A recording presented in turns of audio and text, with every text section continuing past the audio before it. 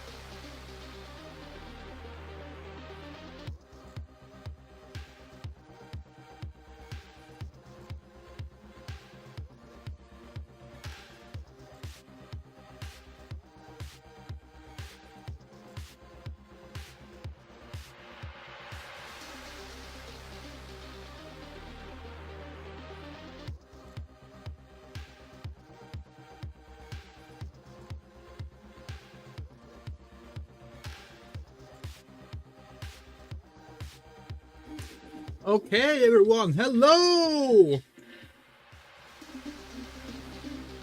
Hope you're all doing well. It is time, yet again, for Geoff. Oh god, okay, so let's just get the elephant out of the room. We struggle with talking right now. Why? Because of this. We had teeth. So, as a lot of you know, we've been struggling with our teeth a lot. And that includes pulling a lot of them out. And now we have prosthetic teeth. We have not gotten used to them yet. It feels very strange having a huge bit of plastic in your mouth. But we can smile again. That's nice. So yeah, apologies about that. We had to learn how to talk with this in by doing. So, good thing we're a streamer who has to talk all the time. Oh. But hey. It's Game Awards. Oh god, this is so difficult. Hello, Angelo Lima. We have our bingo card here. This bingo card, it consists of both things that we think will happen and things that we... Oh god, this is so difficult.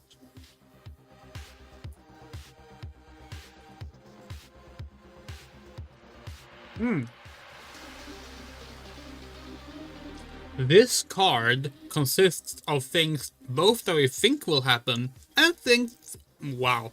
Things that would just be very fun if they did. So, yeah. Some of these things... God, this is... You know what? Hold on.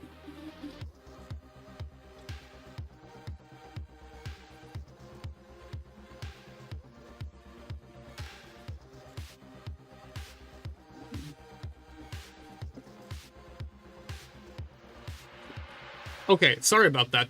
Let's start over. We've taken out our prosthetic teeth. We're gonna learn how to talk with those off stream, or at least not during this stream, because that was painful. Hello everyone, welcome to the stream. We're doing the Game Awards. Geoff Keighley's Game Awards. We have a bingo board, as we do every year. Here's the bingo board. It consists both of things that we think will happen, things that would be cool if they happen, and things that we just felt like adding. Some of these things have already leaked and is confirmed. We haven't added them yet, but because we don't want to spoil things for people who have avoided the leaks. But yeah, please look forward to that. But yeah, so for those who don't know, we got prosthetic teeth now. We have them in this plastic cup. We've had issues with our teeth for our entire life, for a variety of reasons. Our teeth have been deteriorating and falling apart. No matter how well we try to keep them up, doesn't matter. It's not sustainable. So this year, we actually started to work to sort some of our problems out. So we removed all the completely deteriorated teeth, and we restore, like, got the ones that are still somewhat okay repaired, and we got a prosthetic. So now we have a prosthetic for our upper set of teeth, but as you heard in the first test start of the stream, we have not gotten used to them yet. Speaking is very, very, very difficult, because basically the roof of your mouth gets like this much thicker.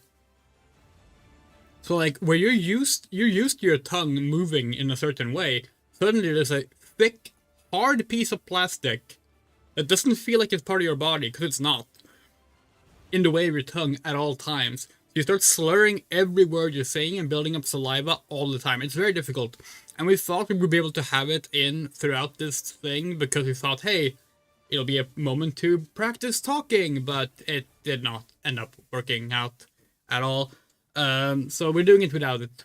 And we'll practice off stream more before we use it on stream. But hey, again, it looks good. That's nice. Let's see. I think Expedition 33 is gonna win. Stuxton deserves to win more, but 33 is more likely to snatch it. Yeah, people are saying that. Even Team Sherry has said that. We don't agree, actually. I mean, we haven't played either game, but like, we feel like people are always really bad at guessing who wins the Game Awards. And they do. It wouldn't be the first time that a smaller game wins. We remember like that year that everyone said that like Death Stranding was gonna win, and then it didn't. And like another year, people were like, "Oh, they're obviously just setting it up so that God of War wins," and then it didn't. So like we do think we're betting on Silksong. But then again, for all we know, it could be Kingdom Come Deliverance 2 that wins. Like, we'll see. We don't really care in the end, because none of the games that we consider Game of the Year are up for grabs regardless, so whatever. No idea if we're gonna have Moto join us tonight. Moto might have gone to bed, actually, but we'll see. We know Oni has gone to bed. Don't know why they decided to have this on a Thursday. Like, is tomorrow like a holiday in the US or something? Like, why is it on a Thursday? Terrible choice. But oh well. Again, we're not gonna get into what has been leaked from the awards. Because we know people are dodging the spoilers. There has been a few leaks that personally we're very excited for. And a few leaks that we're not excited for. So we'll get to that when we get to it. We actually wanted to look at the nominees like during the stream, but at least when we tried to earlier, the website straight up won't let you look at them right now. Let's see. Yeah, no, you can't. You can just like go to the stream on the website, but you can't like look at the nominees. Very strange. I guess you just gotta remember them. Yeah, we think the Game of the Year nominees are Kingdom Come Deliverance 2, Expedition 33, Hollow Knight Silk Song.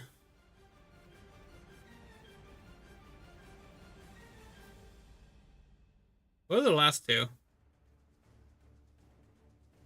Is Dispatch one of them? Dispatch might be one of them. Hold on, let's look this up.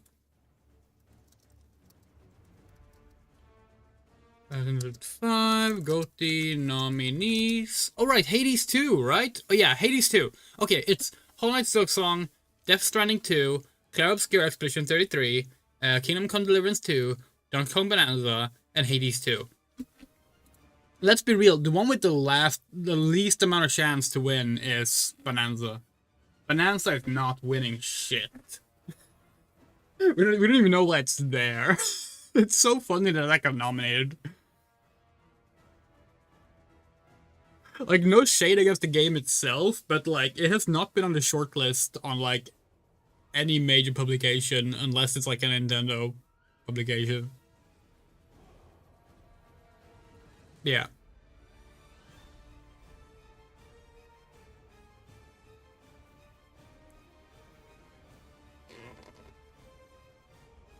Ooh. I wonder when they're gonna start. We know the main show is starting at 30, but like, don't they normally have like half an hour of pre-show at first? Not that we're in a rush or anything.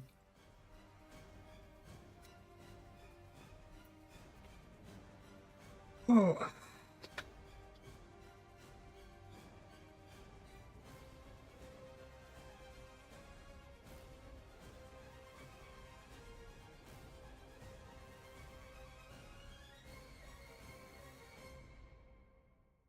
Well, I guess we can do something else while we wait. So, today, we found out that a new Sonic the Hedgehog magazine has dropped in Sweden. They drop one of these like every 3 months or so, and they're made for very young children. But they also consistently have included little comic books based on the animated shorts promoting the games. So like, that's kind of fun. So, like, for this time, they did a recap of Shadow Generations Dark Beginnings. Iconic. Which means that for the first time ever, Maria Robotnik's story from the games has been translated into Swedish. This has never happened before. So that's kind of fun.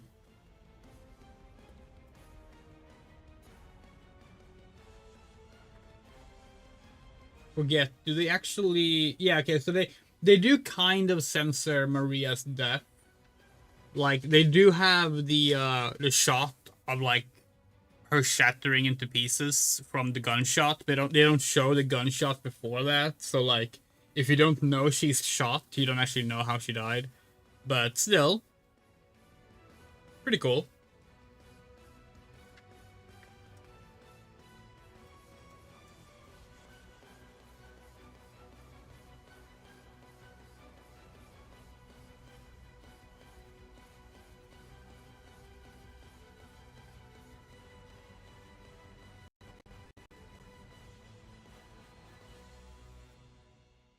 Yeah, this is the kind of content that's in there when you're not looking at the comics.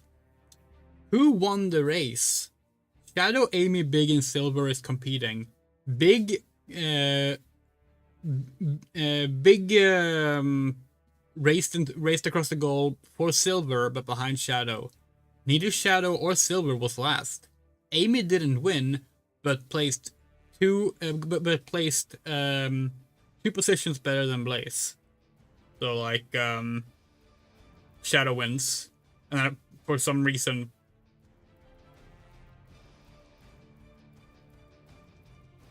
Wait, no.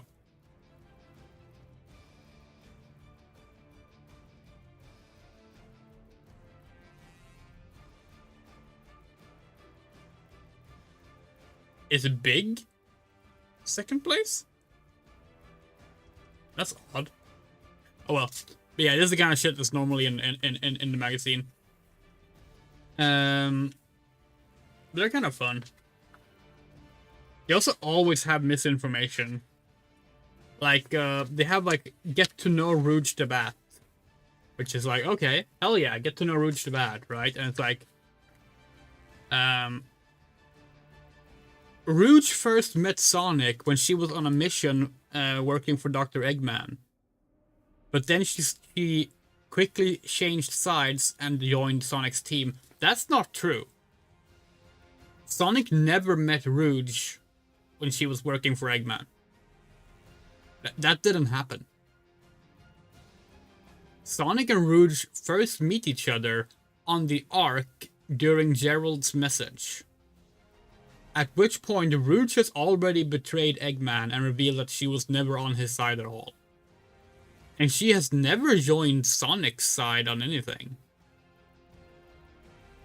So like, yeah.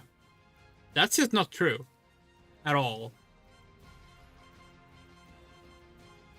She met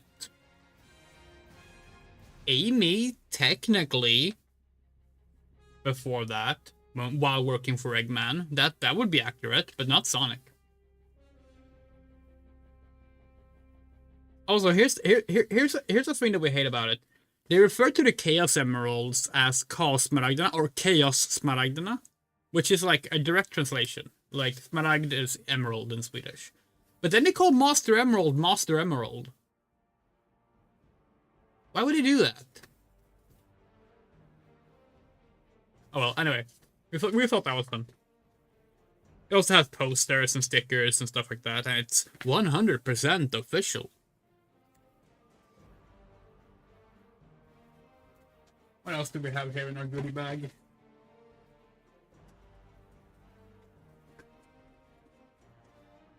Oh yeah. We found our we found a box for Alone in the Dark on Game Boy Color. Been looking for this for a while. Because we had the cartridge, it's like in our Game Boy right now, but like we couldn't find our box, but now we have it.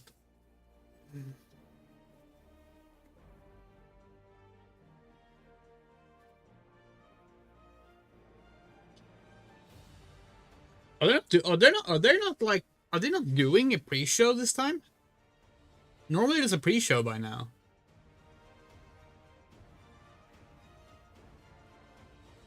Also, the audio is really low.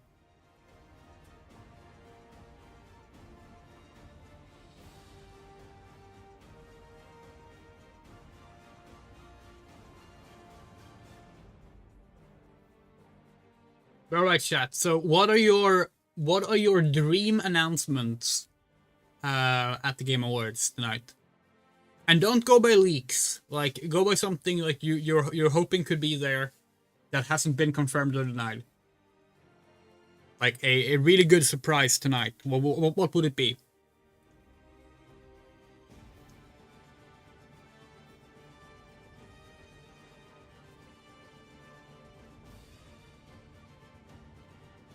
For us, it's probably like...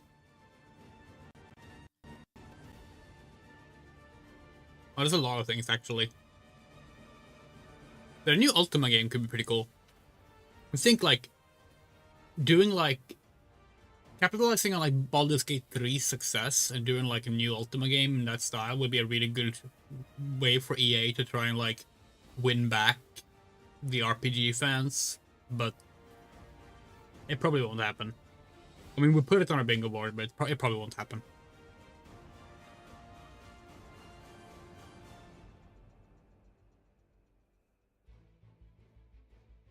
Also wondering about, like, remasters.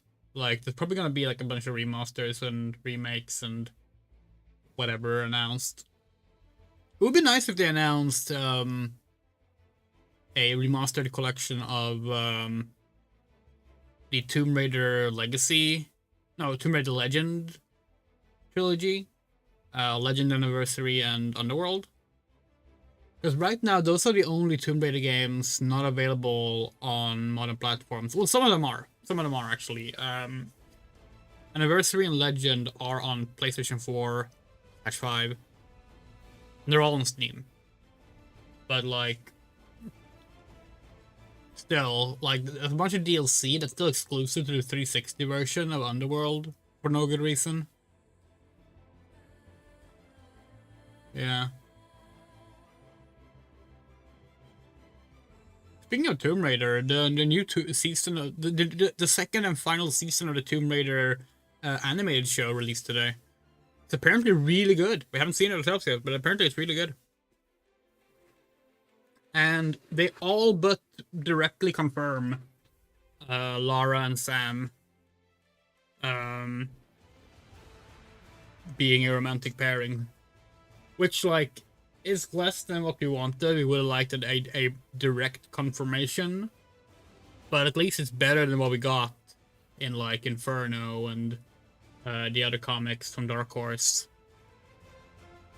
If you don't know who Sam is the girl, or the woman, we should say, that Lara spends basically the entire game saving in Tomb Raider 2013. And everyone was like, best of 3? What does that mean? Oh well. Everyone was like, they seem pretty gay for each other. And then Gail Simone and Rihanna Pratchett, who were both, like, working on the game, was like, yeah, we know. And then Dark Horse Comics was like, yeah, but what if they're not, though? And that sucked. But it seems they're actually kind of building for that now. The new show, like, it doesn't outright say it, but, like, it throws enough clear nods to it. And then even has, like, a moment of, like, a newspaper clipping reporting on the fact that people are pretty sure Sam and Lara are a couple. So, Lara, it's Lara. So that's fun. We love Tomb Raider, by the way. Like, it's not something we really, like, talked about or even, like, showed much on stream or anything, but, like, the Tomb Raider games, we grew up with them, you know? Like, we grew up with the original games on PC.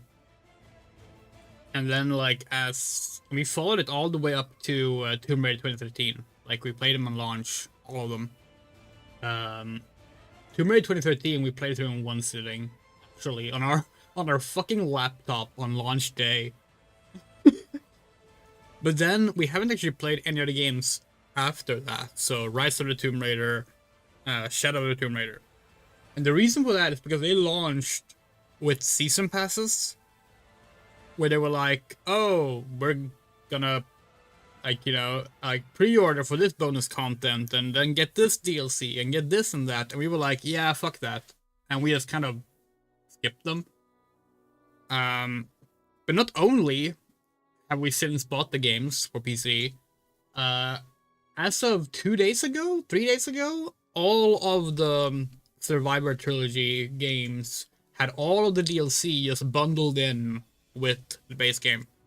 So we won. We never had to pay for that DLC. Not sure why we did that. Human 13 is one I played on PS3. Cool. It's a good game. It's odd. It's clearly not the game they were trying to make. The game reeks of, oh, they cut some stuff here, didn't they? But it's really fun. 12 minutes. Wait, so they're not having a pre-show? Geoff, you motherfucker, we could have started the stream much later. Whenever we normally do one of these, we look up the main show time, and then we find out there's a pre-show of half an hour where they announced a bunch of things. That's happened every time. We were like, fuck it, this time we're starting when the stream is starting. And instead there's no pre-show. Fair enough. Okay. You got us, Jeffy. And we say this every Game Awards and every Summer Game Fest and every opening night live. We like Geoff Keighley. He gets so much shit. And like 90% of the shit he gets is not his fault. People will be like, people will put entire industry-wide issues on his shoulders for no good reason. We actually really like that he has a clear passion for like showing off games and like highlighting achievements and the like in the industry. He's not perfect. He's done some fucked up mistakes, that's for sure. But we like him. That's why we keep doing these shows too, because like we enjoy seeing him do these things. He genuinely does seem to like games, and that's what we appreciate. He also seems to have pretty good humor about himself. Like, the fact that he will joke. Basically, every joke people make about Geoff Keighley, he has made about himself at some point. And we do like that. But yeah, we're a Geoff Keighley defender. People were like angry the other day because like Kotaku reported, and we're not shitting on Kotaku here. This report is good.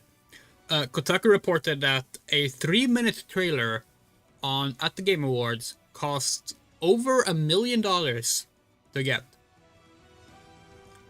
Here's our take on that. Okay. If larger gaming publishers want to spend $1 million on marketing on an award show trailer that will no doubt get leaked early anyway, then they can do that. Because the smaller dev teams being showed off at the Game Awards are handpicked out anyway. They don't have to pay. So like, yeah, you know what? Fleece those fuckers for all they're worth. If that money can go towards paying for the people arranging this show, yeah, it's better than sitting in EA and Ubisoft and fucking Activision, Microsoft, Nintendo, Sony's pockets. That's our take on that. Is it ridiculous that the cost is that high? Yes. Is it the publisher's own fault for being willing to bid that high for a fucking promotional spot that people would probably forget even happened at the Game Awards in a few weeks? Yes. But yeah, that's our take on that.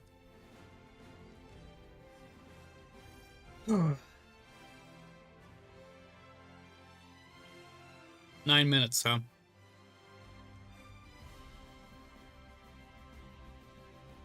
We're about to say, we were about to say we can speedrun Alone in the Dark 1 in that time, but no, we cannot. No, we cannot. We know the route to speedrun Alone in the Dark in that time. But we can't execute it. Not good enough to actually do it. Yeah, we're learning Alone in the Dark 1 speedrunning. Turns out that's like absolutely ridiculous. That's like some real high level exploiting the game bullshit all the time. You like consistently just go out of bounds and like jump and swim across the void. It's amazing. So we're trying to learn that now. Basically, we want to get good enough to where Alone in the Dark's 35th anniversary comes around in 2027, that we can do a series speedrun stream where we speedrun every single Alone in the Dark game in order. We know Alone in the Dark 5. Like, we can do that one. That one's easy. We can do Alone in the Dark 7. That one's easy. The other ones we have not learned yet.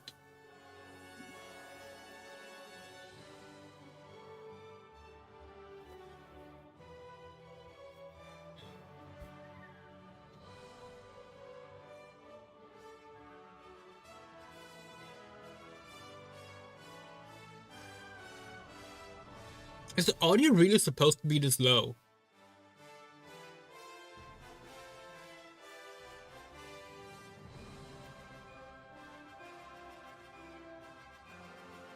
Huh.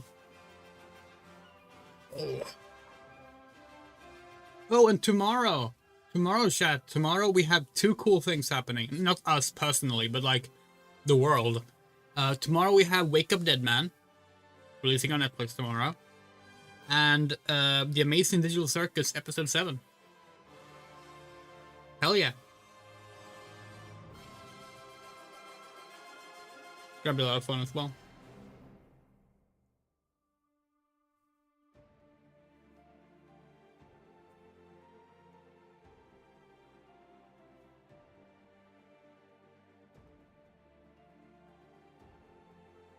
Oh, we should get Photoshop ready so we can actually do our update of the bingo card in real time.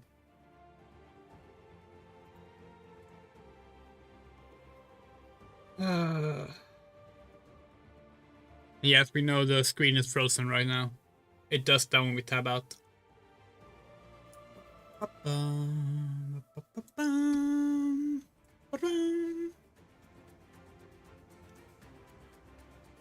There we go. And again, for those who missed it, because there's 5 minutes left, here's our bingo board. Let's go through it together. So, premieres means anything that's like a trailer, announcements. It doesn't need to be like detailed. If it's anything, they're like revealing. If anything, they're like revealing rather than it being like an award looking back at something that already exists. Then it's a premiere. So another remake that could be a remake of any game.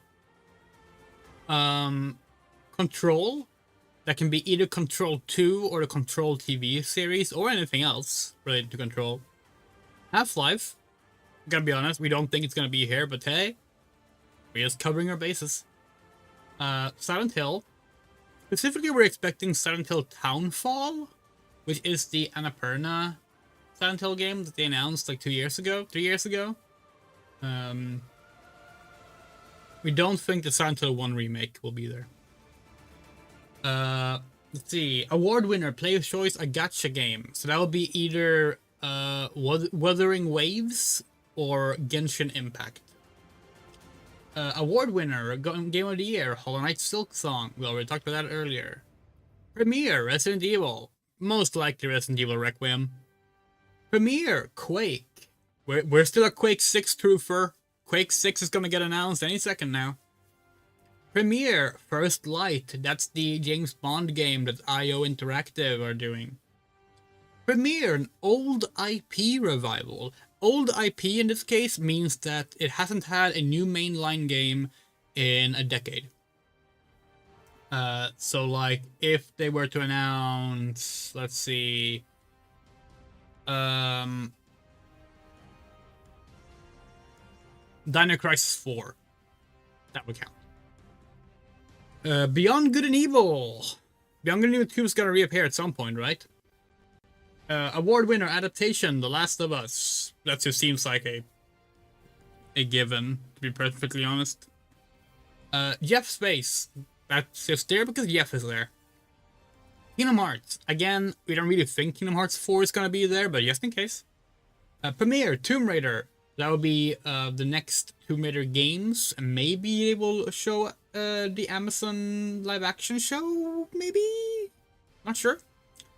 Award winner, most anticipated, Grand Theft Auto 6. Again, that's just a given, honestly. Premiere, Might and Magic. So, a few years ago now, a trademark for a game called Might and Magic Fates was registered. That still hasn't come out, so hoping for that one. Premiere, Elder Scrolls. Can be either Elder Scrolls 6, not too likely, unfortunately, but maybe.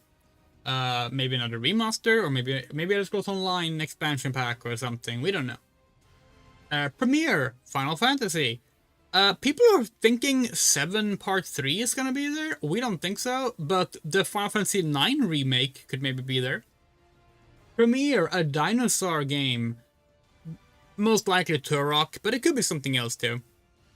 Premiere, a brand collab. It means that it's an IP being featured in another IP, and that's the selling point.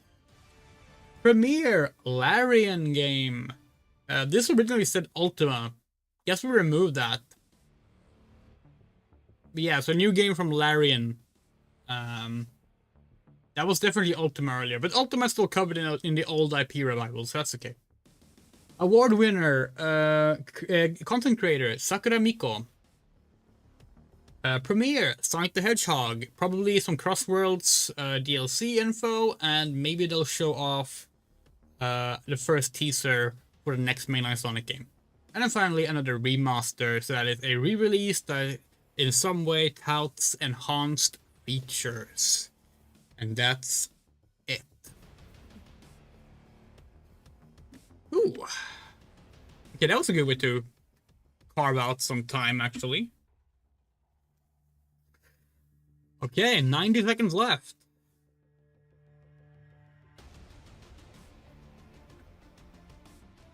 I'm gonna up the volume because it's ridiculously low.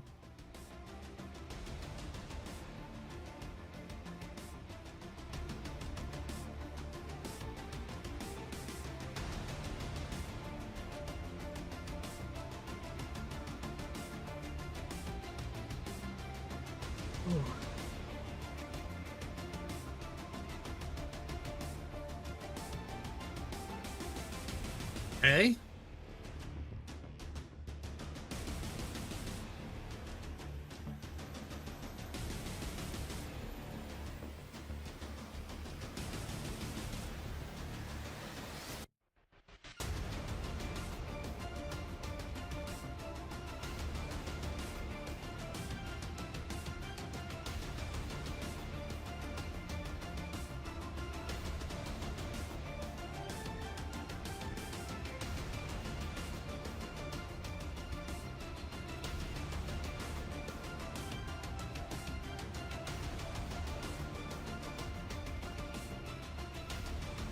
Here we go, chat.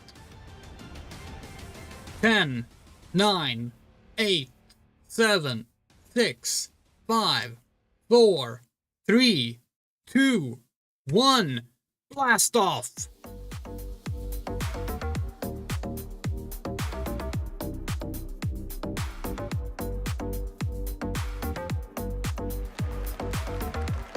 Hold on. Welcome to the 2025 Game Awards opening act. Where are the subtitles? I'm Sydney Goodman, here to start us off on gaming's biggest night, streaming all around the world. We are coming to you live from the Peacock Theater in Los Angeles to celebrate the year in games, with special performances including from the Game Awards Orchestra and Evanescence, surprise guests, and world premieres like Resident Evil Requiem,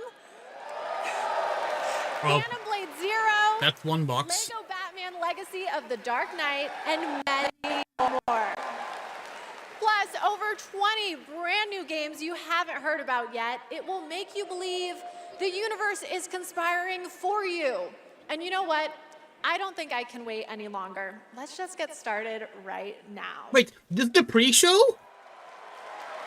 This is the pre-show. Tonight is a very special special Game Awards because 3 of our Game of the Year nominees are from indie studios. So we're going to start things off with the announcement of a beautiful new game from the Burlington, Vermont-based Frame Interactive Studios. This is The Free Shepherd. You know, she's not wrong. 3 of the games are technically indie, but that is once again one of those things where it's like, the word doesn't really mean anything when it can apply to that kind of big budget titles. Like, yes, Expedition 33 is technically an indie game. It does not have the same it does not have the indie game this is very cute. What is it called? Okay, The word we're getting on our tongue is expectation, but that's not the one we mean. Powerful, but I'm proud Third, to it's setting also as the Swedish confirm one. It is adorable. Well, you know what And I mean. now it's time to give out our very first Game Award. Here are the nominees for Best Family Game. Okay. Donkey Kong Bonanza, Lego Party, Lego Voyagers, Mario Kart World, Sonic Racing Cross Worlds, and the Game Award goes to Donkey Kong Bonanza. What? What? Okay, what's going on? Are you seeing this? It's like skipping. Let's switch to Twitch. On behalf of all of us at Nintendo, and especially the Donkey Kong Bonanza development team, thank you. Oh, for fuck's sake. We're a co-streamer. Do we really need to watch ads? Like, look at this. We're an official co-streamer. Okay, we're going back to YouTube. Congratulations. And now we have 2 more. Congratulations. And now we have 2 more world premieres ready to go. Hold on. Up first is another independent game that hails from a solo developer in Sweden who's a hardcore Souls fan. He's built a No one else is brutal mentioning the melee stuttering. combat experience backdrop. Okay, hold on. I'm gonna pause. Spooky. This is Decrepit.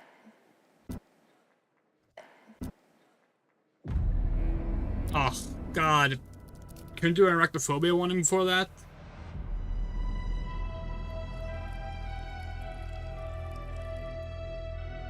Eh.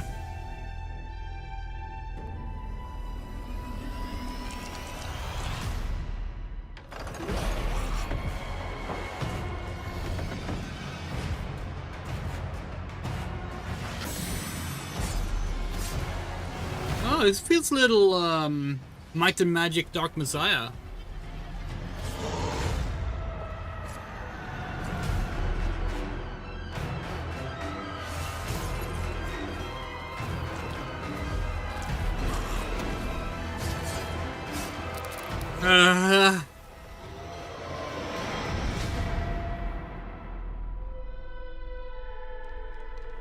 Yeah, it looks pretty cool.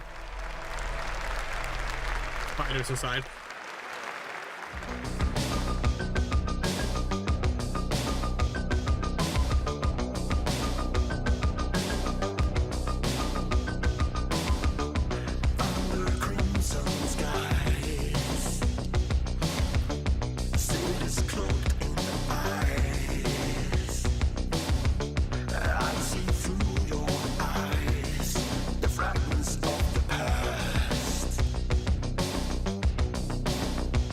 Modern rhythm games confuse us.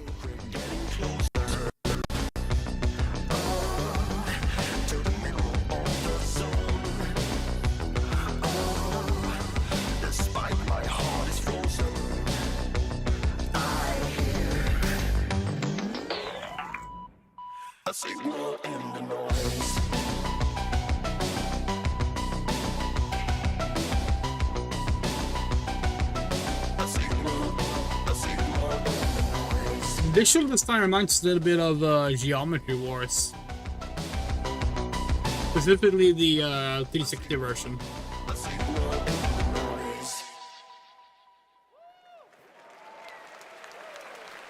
That was Audio Mech, the new game from Dylan Fitter, the creator of Audio Surf.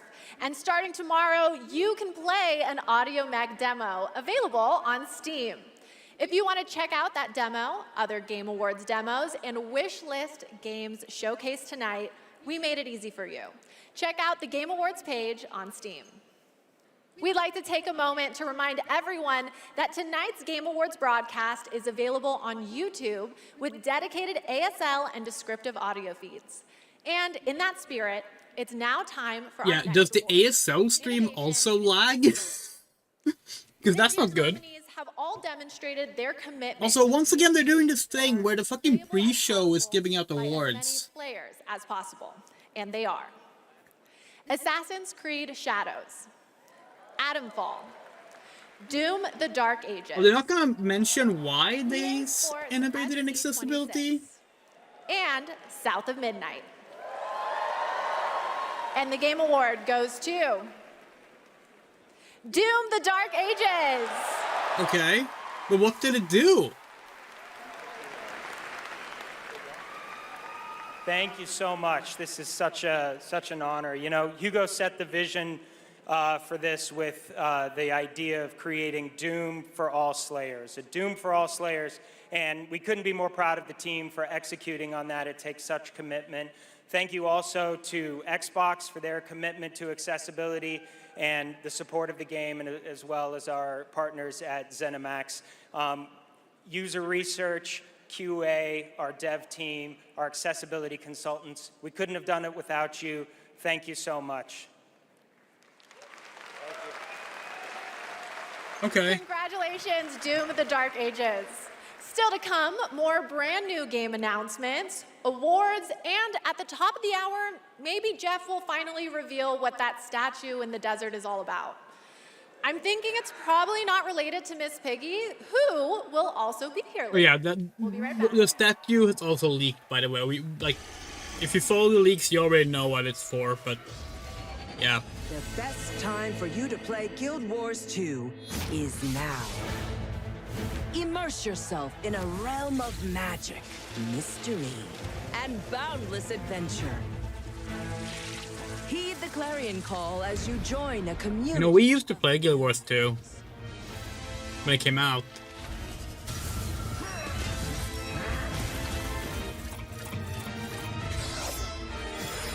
It was actually our main MMO before Final Fantasy 14 and November 1 came out. Wealth of lore. Celebrate the release of Guild Wars 2's newest expansion, Visions of Eternity.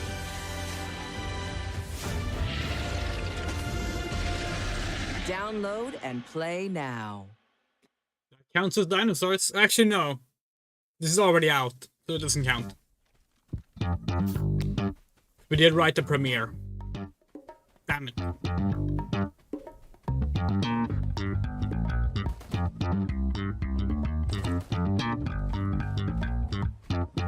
Is this cannon fodder?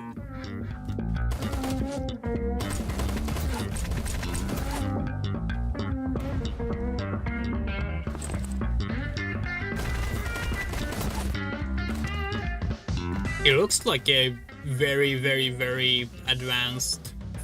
No, it's... Okay, it's not cannon fodder. That was a bird. Okay.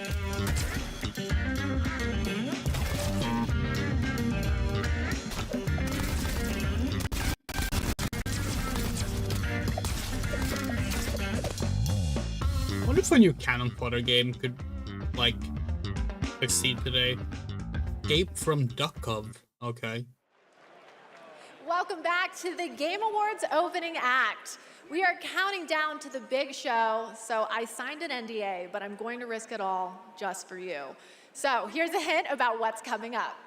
There will be lots of new game announcements, including Lara Croft's return in the next Tomb Raider, Yeah, that's already been revealed. a deeper look at Resident Evil Requiem, Already been revealed. the announcement of the release date for Phantom Blade Zero, Already been revealed. and the Game Awards Esports Orchestra, conducted by Lauren Bouth, will pay tribute to our 6 Game of the Year nominees. And rest easy, I'm able to confirm Flute Guy will be back. So you didn't reveal anything? All those things were already Now announced. it's time for our 3 esports awards. Okay. The first up is Best Esports Game, presented by Game. And the nominees are What the fuck is Mobile Legends Bang Bang? Dota 2, League of Legends. They don't even show the games when they're listing them. What's up with this? Valorant. And the Game Award goes to Counter-Strike 2. Okay. Yay, gambling. The All of these nominees games for probably have Best gambling. Esports Athlete are Brock, Chovy, Forsaken, Kakaru, Mena RD, and Zaiwu.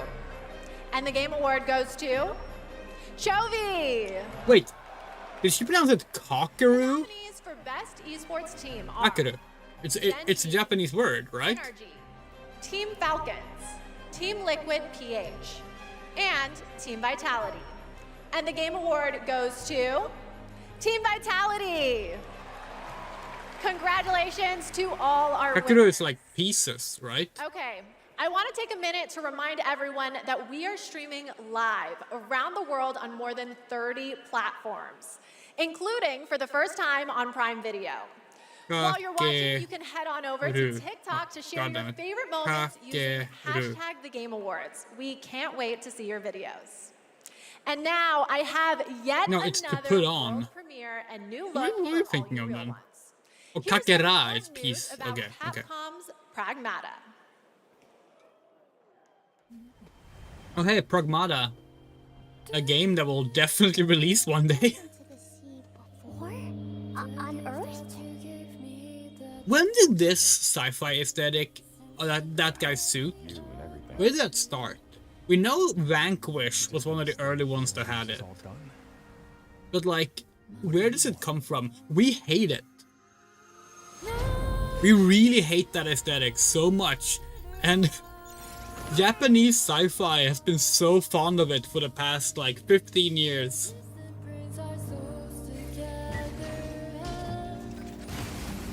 Man, need us again. I can't do anything.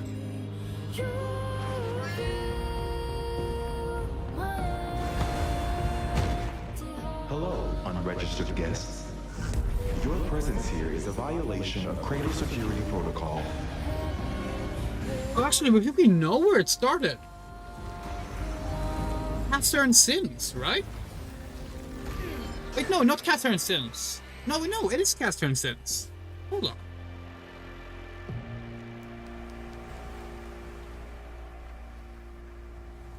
No, not Catherine Sins. That's not the one we're thinking of.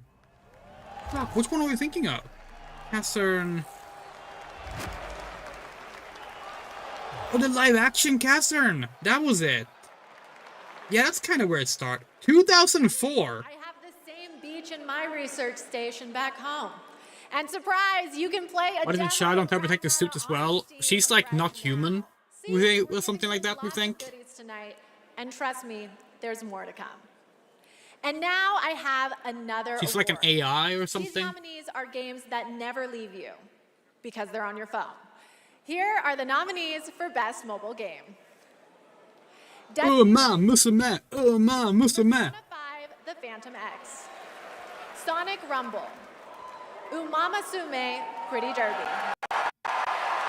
And Wuthering Waves. And the Game Award goes to Umamasume, Pretty Derby! Horse girls! Okay, we're gonna log on and play now. It is a tremendous honor to receive this amazing award. This was only possible with the support of our fans. I deeply appreciate all the Uma Musume trainers out there. To the people who are not familiar with science, we are dedicated to being the best entertainment. Okay, let's do a Promise you more let's do a wow scout. content's coming. So stay tuned. let's Thank scout you from so Manhattan much. Cafe right Thank you. now. Okay, chat. Congratulations. All right, I think I have to take a quick break and play Umama Sume. It's not my ADHD, it's professional development and my ADHD. That doesn't look good. But there's so much more to come, including 2 brand new game announcements from 2 brand new game studios right after this. Oh, I Grass Wonder. My dear children, I write this Super letter Creek. to you as testimony of my undying love. No Manhattan Cafe for us. What's this? My beloved, you will honor our goddess more than I ever could. Rickard, my cherished, find your father's steel and face the challenges ahead. What happened? She knew Marike was coming for her. Never forget, the bonds that tie the 6 of you will be your strength. This sure looks like a Baldur's Gate 3 like follower. She deserves the peace of death. Oh hey, Ben Starr's in it. What an interesting family you must have. I kind of like how this looks. Can we begin it? Is that fear I sense? Stay in the light. We do like that games are starting to actually like highlight the actors more in trailers. That is genuinely great. Hey, this looks really cool.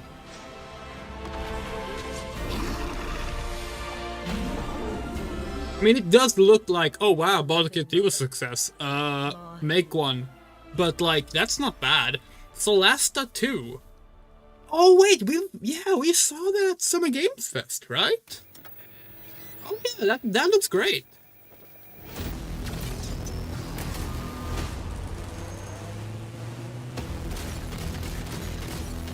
Okay.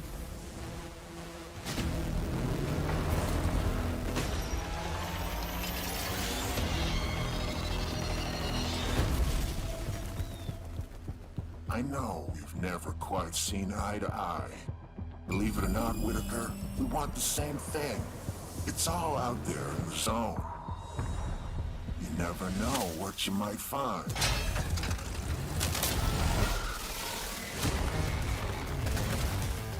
Yeah, we do kind of fuck with this, honestly. Okay. Okay. Can we color the tanks any color we want? That's important. Because all of these are like army brown, and that sucks. The game looks really fun. Welcome back. We are oh so close to the top of the hour. Everybody, go tell your friends to tune in and get ready for a night of awards. All our friends are asleep or in the chat. Sorry, we can't tell anyone else to come join. And lots of surprise guests we haven't told you about, because then they wouldn't be surprises. But now it's time to honor another game studio with an award. Okay. It's one of my favorite categories, Best Independent Game.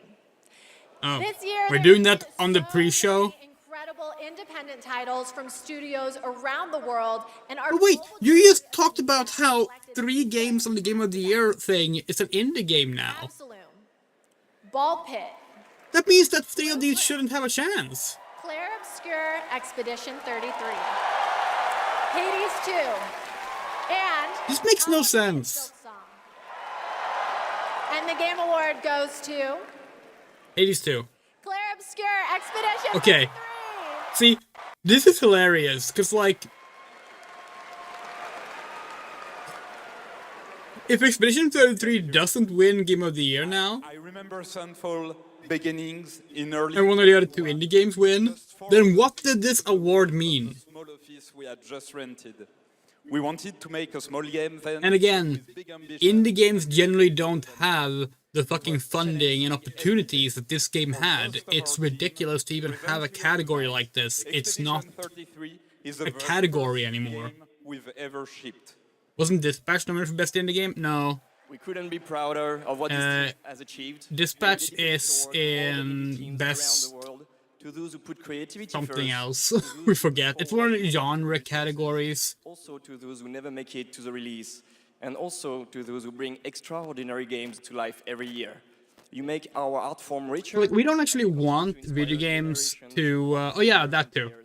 We don't actually want video games to be like movies, you know? But one thing they should do is get rid of all the fucking genre categories and instead make best script, best direction, best, like, actual specifics about the game. Because, like, it makes no sense otherwise. We're excited to share this global announcement with you for this action-adventure game that blends... Like, let's say Hades 2 wins Game of the Year now, right? Let's say Hades 2 wins Game of the Year. It's not impossible. Stuff like this has happened before. What does that mean then? Why was Expedition 33 a better indie game, but a worse game in that case? Like, it doesn't make any sense. It's blatantly bullshit to have a category like that. At least debut in the game kind of makes sense, but you still fall into the same problem there. My village was gone. I mean, you feel like if you are in the debut in the game category, you shouldn't be allowed in the standard Game of the Year category, because again, otherwise you do fall into that same issue again. Did some jumping. Anyway, let's look at this badger. You know, the classics. It's what I do. Quick decision. Everywhere I went looked strange and weirdly unfinished. And that's when I found it. Okay, we do like this idea. Oh yeah! A character in an unfinished game, that's the kind of shit that we love. I had a new grasp on things. I learned tricks that blew my mind. I really transformed myself. This thing is amazing! I recognize this voice actor. Picked up new wheels. Figured out how to think big and small. I had it all. And then the code broke down.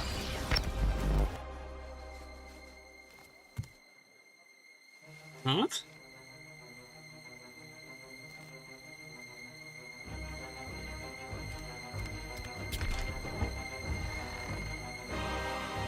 Where are they?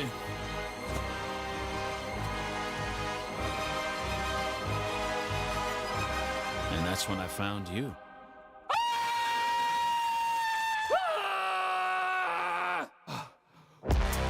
What the fuck is this? Okay. So I always expected it to be the AI chatbots that achieve sentience first, but I'm down for an animated Badger Singularity.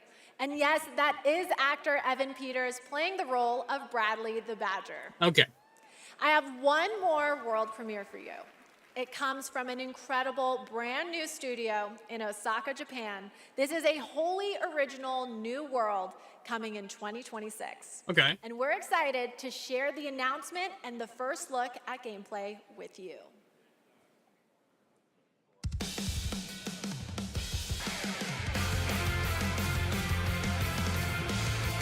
Oh wow, another zombie game. Sorry, we shouldn't be zombie human Davy. What? Okay. In love, first sight to alone despair. Fiercely blazed my heart, even these frozen air. Dark and cold, the place that's on your face, I fell in love. Oh, this looks rough.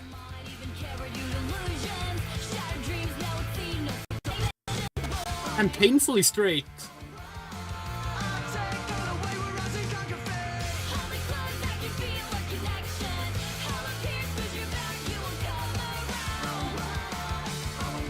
What is this?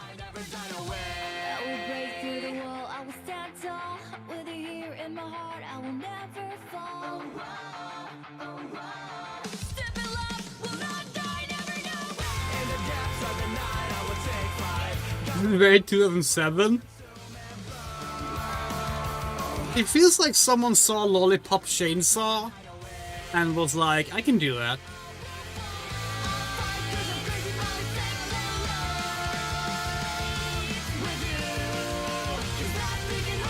Also, is this really how you want to like show off your brand new original setting? With just nothing original at all, just like fucking vaporware. Oh god, it's a fucking brawler too. They literally made Lollipop Chainsaw, except the dude isn't the head this time, which misses the entire reason why Lollipop Chainsaw got away with some of its stuff. Odd.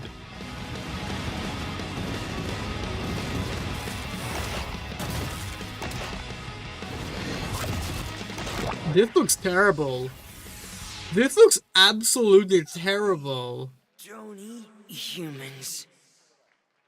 Also, wait, did that imply that the girl isn't even, like, the gameplay side of things? Show, then maybe you're the problem. That was Stupid Never Dies from... Well, fuck you too, lady. I'm not interested in fucking boring-ass straight shit. Cry, Dragon's Dogma, and Resident Evil, creating action games for action game fans. Let's not hype up Dragon's Dogma in the year of our Lord 2025. One more award for you. A category that celebrates other media that took video game IP and made movie and TV magic. Here Dragon's are the Dogma might be like for best adaptation. one of the biggest like crash outs. So Devil May Cry. Like people only like one of these, right? Death Watch. The Last of Us Season 2. And Until Dawn. And the Game Award goes to The Last of Us. Yeah, the only one people like. And again, where is Sonic the Hedgehog 3? Where is Sonic the Hedgehog 3? Where is Twisted Metal Season 2?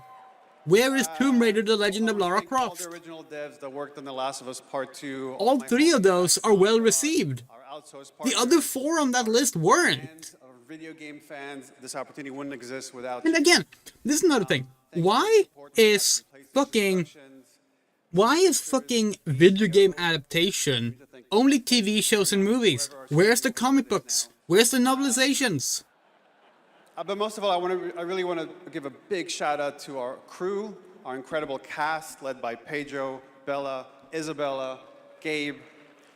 They really threw themselves at this and did their best to bring our world to life in live action. Oh yeah, and fuck Neil, Zionist, asshole, doucheman. Congratulations, The Last of Us. Okay, my guys, we have reached the end of the opening act, which means it's time for a new beginning. The Game Awards main event is imminent, with big awards, even more world premieres, and amazing performances, surprise guests that even I don't know about, because if you guys remember, I violated my NDA earlier, and they decided... There's The Last of Us added to the bingo board. But you know you can trust me. It's You didn't violate the NDA, you only talked about things Geoff Keighley has already tweeted about. the announcement of the next Tomb Raider, which is just minutes away. And that's just one of the announcements we've told you about. There are a lot of other ones that are so secret, all I get to see completely serious. Anyway, thank you for going on this journey with me, and congratulations again to all the winners so far. She's out of sync again. All the winners so far. Trust me, the fun is just beginning, so buckle up. Have we played a game called Little Goody Two Shoes? We've owned it since launch day. We know about it, we followed it in development a long time, but we haven't actually played through it yet. And yes, we know it's a lesbian game. That's why we followed it in development. Okay, now the show is actually starting. And it's lagging again.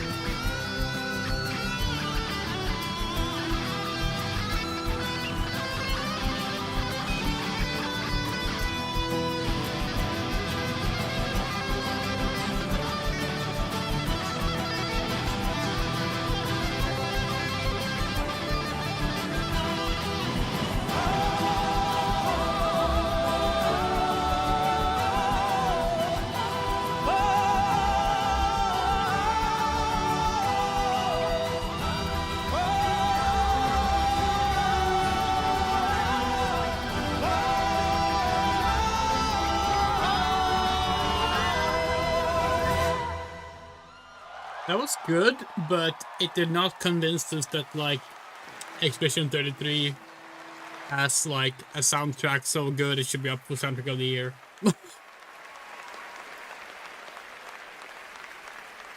Okay, but Ben Starr is already tearing up. Oh yeah, David Keeley, Geoff Keeley's father, who died this year. That's what A few living months is. ago. To change and to embrace change.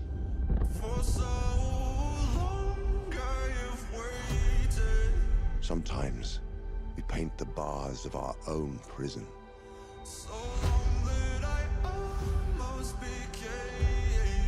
You chose a hard road for yourself.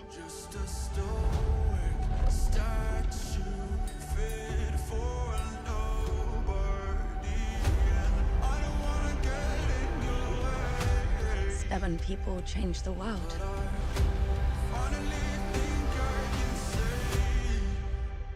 Say the thing you're afraid to say.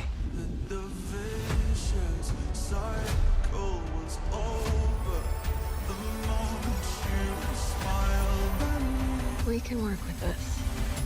To new beginnings.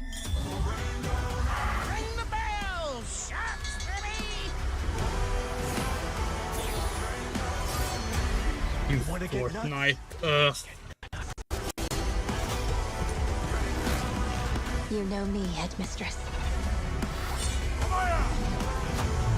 See, this is a very well edited trailer. I believe it's actually Geoff who edited this trailer. You said so. Could be wrong. But as we feel it this way every year. What it really does, it shows us how dead art direction is in this industry, because God, most games just look the same now. Oh, hey, Kojima.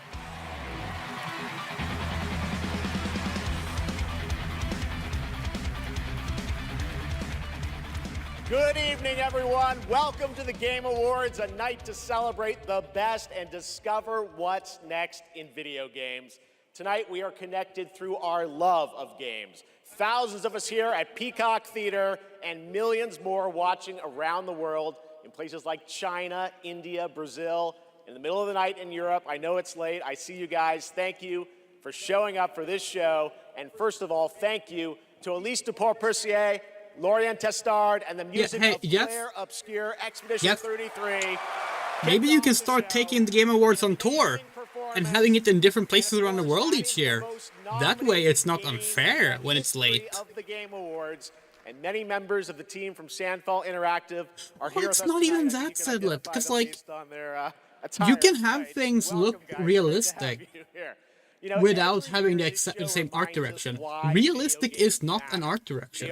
Real life is not an art direction. But everything goes for the same style of soft lighting. Everything goes for the same like proportional designs through on like especially when life gets hard. I don't usually on like open the up with worlds. things on stage, but 2025 tested me in ways I didn't expect. It's the same special effects. It's the same everything. Same engines. Same blah blah Just blah. a few months ago, I lost my dad, Yeah. who quietly sat in this audience every single year, proud, supportive, always cheering us on. My mom's here tonight, and we've left an empty seat beside her in his honor. Miss you, Dad. But in the middle of all that loss and rebuilding, this show and all of you became a source of strength for me. I think about this night, this moment, and this community, and it gave me something to look forward to. It reminded me how important it is to celebrate games. Games have this incredible ability to hold us when we're hurting, to lift us up when we feel small, to give us somewhere to go when the real world feels unsteady. I know I'm not alone in knowing that. All of you watching tonight, you've felt that power too, and that's why we're all connected in this moment. We're here to celebrate the artists, technicians, and storytellers who help this medium soar to new heights.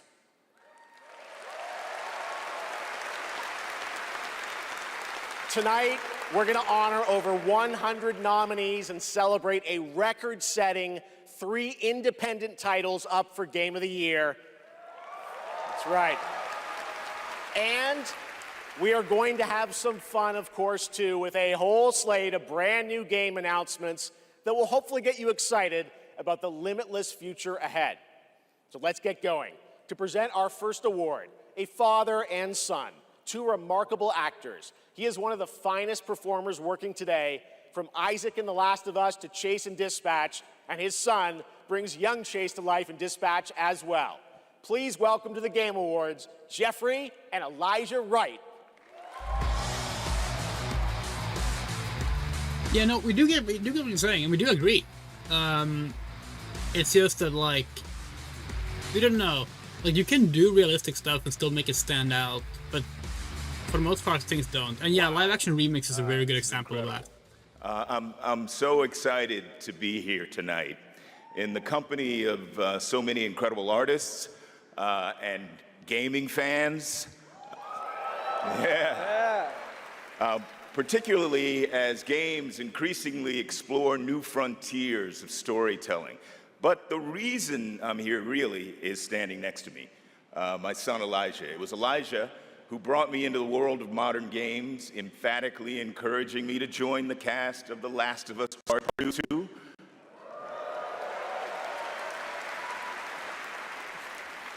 And now he's joined me in voicing Chase and Trackstar in Dispatch.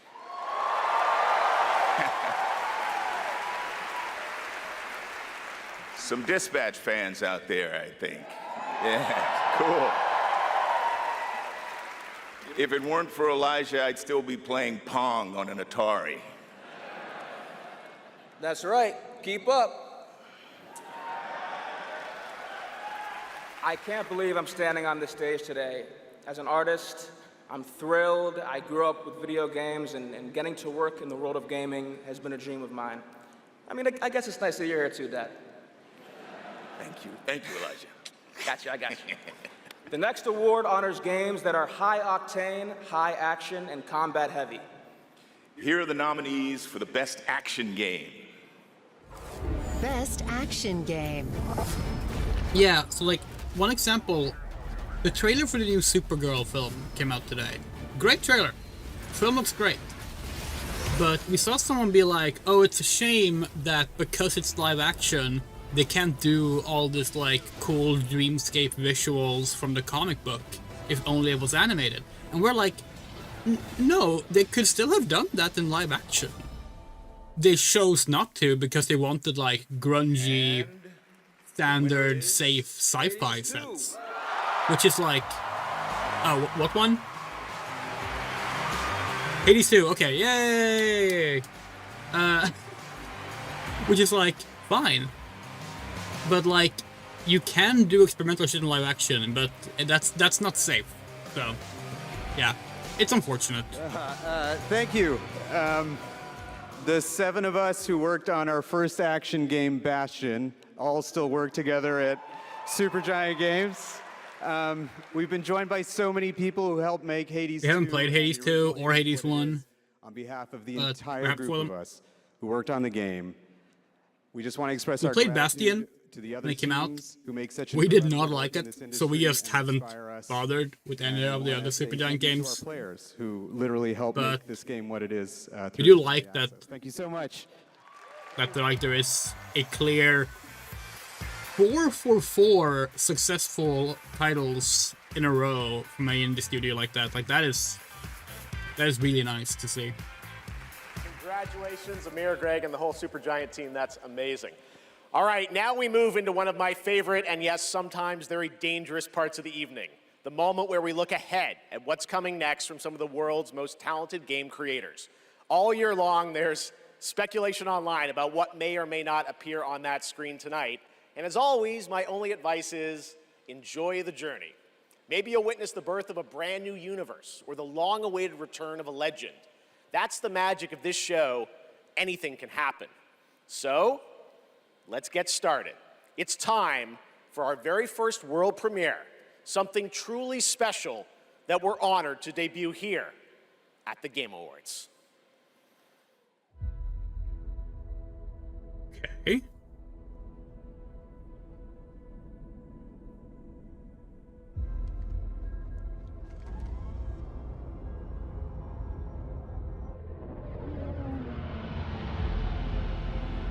Definitely some Star Wars vibes, but we'll see.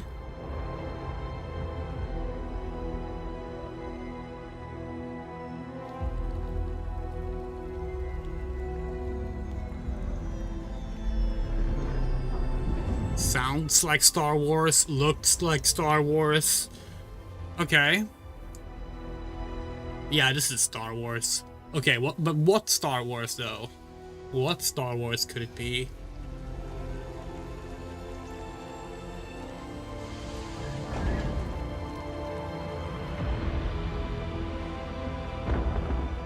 If this is not Star Wars, then Disney might be suing.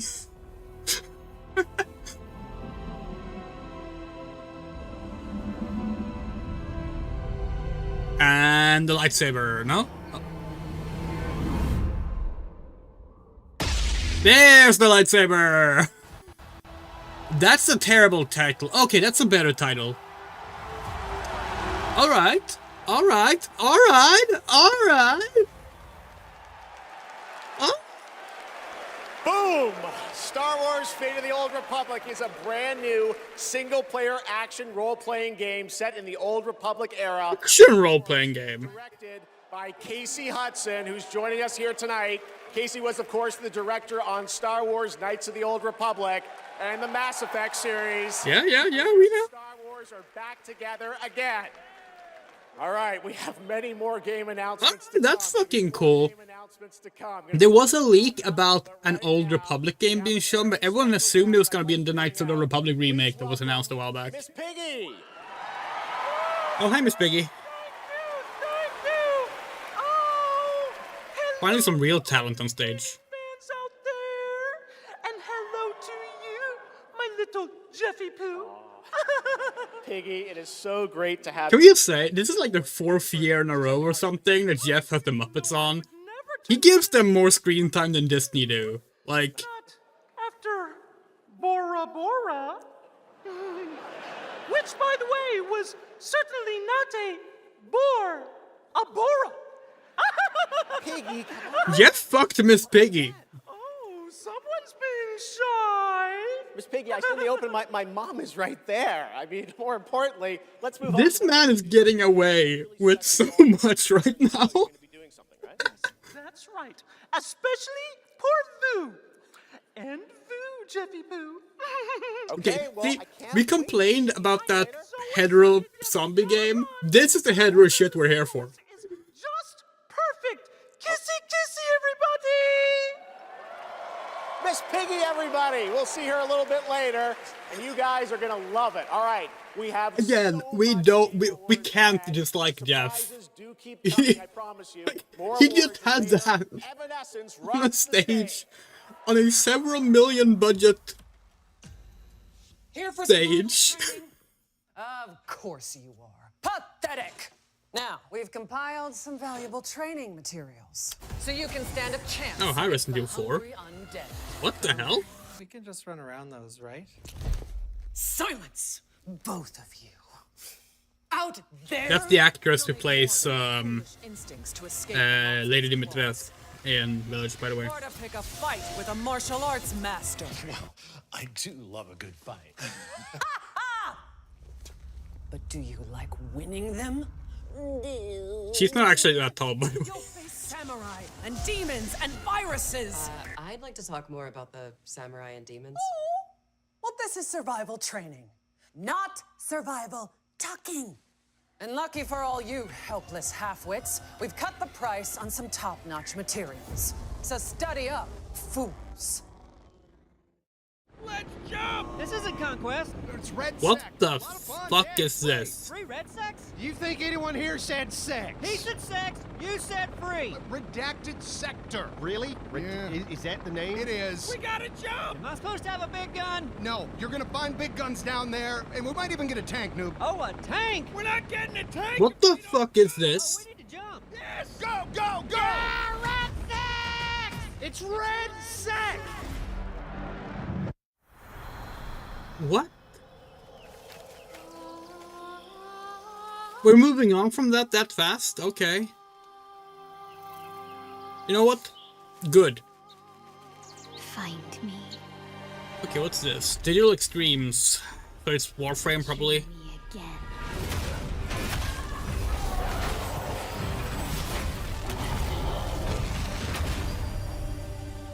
Oh, Soulframe Founders.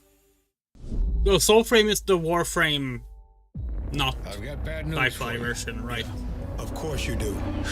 Zombies are real. I need new pants. Famous last words in a zombie apocalypse. They can't hurt us if they can't catch us. We gotta get out of here right now! Let's go, Commando!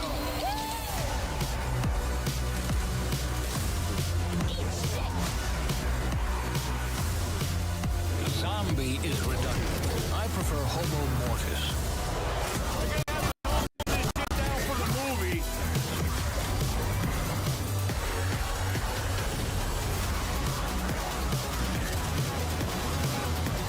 God, we wish we could be excited about zombie games. But there's been zero, like, gaps in zombie games being oversaturated in, like, the past 20 years of video games.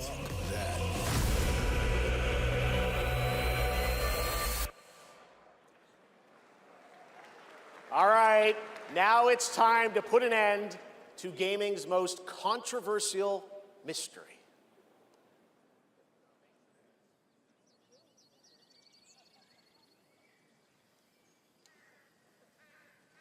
Oh, okay, we're doing this now. Okay, yeah, we know what this is, but we're not gonna spoil it.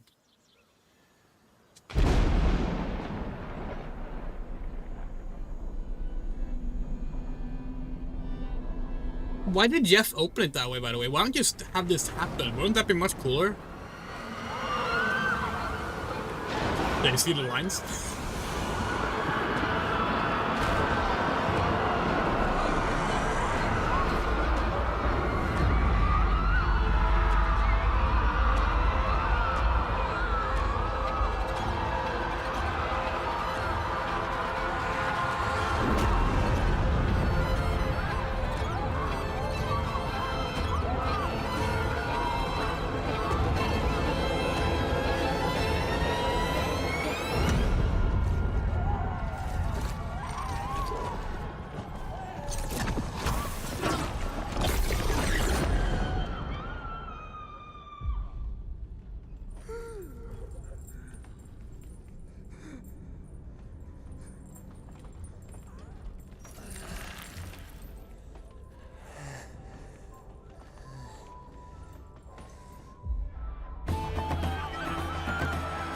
This is a very odd way to start this trailer, but okay.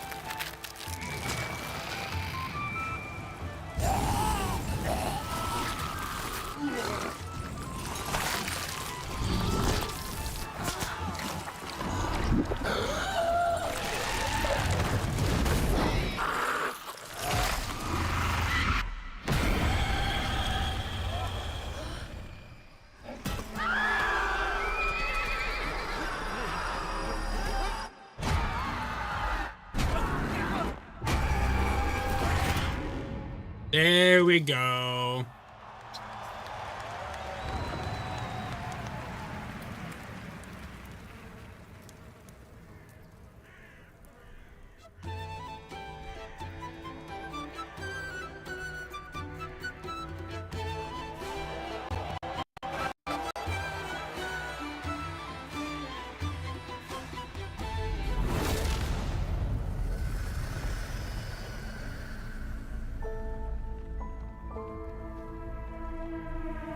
Divinity is back! Yay! Apparently it's only called Divinity, but technically no game has been called just Divinity, but statue or that's fine. monument that has fascinated the internet now has a name, the Hellstone, and yes, Larian, winners of Game of the Year in 2023 for Baldur's Gate 3, are hard at work on their next role-playing game, a continuation of the Divinity saga. Divinity is their biggest game ever. That's right, even larger than Baldur's Gate 3, promising more breadth and depth than ever before, and we cannot. Gotta be perfectly honest, in the future. it sucks that they followed up Baldur's Gate 3, a game that looks so gorgeous with its in-game cinematics and gameplay throughout the entire game.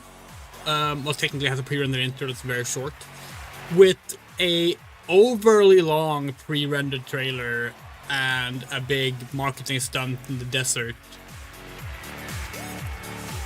Like, we really would have hoped they would show off and announce their game with, you know, a game. For the record, Neil said that he was wearing the dress this year, so I wash my hands of this. Anyway! I just don't know why they keep pairing us up. All right. Right. Acting. They say acting is the art of pretending. Well, actually, Mags, I personally think it's the highly disciplined craft of being dramatically truthful on purpose. Convincing strangers you're someone else and then winning awards for lying. Larian is on the... Actually, based my entire career on this, we really need to have a chat. Neil, it's called comedy. Lock in. Okay, so we're here today to recognize the amazing performers who convinced us through their lies and deceit, really, that they were warriors on a quest for vengeance in feudal Japan. Dashing archaeologists with a penchant for fedoras and whips.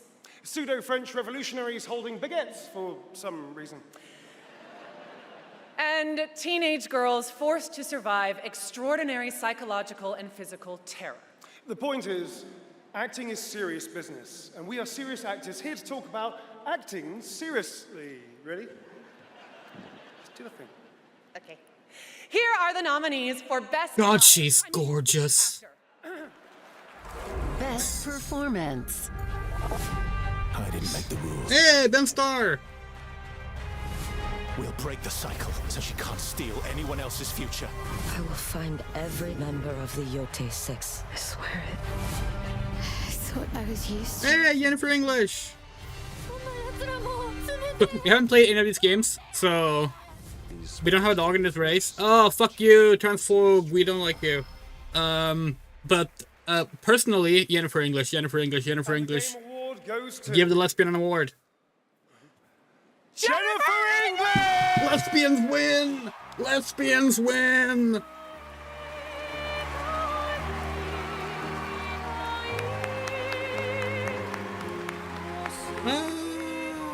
And yes, for those who don't know, Jennifer English, who was Blaze Shadowheart in Baldur's Gate 3, is a lesbian.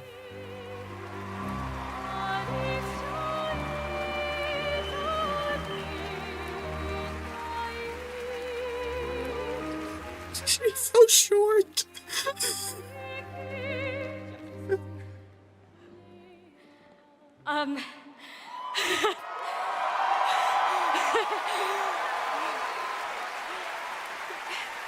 Thank you to everyone who voted. Wow, this is loud. This is not just my award. This takes a village. And oh my God, I love my passionate, beautiful-souled, artistic, clever, beret-wearing village. Every single one of you. Guillaume, Jen, special shout out to Charlotte and Adeline, and of course, my wonderful Ben, who has been my ride or die throughout all of this, my big brother, thank you. Thank you to my beautiful girlfriend. And I just want to say to every neurodivergent person watching this in this room, because I know there's probably quite a lot of you, and at home, hey, that's all us. of you that feel like life is stuck on hard mode, this one is for you, and thank you so much to the games community and industry for giving us, so many of us, a home. For those who come after, thank you.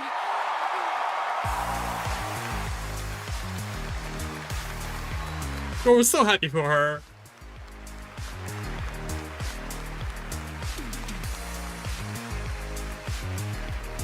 She really is so tiny though.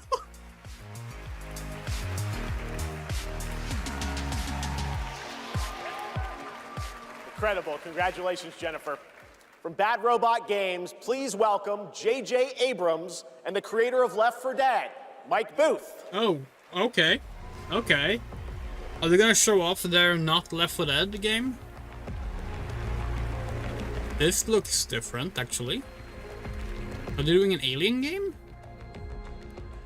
We've been so lucky at Bad Robot to get to work with Speaking of short incredible people, artists to tell stories on stage, TV, and film. And it's been an absolute thrill and honor to have spent the last few years working with a brilliant Mike Booth on an original universe that brings our passion for great storytelling to the PlayStation and PC. Thank you, JJ. At our Bad Robot Game studio, working with our friends at PlayStation, we've been creating a new kind of co-op game. Okay. That builds upon what I learned making Left 4 Dead. Okay. The result is something entirely different. An unpredictable, challenging combat sandbox where you succeed through cooperation and improvisation. Okay. And now I am excited to share a glimpse into what we've been working on.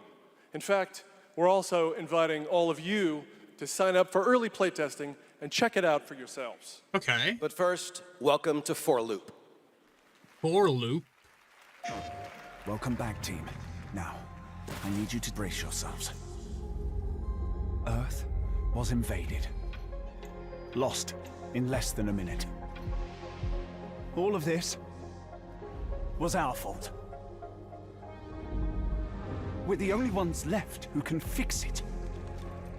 And you... I think we said earlier about art direction. The same machine that broke applies here too. To unbreak it. Now, I know what you're thinking. This bloke's gone insane. Oh, we don't like how this looks. No. You're definitely going to die. Reprinting. It's all part of my new plan. Every time you fail, I will use our machine to bring you back. Reprinting. Reprinting. If you can relentlessly experiment. Reprinting. Reprinting. Reprinting. Test strategies. Learn from your failures. You will become the world-saving team humanity needs you to be. We should have had a Andrea Gets Disappointed square on the bingo board this year. We didn't have it this year. From now on, nothing is impossible. We forgot. Now get out there and fail to save the world. Yeah, that looks bland as fuck, sorry. Up next, we have a new game announcement from some of the developers who helped put The Last of Us and Uncharted into our hands. This new, small, independent studio is charting its own course, focused on crafting uniquely styled, artful games that are pushing the evolution of companion characters. Enjoy. Oh, hey, look, something visually interesting.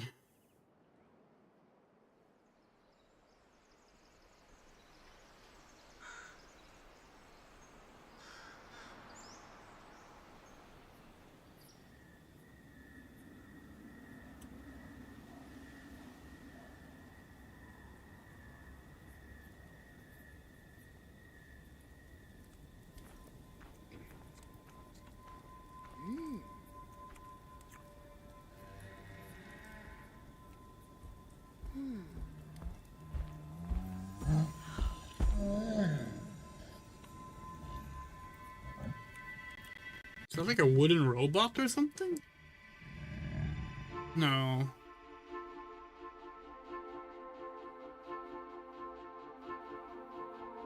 Come on.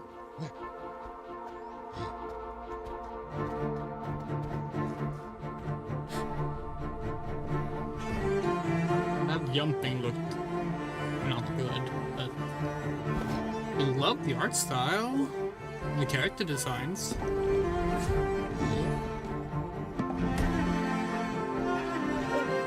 Is it a co-op game, or is it a case of like an AI companion?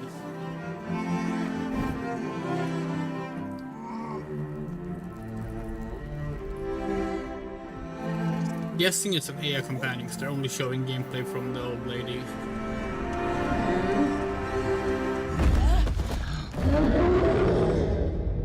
So this is basically The Last Guardian, but with an old lady. You can dig it.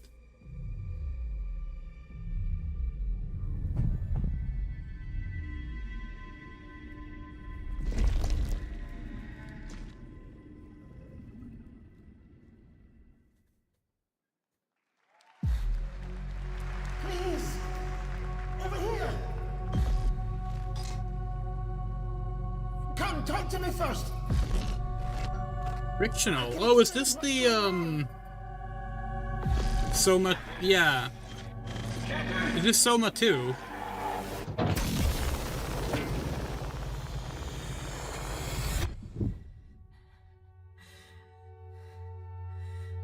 What is existence, really?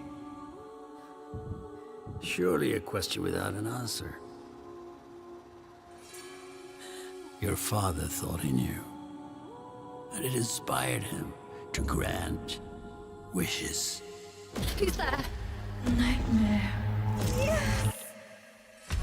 That's why all of us are here. You want to understand, to know. Then you have to step beyond the walls surround you. Play your father's. Hey, look, this game also has like this game has a realistic art direction without it being the same art direction and the same lighting style as every other game. Breaks.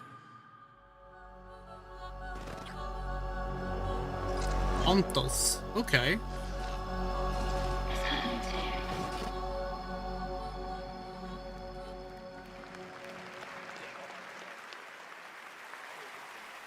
That was Ontos from Fractional Games, a sci-fi mystery and spiritual successor to Soma, set on a repurposed hotel on the moon. And yes, the unmistakable Stellan Skarsgård will star in the game. All right, there's more Game Awards ahead, but right now, it's time to reveal a new forceful Void Hunter in Hoyoverse's hit urban fantasy ARPG, Zenless Zone Zero. Meet Ye Shuangguan, the first ever dual-form agent. We're gonna go back to him while that happens. Every chosen heir of the Qingming sword is expected to become a hero. Tread carefully. One step further and you may shed your mortal sins. But the gate to the final domain does not open without refinement. The strongest bond between people is always value, isn't it? I give you what you want, and you give me what I want.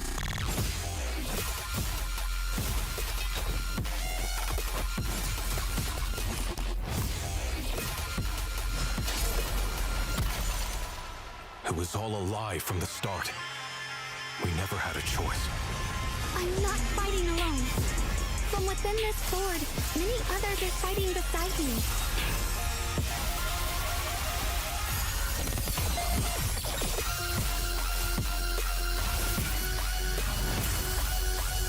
The more noble the excuse, the uglier the truth behind it. One instant, 1,000 visions!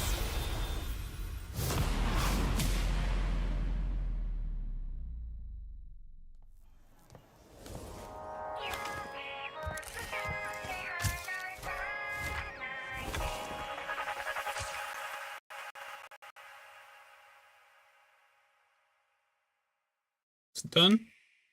Oh, for fuck's sake, more ads. Do we need to be ads in our ads show?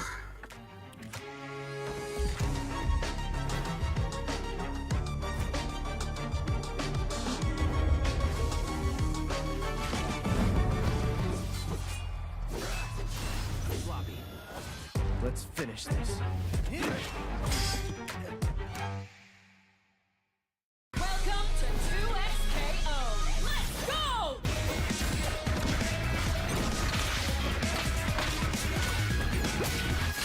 go! Been another bingo box for us to pick yet.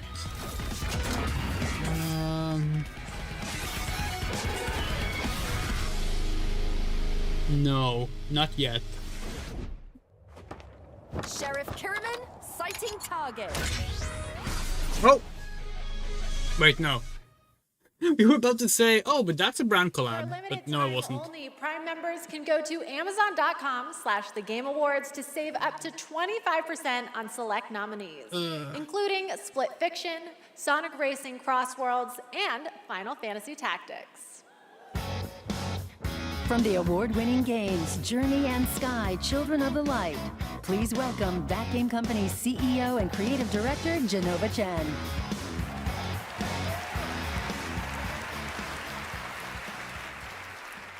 At That Game Company, our mission has always been about creating the experiences that will inspire human connection. And tonight's Game for Impact nominees embody that spirit. Through stories of nostalgic childhood memories, diverse culture and identity, and grief and healings, these games remind us how interactive art brings us closer together. Here are the nominees. Games for Impact.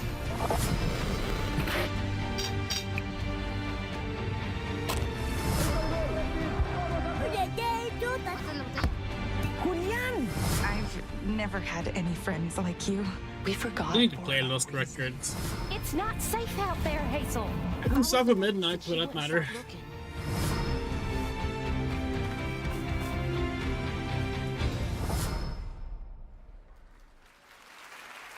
And the game goes for Cells of Midnight. Oh, nice.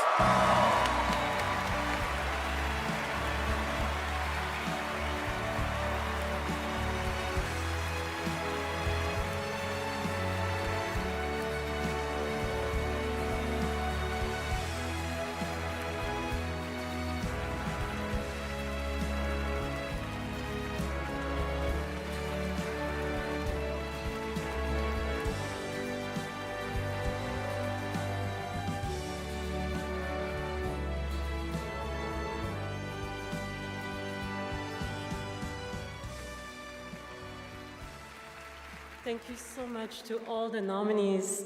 I would like to share this award with all of you, and of course to our incredible team back home, and every single players who's Did been they say part what of titles they have, like, for the games?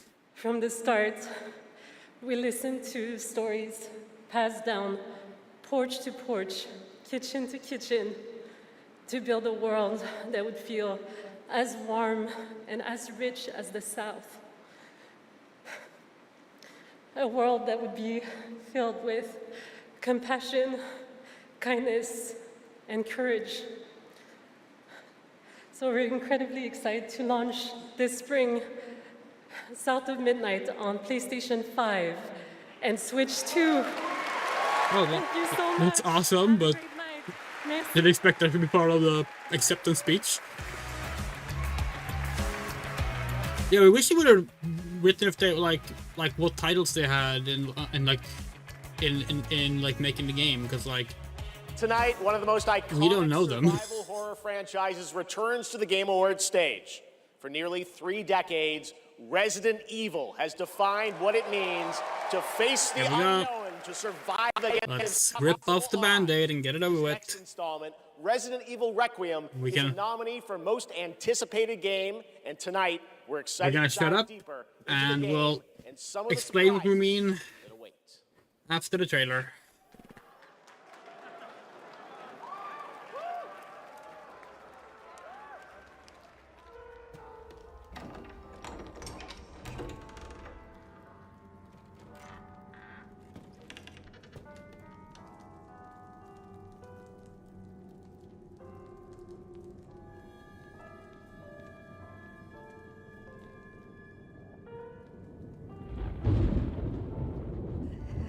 Hello?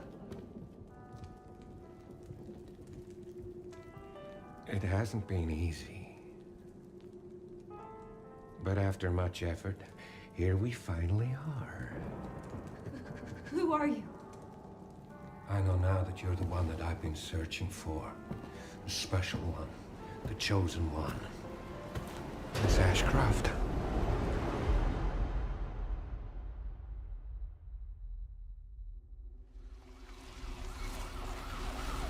Talk to me. Is this one like the others? And it's not post-mortem lividity.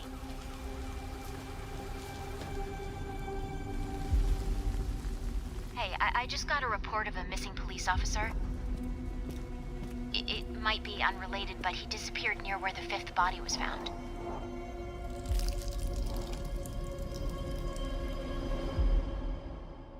Through you,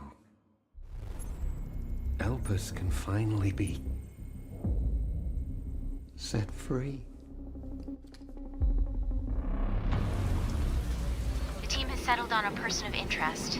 Someone with ties to Umbrella. Victor Gideon.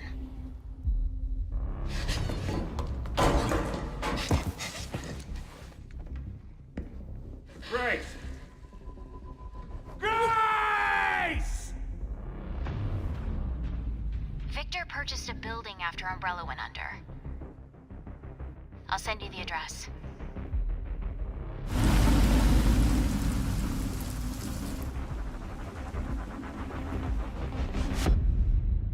Welcome. Dr. Gideon has been expecting you.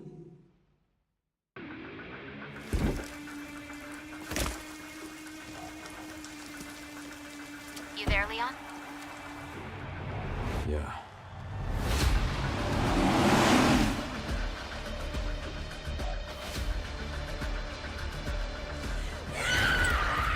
Hey, over here.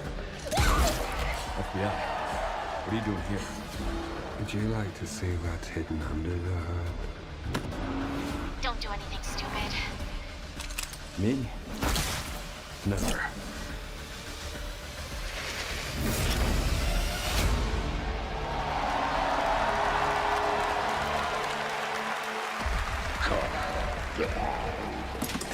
Think I want a second opinion.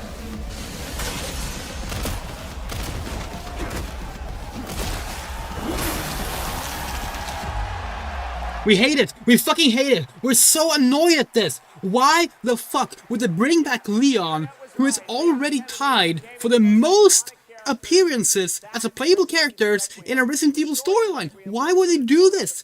We literally... Do you know how long ago it was since Claire was in the game? 2015. Do you know how long ago Jill was in the game? It wasn't the remake? 2012.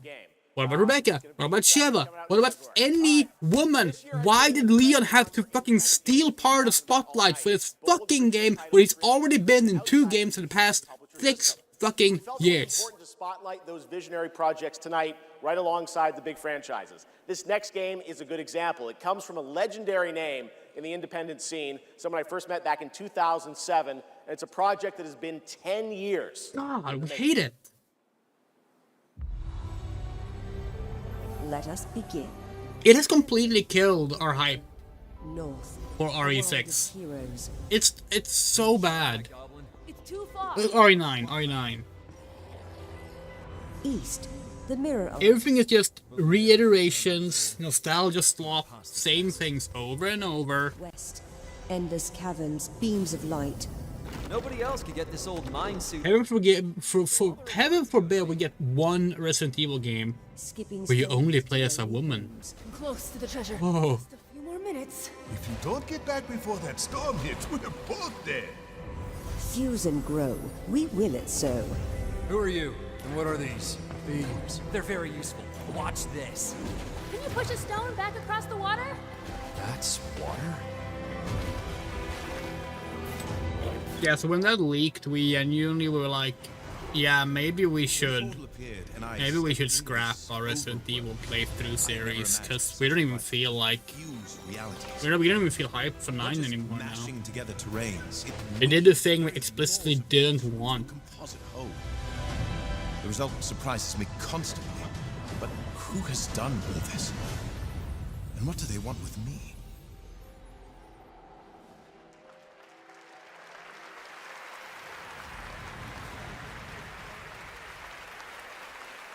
Maybe we'll feel differently closer to release, of the but Sinking yeah. Star is an amazing puzzle adventure with over 1,400 Right? puzzles and a The big people story who map need all the around same dudes showing up and everything All right, forever next are, up, we're are traveling happy, so there's 40,000 that at years least. into the future for a brand new look at Exodus, the upcoming sci-fi action RPG from Wizards of the Coast and Archetype Entertainment. For decades, Wizards has built worlds where players define their own legacies. Exodus carries that tradition into the stars. It's time to step forward.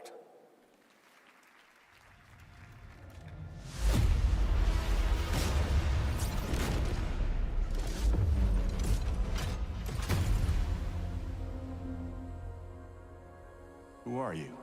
I'm a friend. Celestials are the enemy of humanity.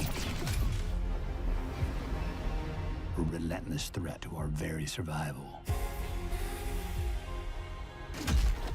I can't do this anymore. Salvaging scraps just to get by.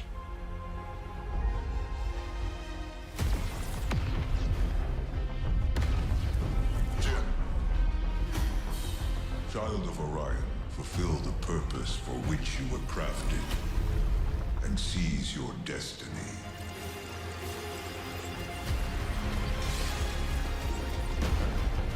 Our world is dying. You are the only one who can wield celestial tech and find a cure. Well, that's fucking terrifying.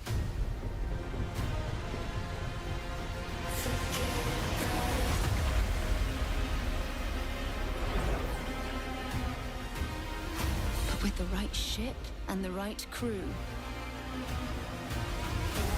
you could save all of us. I was on an alien world. Felt like I was finally doing what I was made for. Thank you, June. We are the defenders of Leiden's future.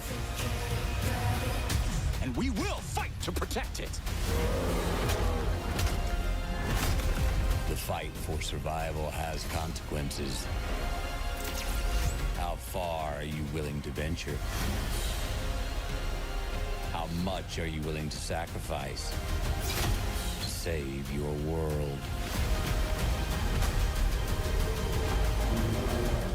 Damn, kid. No pressure there.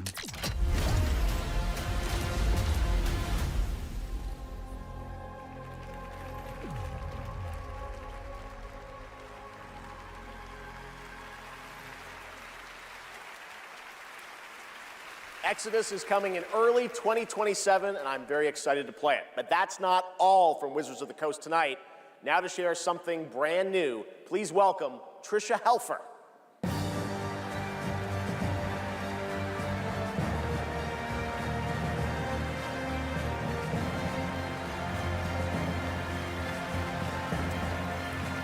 Hello, everyone, and thank you, Geoff. It's great to be here celebrating gaming's biggest night with everyone. I've been working with the team at Invoke Studios, a new Wizards of the Coast studio, where I play the main character that's unlike anything I've done before. Tonight, we're giving you a first tease of what we've been working on. Let's take a look. All of this magic, this pact we have forged. What is the cost?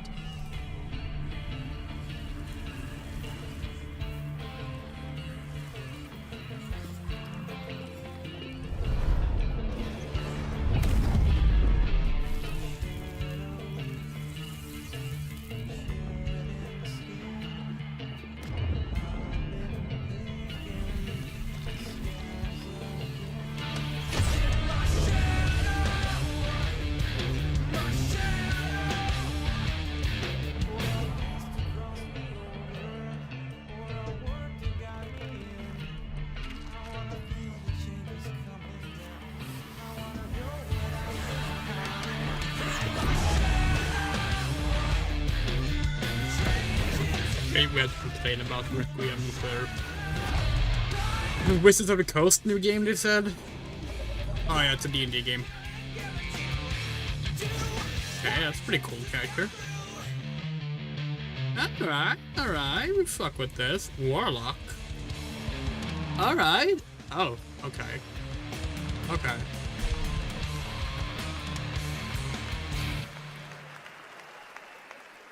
More on Warlock coming in summer 2026.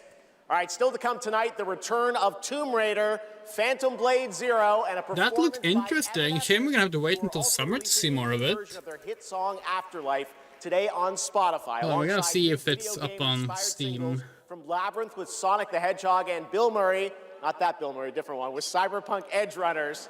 Here's your first listen. Okay, it's not up on Steam yet. We want to see like what kind of genre it's listed as.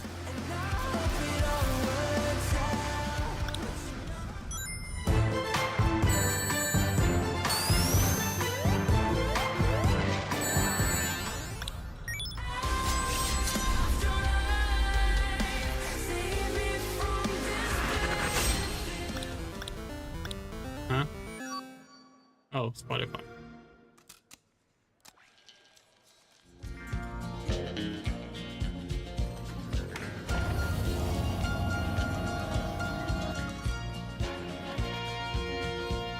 An old cowboy went riding out one dark and windy. Yeah, we love Johnny Cash music, but like, are you trying to get every co-streamer fucking copyright struck right now, Geoff? Is that what you're doing? Because that's what you're going to do. Approved co-streamer here, by the way. Ragged skies and up a cloudy draw. Somehow. Their brands were still on fire and their hoods were made. Oh, is this Viscera cleanup? Blah blah blah. Black and shiny and their hot breath he could I never remember what the name of it is. A bolt of fear went through him as they thundered through the sky. For he saw the riders coming hard, and he heard their mournful cry. Yes, good. Oh, we knew it! We weren't able to close our eyes in time. Ugh. Those riders in the sky.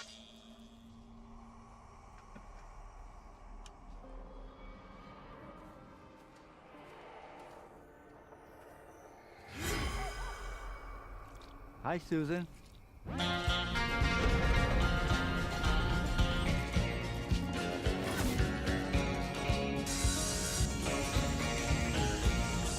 Yippee-i-oh, yippee-i-ay.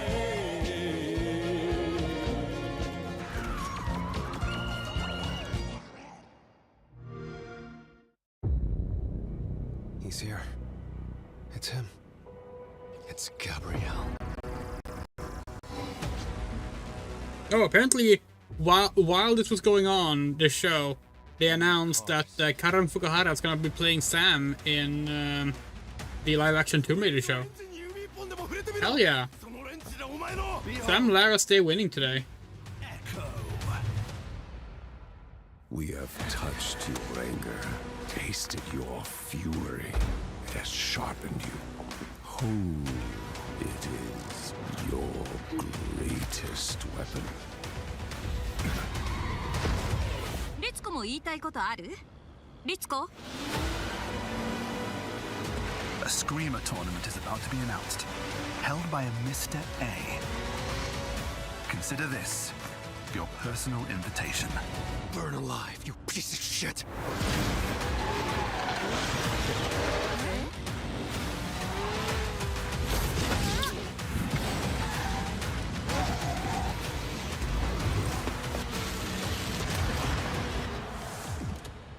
Yeah, Screamer, we're very excited for that game, by the way. Talking about Lost Game Awards. Welcome back to the Game Awards, and now it's time for a game announcement from a studio that continually pushes the limits of storytelling. They captivate us with worlds that bend reality and stories that blur the line between ordinary and the impossible. They're one of the most distinct voices in our industry, and whenever they show up, you know you're about to see something unlike anything else.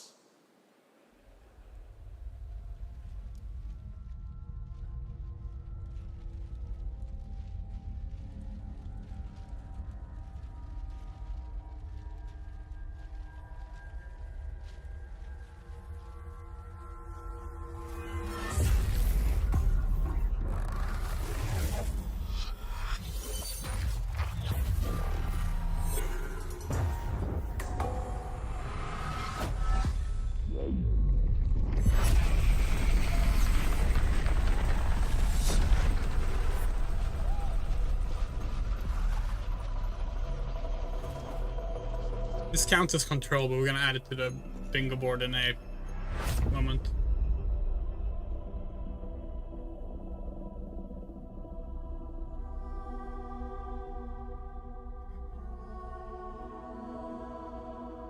Hey, bro!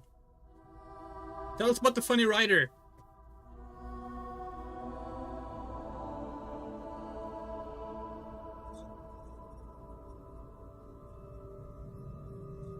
Do you feel it? Something is coming.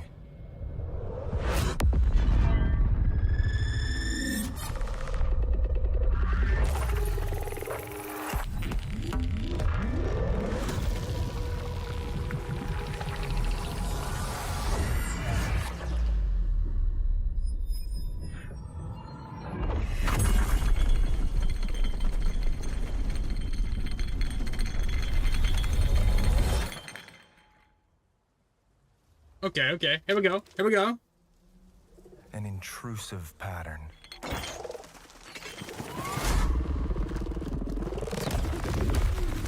Of staggering power.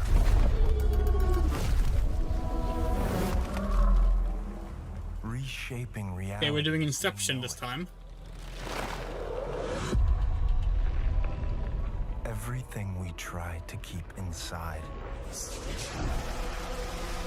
eventually worms its way out.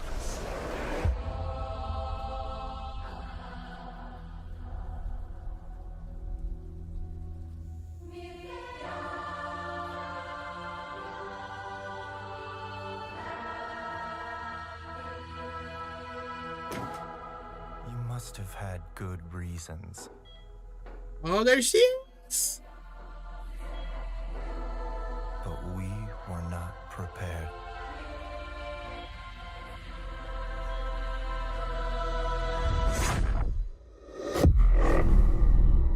Really hope we're not gonna play as Dylan in Control 2. That would really kill the hype we have for it. Nothing against Dylan, but like, one of the great things about Control was that they finally, like, Remedy finally cared to do a female protagonist, you know? The sibling has gone rogue fishing. Oh no, yeah, we're definitely playing as Dylan. Maybe they're doing an Alan Wake 2 thing, but, yeah, okay.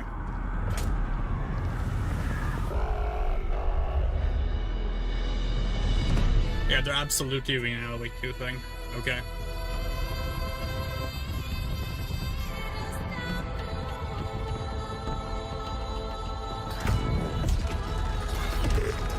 Hey. Oh.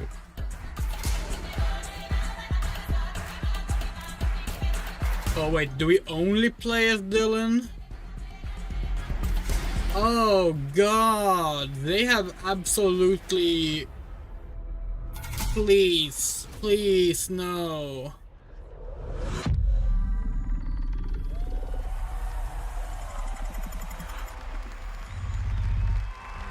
Pace yourself. It's gonna get weirder.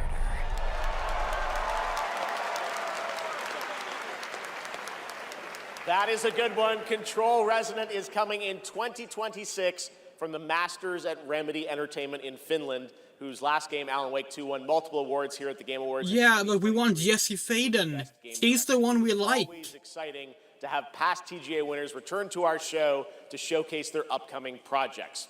Still to come tonight, we'll have a performance from Evanescence. That's another sequel we were excited for, ruined by them revealing a male protagonist. And Game of the Year. Plus, we'll introduce you to this year's TGA Game Changer recipient. And of course, there are more new game announcements ahead as well from studios big and small, including an extended new look at Phantom Blade Zero and Lara Croft's return in Tomb Raider. But right now, we've got a brand new original game to share with you. This global announcement comes all the way from Tokyo, Japan, and a legendary game developer. He's working on an ambitious new project. Fingerboard updated. He chose TGA as the place to share the first details and in-engine footage with the world. Okay. Okay.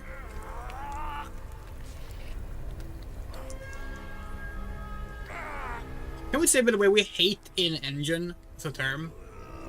Because, like, that doesn't mean anything, though. Like, do they mean that it's a cutscene that's gonna be in-game in the final game? Or do they just mean we render this in-engine, but it still won't be representative of the final game? Because, like, we think the latter whenever they say it. Shinji-san, yeah? Time to settle up.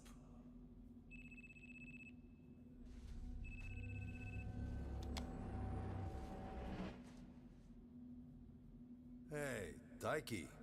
When'd you make it back? Excuse me, sir. Shut your mouth.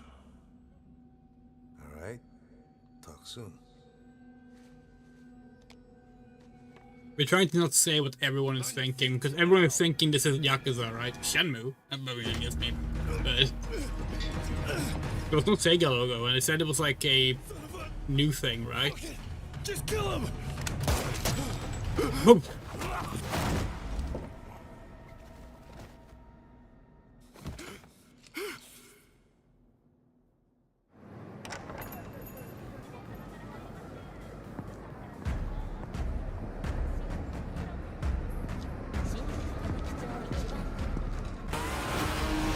What? Okay. Alright. We do, okay, this is interesting. Gang of Dragon. Wait. Gang of Dragon is deep into development. Nagoshi-san, thank you for that announcement. All right, next up is something very cool and very unexpected. Wait, so is that just the ex-Yakuza lead dev making a new Yakuza game? We're taking it back to the 90s when the ultimate rivalries were settled in the arcade. Right now, we have a special sneak peek of Street Fighter. Let's take a look. Wait, what? Oh, fuck. Is this the live-action Street Fighter thingy? Yeah, it is.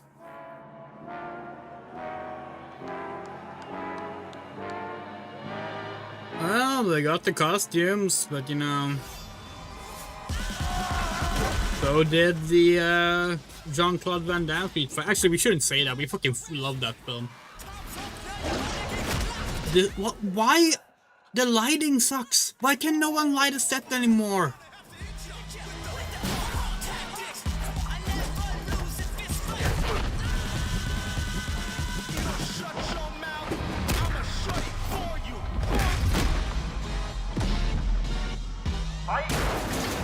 Well, it can't be worse than fucking Legend of Chun-Li, can it? The fiercest fighters have gathered to stake their claim.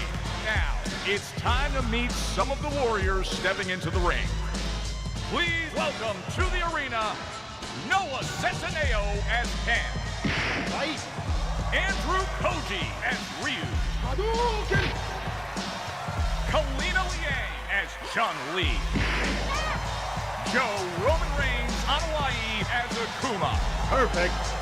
David Desmalchin as M. Bison. Cody Rhodes as Guile. Fight. Andrew Scholes as Dan Hibicki. Big U Jamwall as Dalcine. You win. Orville Peck as Vega. Olivier Richters as Zangief. Reyna Vallandigham as Yuli. mean, we will give them this. A lot of the casting is good. Ladies and gentlemen, the cast of Street Fighter.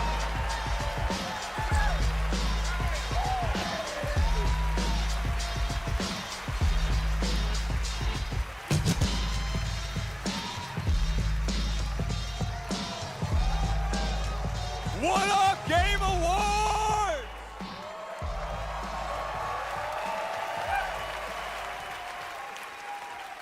Now, I know our movie comes out like a year from now, but there was no way we were showing up without a sneak peek. We just wrapped a few weeks ago, and fortunately for me, I had the distinct pleasure of kicking half of these guys in the face. Legally, on camera. I kind of miss that, guys. We miss it too. As a lifelong Street Fighter fan, like legitimately obsessed, it's the only time in my career where I threatened to kill Kale if he didn't hire me to play Blanca. True story, words matter. Fucking believe it. Tell him, Ryu. It's Ryu! It's Ryu! Not Ryu, Ryu! Ryu. Okay, we're also here tonight to present the award for Best Ongoing Game.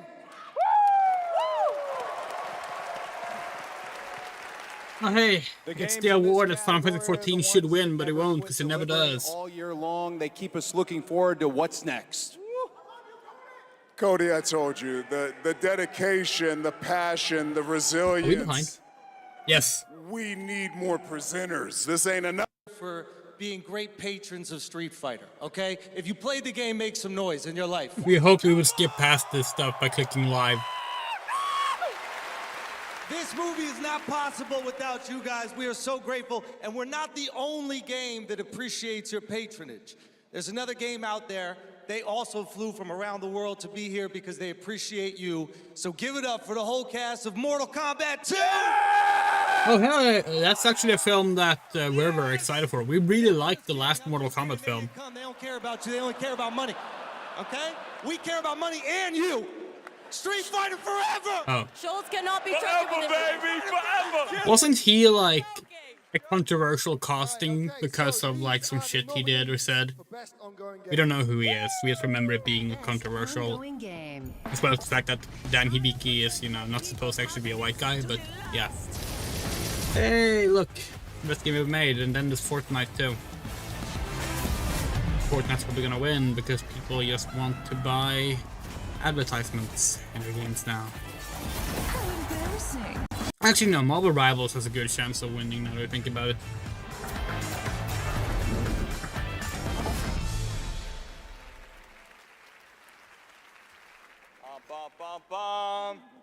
Oh, the mic's not coming out of the floor. I thought it was coming out of the floor. And the Game Award goes to No Man's Sky! Really? Huh. Okay. Well, at least it wasn't Fortnite, so we're happy.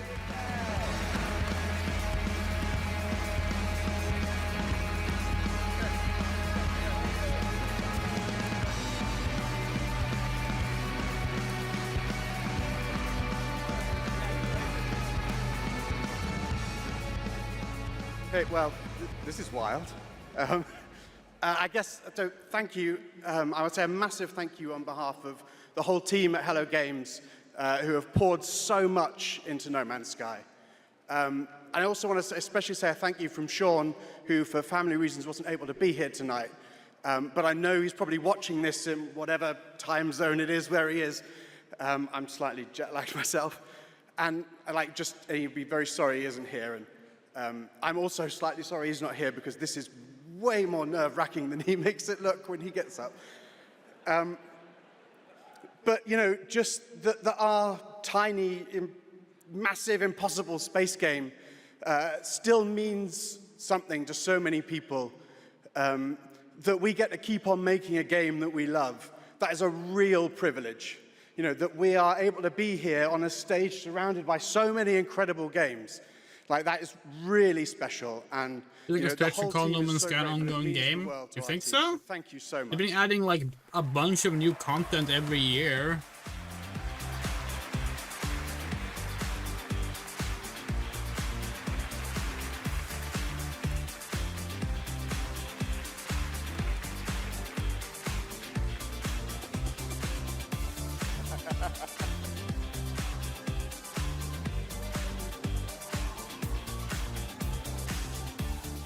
lot of handshakes. Congratulations, No Man's Sky. And how about the Street Fighter cast? That was absolutely wild. All right. There's lots more Game Awards ahead, including a very special announcement. Wow, okay. Well, we'll pick it up, I guess. Hello?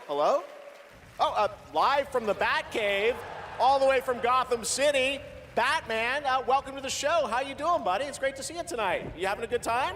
Commissioner Keeley, sorry I couldn't make it in person. I've been trying to decide what batsuit to wear. Abs or no abs? Anyway, great show so far, but it's about to get even better, because it's time for a new look at my upcoming game, Lego Batman, Legacy of the Dark Knight. Batman out. Who is the Batman voice in this? Is it Will Arnett or is it the other Lego Batman? Stay secured at all times. You want to see a magic trick? The city has become a breeding ground for suffering and injustice.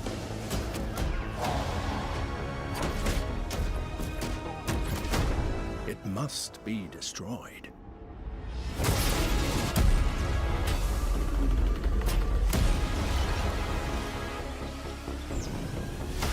We wish we could be excited for this. We like Batman a lot. Like, our Lego Jurassic World playthrough made it clear enough. We fucking can't stand the Lego games. This town deserves a better class of criminal. Good evening, Gotham. Join us in a celebration of absolute chaos. We do appreciate that they're actually mixing like so many different source material though. Like they're doing the animated series, they're doing the Nolan movies, they're doing the fucking Burton movies, they're doing the fucking Schumacher movies, they're doing comic book stuff. There's probably gonna be like fucking Snyderverse stuff in there as well, probably some pants and stuff. Probably other animated shows as well. Probably there's definitely gonna be some Brave and the Bold stuff in there, and like we love Brave and the Bold, so yeah, we really wish we would like it, but we don't like Lego games. That style of Lego games specifically, we don't enjoy them. Now it is time to recognize a number of teams across the industry with the announcement of the winners in a few categories. There is a lot of Burton in it, but honestly, I feel like Schumacher might actually have even more. Battlefield 6. Again, I haven't played any of the games yet. We're just gonna throw something out there. Silent Hill! And Silent Hill F. This year, the Game Award goes to Battlefield 6. Oh, okay, that was the last one we're gonna guess. Nominees for Content Creator of the Year. Cadril, Kai Cenat, Sakura Miko. If the Burnt Peanut wins this. And the Game Award goes to Voice Critical. Okay, you know what? At least it's not the burnt peanut. Here are the nominees. Fucking racist douchebag. 2XKO, Capcom Fighting Collection 2, Fatal Fury City of the Wolves, Mortal Kombat Legacy Collection, and Virtua Fighter 5 Revo World Stage. The Game Award goes to Fatal Fury City of the Wolves. Now, the nominees for Most Anticipated Game. 007 First Light. Now? Okay. I mean, it's gotta be GTA. There's no way it's not GTA. Resident Evil Requiem and The Witcher 4. The Game Award goes to Grand Theft Auto 6. Exactly. Stick around for more of the Game Awards. It was a statistical impossibility that anything else could win. And of course, later, the Game Awards Orchestra and Lauren Balfe pay tribute So to close to a bingo there. We were one box off. Ready for action. This is our bingo board right now. If we had moved GTA 6 down one spot, there's no way Might and Magic is gonna be here, so like, that's not happening. Come on, Wet. We cannot be stopped. Feel true power.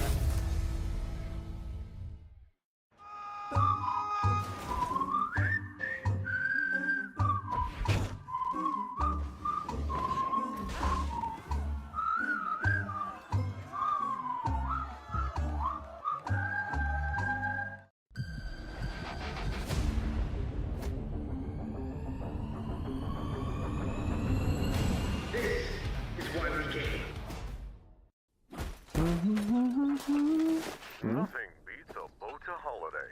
And now you can play Rust Mobile for free. 100 strapped off to the oil rig. Alright, take care.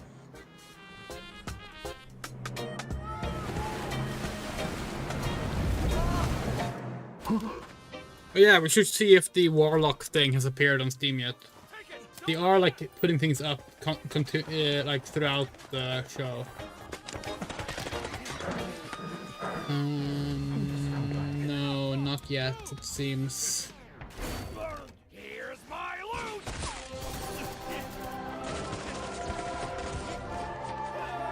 Wait. Anyone got a power bank? Rust Mobile first global test begins now. Join the test. Unlock the TGA limited skin. I wonder what the real one feels like. Please welcome actress, writer, and gaming creator, Felicia Day. Oh, hey, Felicia Day. Haven't seen her in a while. Hi, friends. I am thrilled to be here tonight to present the TGA Game Changer Award, an award that recognizes an individual or organization that has demonstrated positive social progress in the gaming industry. And I'm even more thrilled that tonight's honoree is one of the most impactful organizations uplifting girls today, and one that I'm honored to represent as an ambassador. Andrea, your chest has healed and looks quite good. What do you mean? Over the past 12 years, Girls Make Games has empowered over 8,000 girls I don't think it has changed like all in a year. around the world to create and share their own video games through summer camps, workshops. You mean since top surgery? In 2022, GMG Nice. established a college scholarship to bridge the gap for young women as they enter But I mean, like, college the main thing in the games industry. that's True to their visible mission is statement, like the founders of this the incredible surgery organization scars, chose and two obviously they are inspiring not members of visible the when we have clothes on. to accept the award on behalf of Girls Make Games. And I'd like to invite them to the stage and hear how GMG truly has been a game changer in their lives. Please welcome Ellie Friedman and Monica Paredes.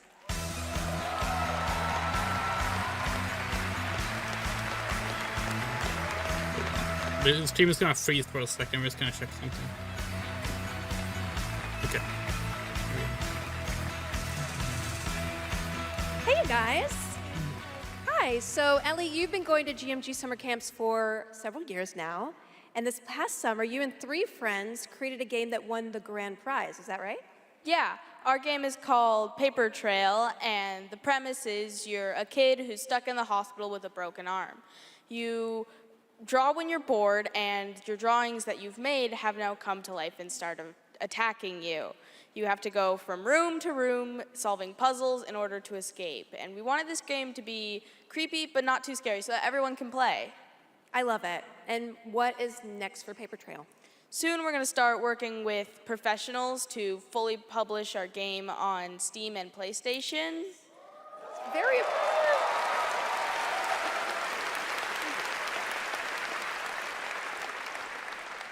I'm personally super excited to see the prototype we made at camp turn into a full-fledged game. I mean, it sounds amazing. I can't wait to play it. I mean, hopefully with Did my they say daughter, how because old she's they actually were? the brave Like, spirit obviously girl, they're very brave young, girl, but not like, me. I like to play cozy games and grow virtual turnips. Do you have turnips in your game? Okay, you can work on that. So Monica, your journey is a little bit different with GMG. You never went to the camp, but you actually were one of the first recipients of the college scholarship back in 2022, is that right? Yeah, so I grew up loving video games, love all that you do. And then my high school robotics teacher actually encouraged me to That's apply fine, for the don't worry. scholarship. He knew I was interested in game development. Then I got it. Now I'm attending need to USC, apologize. and I've been doing some game development. And now I've actually had some game development experience with our club there, Open Alpha at USC. Yeah. That's amazing. It sounds like it's really helped you, set you up for success. Is there any message that you'd like to give girls out there who might dream of making their own video games one day? Yeah, I think if you're someone out there with an interest in making a video game, explore it, give it a shot. You never know where that interest could take you, and there's a ton of amazing programs like Girls Make Games who want to see you succeed. Yeah, well, obviously, I really wish that there had been an organization like this when I was a kid, but I'm very excited that starting next year, my 8-year-old daughter can go to GMG and express her love of gaming. You guys are very inspirational. Thank you. I was about to say, I wish we had something like that as a kid, but then again, we would probably not have been let in on account of, you know, trans woman. Okay. It is Not my saying they honor don't allow them in, but like, the we were TGA not Game Changer Award to out Girls Make as a Games. kid, obviously. Congratulations and a huge thanks to Monica Paredes and Ellie Freeman for accepting on behalf of GMG.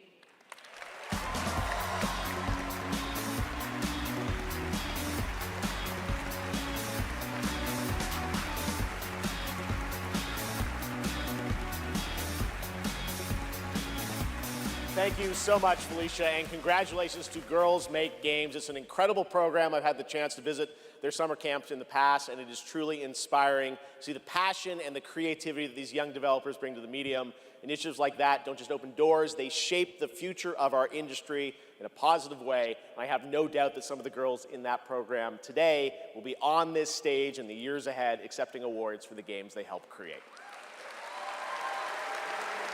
Now, it's time to move on to our next announcement here at Game Awards. Okay.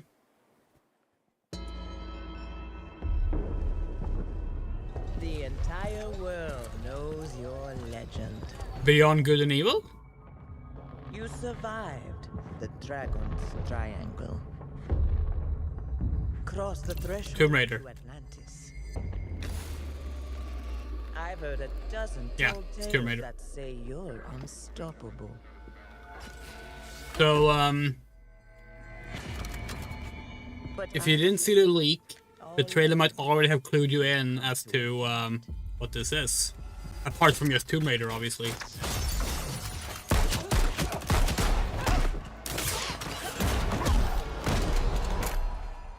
That's where you're wrong.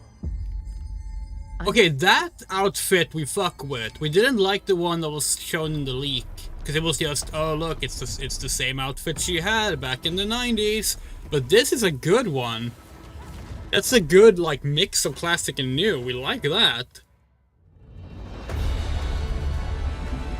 But yeah, so they're doing a remake of Tomb Raider 1 again. Except this time it's deliberately much different. And it's done as... Oh no, okay, this is not the remake, sorry. This is the new story.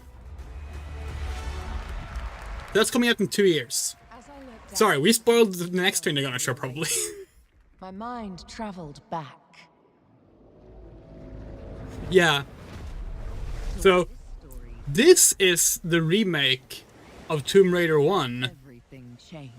Now made as a sequel to the reboot games. So, like... Yes, it's yet another remake of Tomb Raider 1, but this time it seems it's actually gonna be really different. And it's to place it in, like, another continuity. And the original games are available still, so, like, it's cool. We're actually down for it. Oh, we're so down for this! Yeah, don't like that it's just, yeah, we put her in the same outfit, because it doesn't feel accurate to that version of Lara, in our opinion, but whatever. And it means... The path this adventure would send me on. Come on!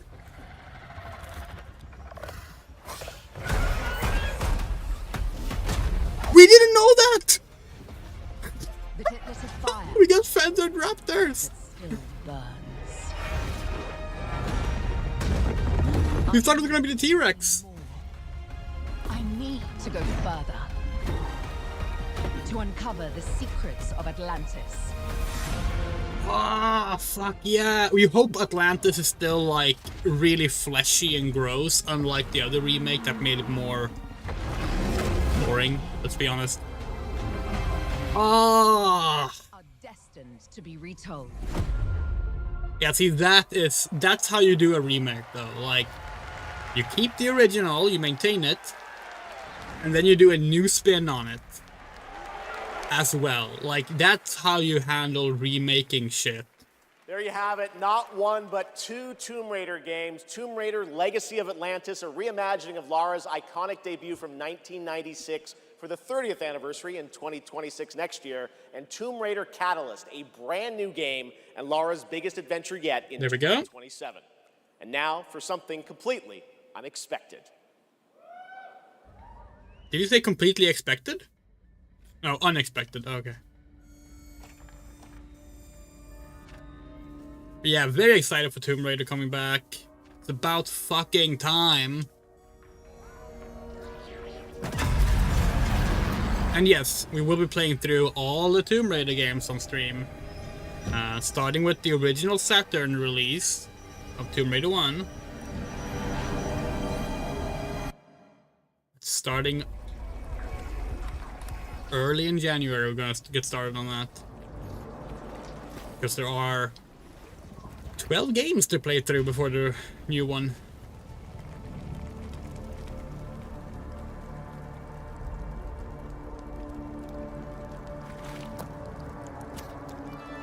Okay, this looks kind of interesting.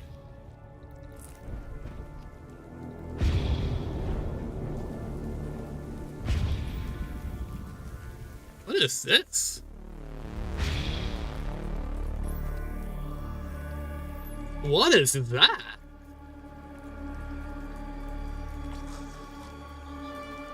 Alright, here's out here.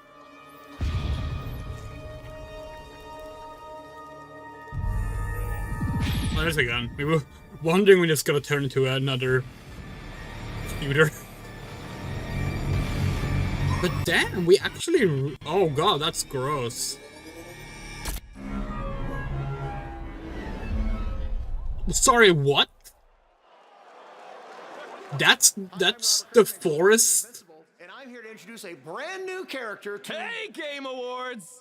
Sorry, Robbie K. I got this. I see you, Keeley. Love what you've done with the place. Rex, I was just here to introduce a world premiere. Yeah, look, I am the world premiere. Oh, we hate this. Cue the lights. Anyway, the orchestra. Cue the so the forest, and meet the not really a game we cared much for. Sons of the Forest. Invincible verses. Roll it, Kirk. That game is a choice. I said roll it, Kirk. Forest 3 though? That looks like something we might actually be interested in. You don't know my name now, but you will once this is over. I never been to jail. Tell nigga that I'm in here to jail. Who is she? She may be some minor Earth hero. My name is Elemental. You seem pretty cool. But that won't stop me from kicking your ass. You call this minor? Here's a solution. Go away. Let me show you what the elements can do.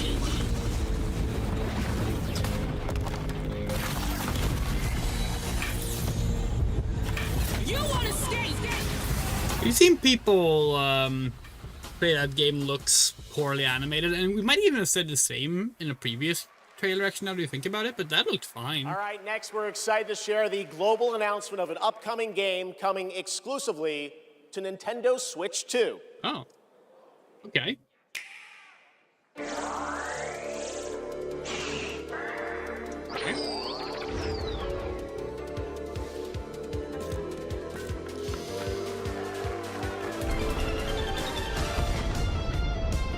Cute.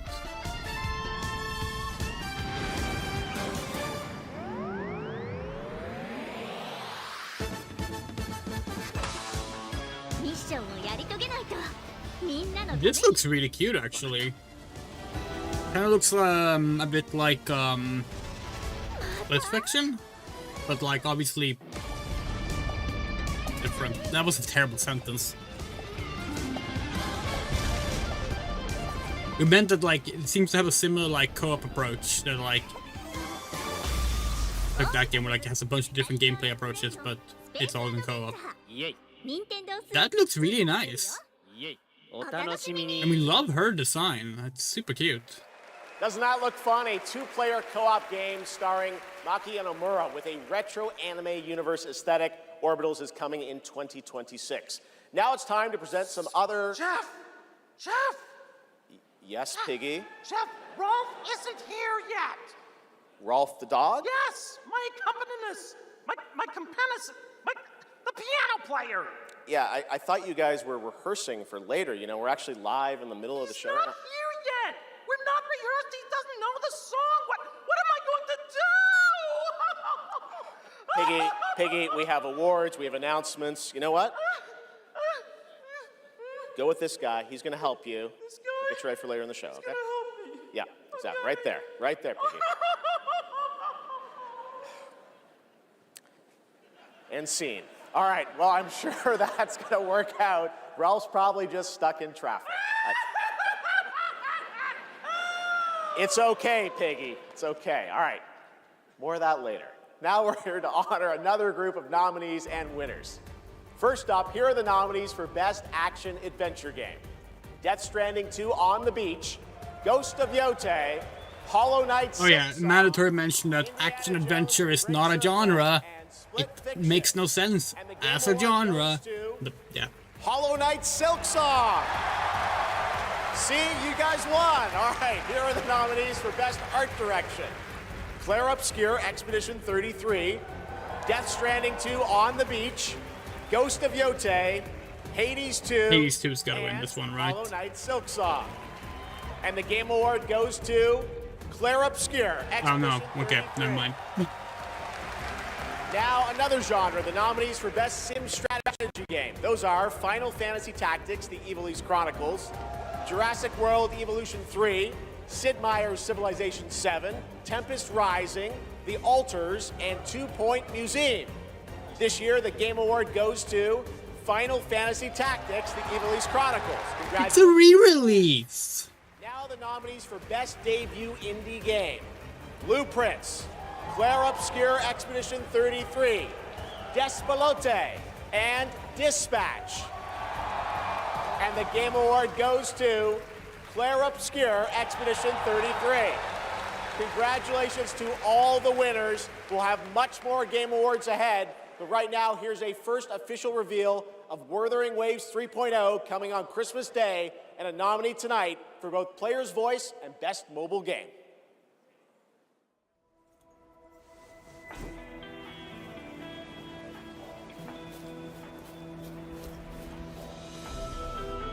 If Claire Obscure wins Game of the Year, that means that it was nominated for Best Debut Indie and Best Indie, and then also won Game of the Year, which would really just highlight more and more how those categories doesn't work in this format at all. This trip's themed Just saying back that. to school, huh? Welcome to Star Torch Academy. We did promise to witness it together, didn't we? I want you there to witness it. Let's see if Steam has updated yet. Initiating criticality protocol. Yes, but not with that game. To the highway is Tomb open. Raider's on there now. It's time for you to return. And so it's Control, the boy version. Ugh.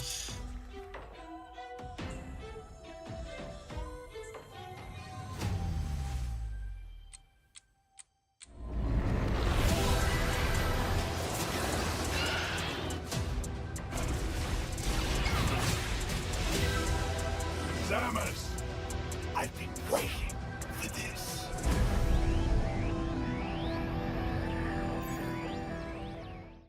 Three, two, one. Cause no one can do it like we do it, like we do it, like we do it. Cause no one can do it like we do it, like we do it, like we do it. Cause no one can do it like we do it, like we do it, like we do it.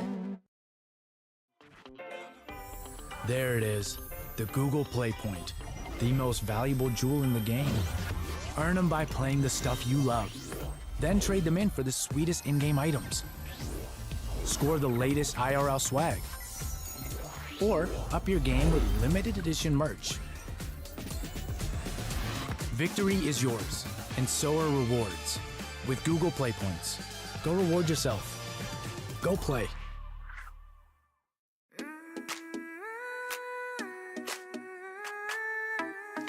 The fuck is this? Step into the sunrise now. Never dreams of us, are you walk mountains high. Oh, is this a game that like everyone said was AI generated last year? No, maybe not, actually. This looks different. Never mind. It was a game announced last year at Game Awards, and we were like, hey, this looks great! And then, like, And was like, well, it's AI generated, and we were like, oh, that sucks. But then, like, we never saw confirmation of that. I'm saying it wasn't just no start. Is it Pal World? Did the Pal World devs change their name? And remove the guns? And slavery? Anymore.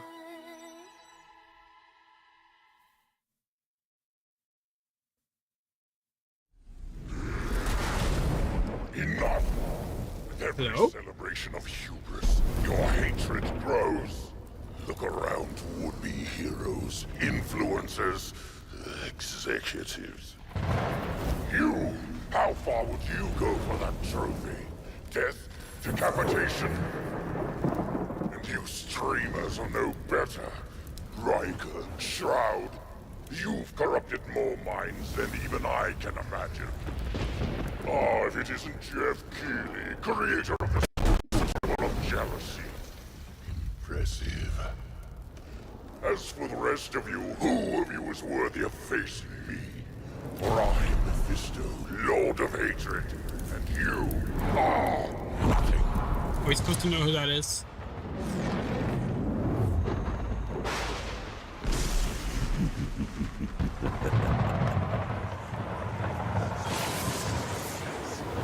It's getting warm in here. We're gonna take this off. I wanted to have this on because it's like our fancy, sparkly jacket. I can't even see the sparkles really on camera. It's way too warm. Oh, it's fucking Diablo. Oh no, we removed Diablo from our bingo board. God damn it. Sanctuary will be bathed in hatred,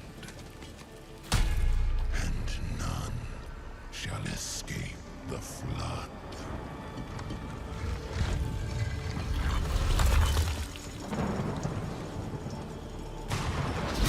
Mephisto, you shall darken the world no longer. You know what's interesting? They were like hyping up the need for Diablo 4, so like the fans were hyping up the need for Diablo 4 so much before Diablo 4 came out, and since it came out we haven't heard a single person talk about Diablo.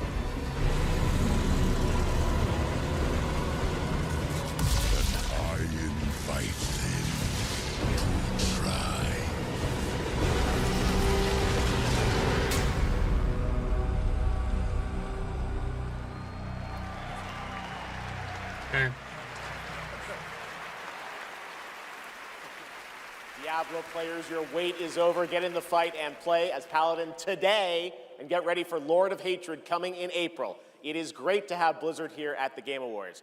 Want to know who else is here? Well, it's time for an update from Marvel Rivals, a nominee tonight for Best Ongoing Game, about the latest Marvel hero set to join the game in 2026. Yeah. What's up, Game Awards? It's about time I make hi. hero pack shooter ever. But first, some hot redhead is trying to blast my ass a few new holes. And I got a surprise for her. Hit it. Woo, boy, this is gonna be fun. Whoa, easy now, fellas. I'm the one who set you free. This game has had like a public beta now, right? We saw people really shitting on the game not being good. Like in the fight, like people from the fighting community really shitting on the game. Which, wait, no, sorry, not this one. We were thinking of Talk On. This is the shooter. This is the Overwatch game, right? And this is an animated trailer again. What's this game's tagline? Ignite the battle!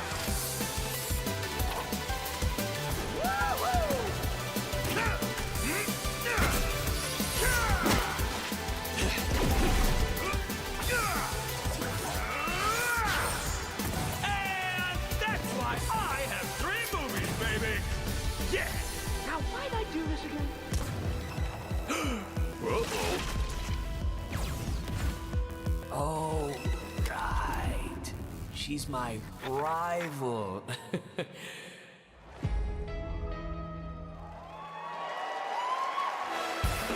Please welcome actress, producer, and activist Gemma Chan. Is they an activist? I mean, I'm happy to hear it. It's just I don't think anyone else has been introduced for that. I have the pleasure of playing Dr. Selena Tan, head of the tactical simulations for QLab in 007 First Light. James Bond has long had the fortuitous, some might say daring habit, of crossing paths with rather dashing antagonists. And this one is undoubtedly unforgettable. Take a look. Wait, this is also leaked, by the way.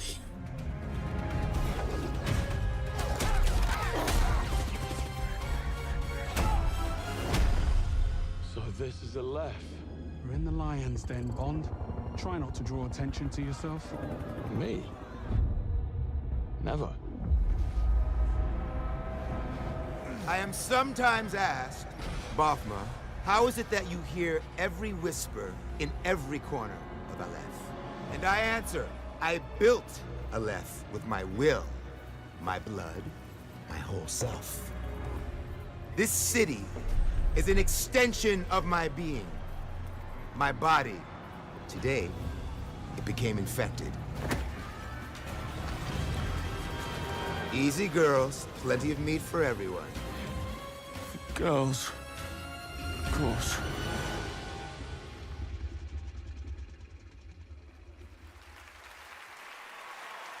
Please welcome Obama himself, four-time Grammy winner, Lenny Kravitz.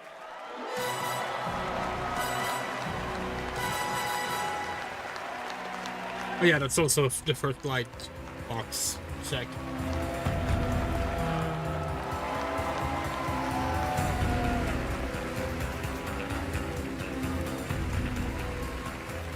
Good evening. It was a great honor to be asked to join 007 First Light for my first voyage into the world of video games.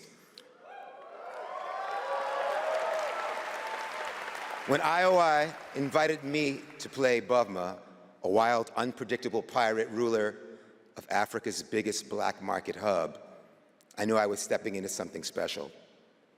Where others see chaos, Bavma sees freedom. He rose from nothing, broke free, and built his own kingdom of Aleph, and his story is just beginning. Every world we build needs the power of rhythm through music. These musicians can turn violence into beauty and silence into tension. Here are the nominees for Best Score and Music. Oh, they're doing this before the second musical performance? Holy shit. Okay.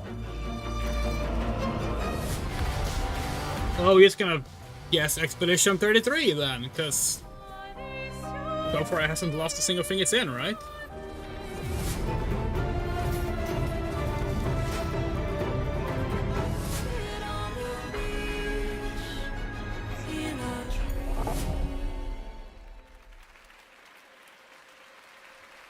And the Game Award goes to Lorient Testa.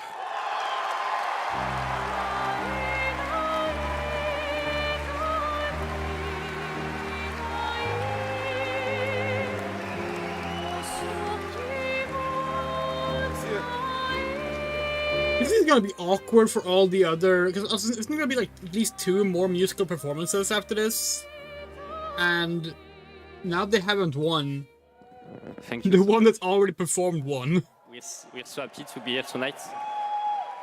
It was incredible to play in Viateme in live with you. It's incredible. Thank you so much. I have a letter I would love to read.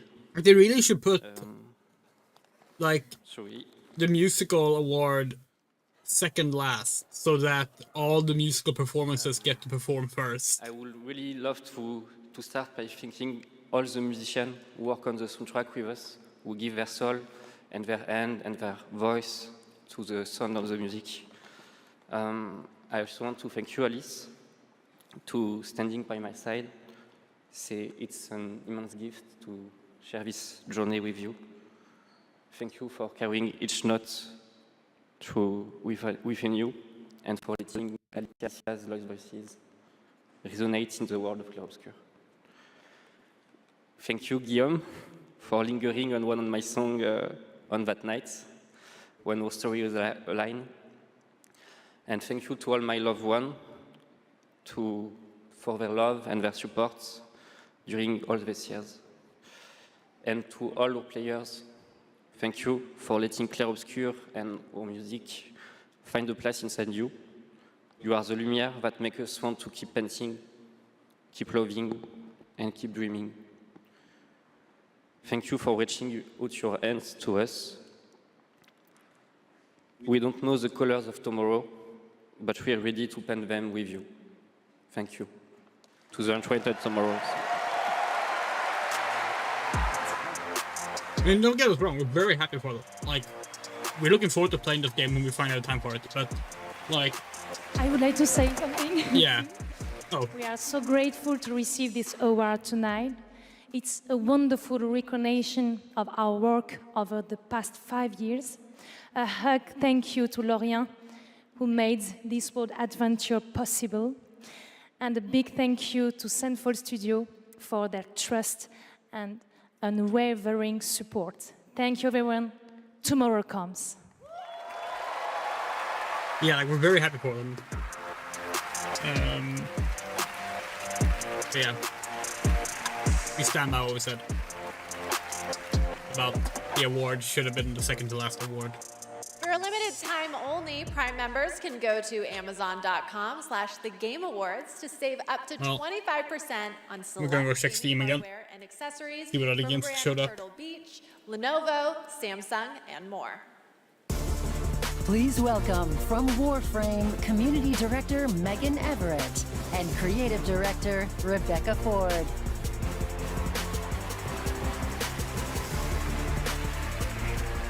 Hello, Game Awards! Hello! Sorry about that. Reb, how many registered users is Warframe at? Nah, that's an inside joke for Warframe Twitch chat, Megan. All right, hi Twitch chat. Hi Game Awards. We're here for Warframe. We launched our biggest update of the year, the old piece, just yesterday, and all things considered, the update went smooth. So we're not here to finally announce that we're coming out of open beta 12 years later. No, we're still in beta, 12 years, and, you know, in those 12 years, all we have learned is that Ben Starr will do anything for money. But in all seriousness, we have an amazing community of Tenno and Warframe, and now Envoys with Soulframe, and we truly wouldn't be here without them. So Reb, why are we actually here? We are here to outsource the question of what is Warframe. We have completely given up answering it ourselves. Warframe was once ninjas in space, which it still is, and we clung to the tagline, ninjas play free. But it's time to let a legend tell you what is Warframe.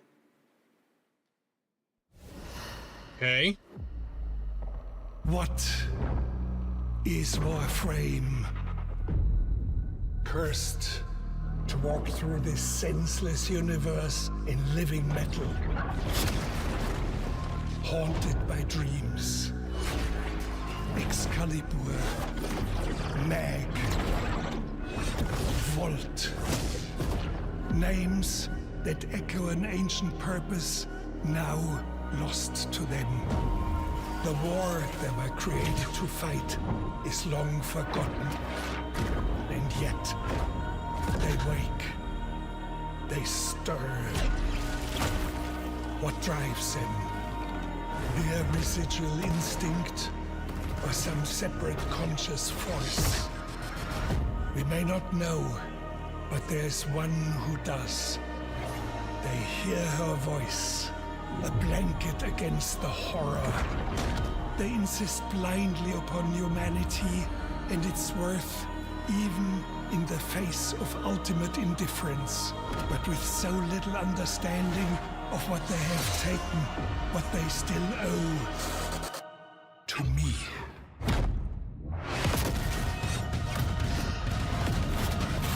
Wake up, Tenno.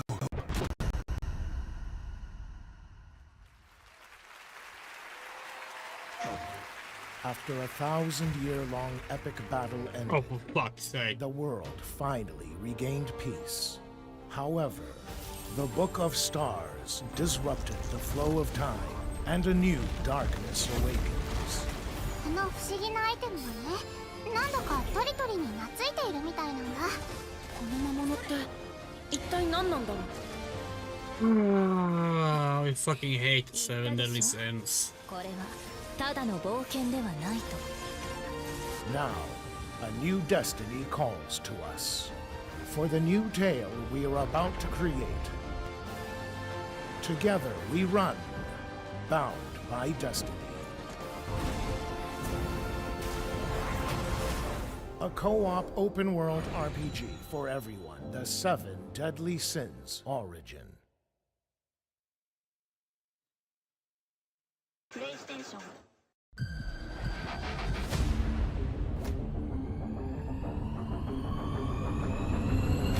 This is why we came.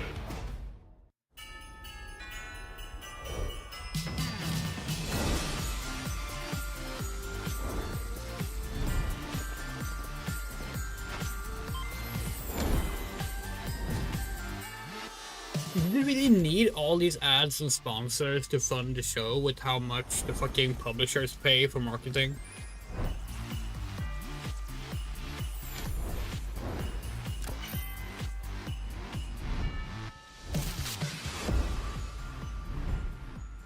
Gifting now available. Wow. Yeah, welcome to fucking 2010 Epic Game Store. Oh, fuck off! Fuck off!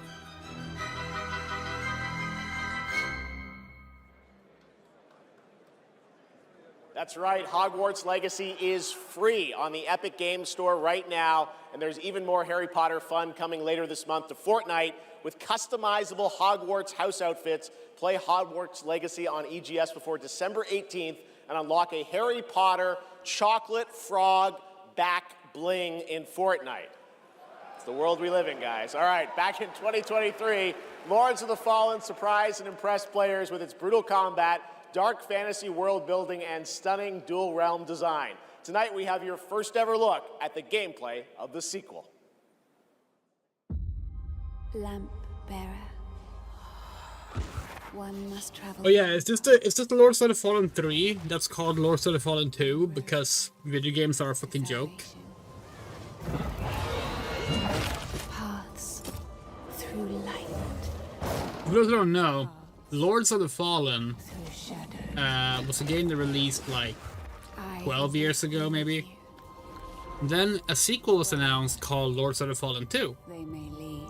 Then that sequel was renamed to The Lords of the Fallen. Then it was renamed again to just Lords of the Fallen.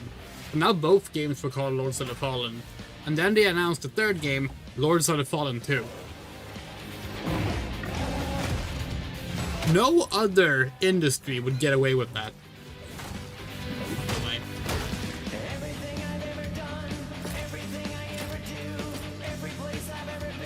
Like, yes, there are movies that also recycle titles, but not as the immediate next entry. And like, if you're gonna do that once, you have to stick with it. Like, they should just rename all the games Lords of the Fallen. Forgive me.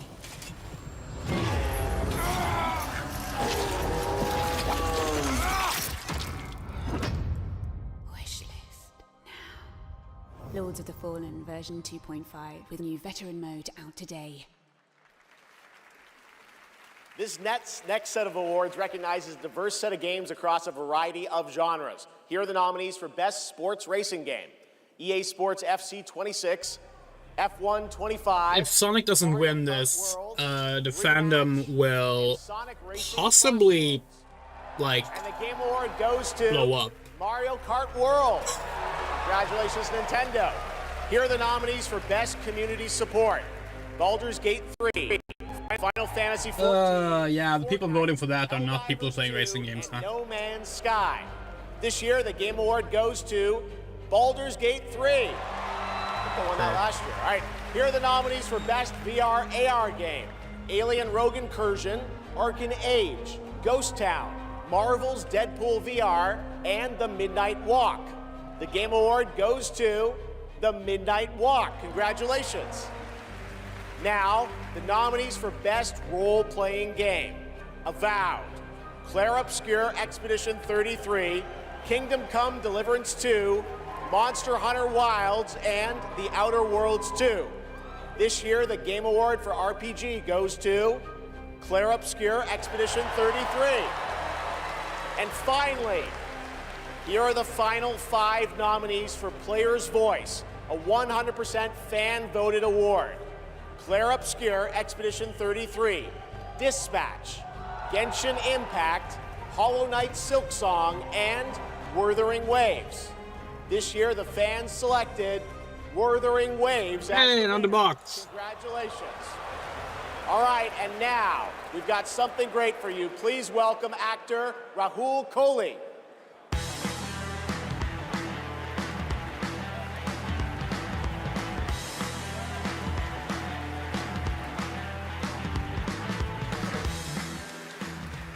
Good evening. I play Arjun Devraj in the upcoming Saros from the amazing teams at Housemarque and PlayStation. For the last 30 years, the Housemarque name has been synonymous with thrilling action, satisfying gameplay, and of course, bullet hell.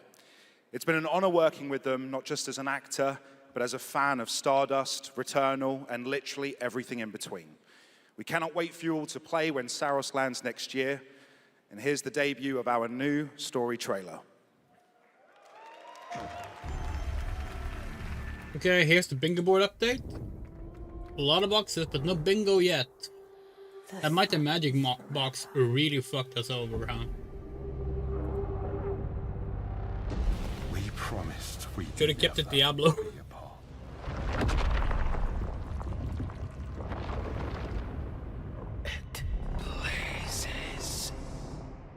It was promised!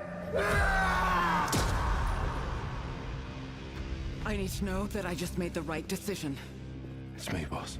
Wait, how long? Since the last time the sun died, mate. You left us here. We've lost people. There's no way to get home, and you... Lies! This is what it does. It gets in our heads, and it twists, and it turns.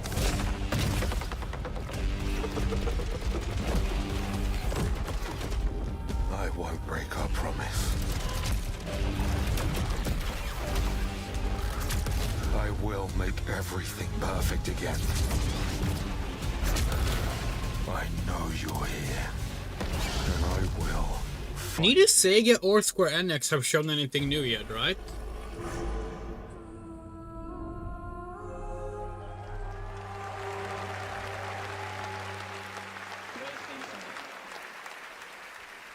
Saros looks great. It's coming next April, and I'm very excited that Rahul is starring in it. To present our next award, I am honored to welcome a previous TGA winner. He's the writer and director of some of the biggest and most critically acclaimed video games of all time. Grand Theft Auto 3, 4, 5, Vice City, San Andreas, Red Dead Redemption 1 and 2, and Bully.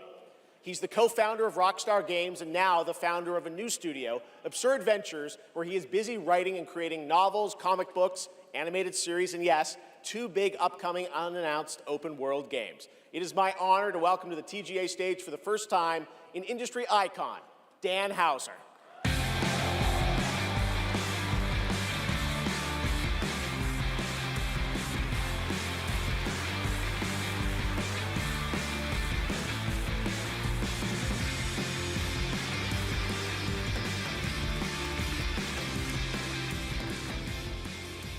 Thank you.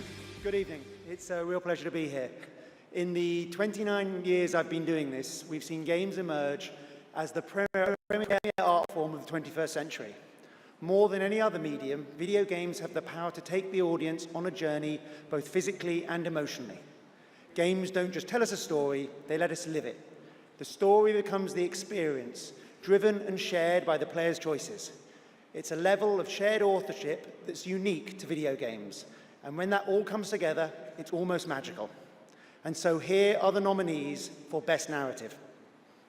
Best Narrative. One stroke, and everyone of that age vanishes into nothingness.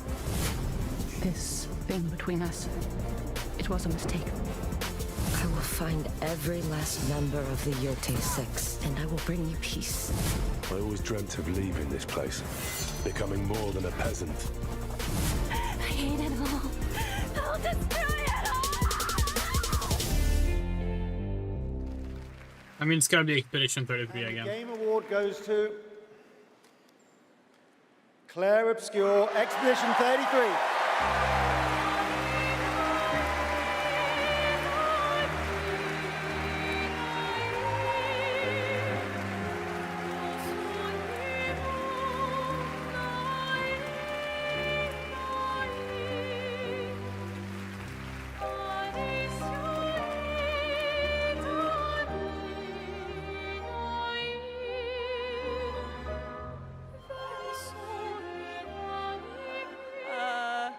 Wow, there are a lot of people here. Hi. There are so many people to thank, but first and forever is my husband. He is my light in the darkness. Thank you to our beautiful player community. Thank you for welcoming our characters into your hearts. In games, a story is a shared creation.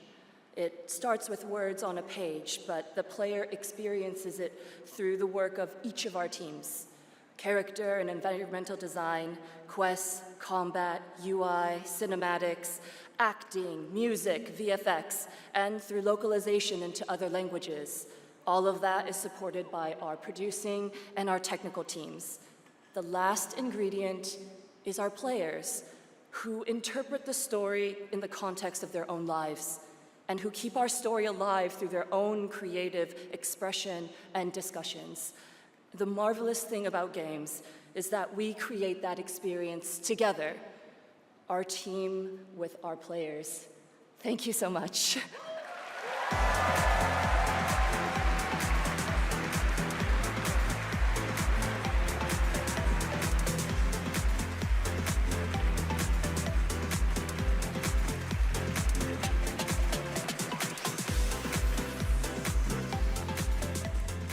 For a limited time only, Prime members can go to Amazon.com/thegameawards to save 20% on the new active play system, Next Playground, bundled with a 12-month play pass and travel case. Next, I have the honor of announcing a world premiere. The next game from a small studio in Uppsala, Sweden, Neon Giant, known for The Ascent. This is No Law.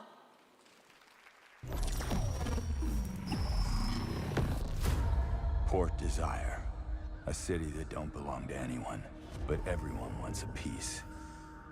No laws, no oversight, just the jungle creeping back in, both the vines and the people. The mayor stepped in where the government couldn't. Said the city needed order, and they'd be the ones to bring it, keeping the peace on their terms. I walked away from it all. Kept my hands in dirt instead of blood. But desire is a fickle mistress. The city won't let me go. It won't forget my name. I asked for nothing, and they still came and took everything. The mayors and anyone that stands in my way, every last one of them. They're gonna learn something real simple.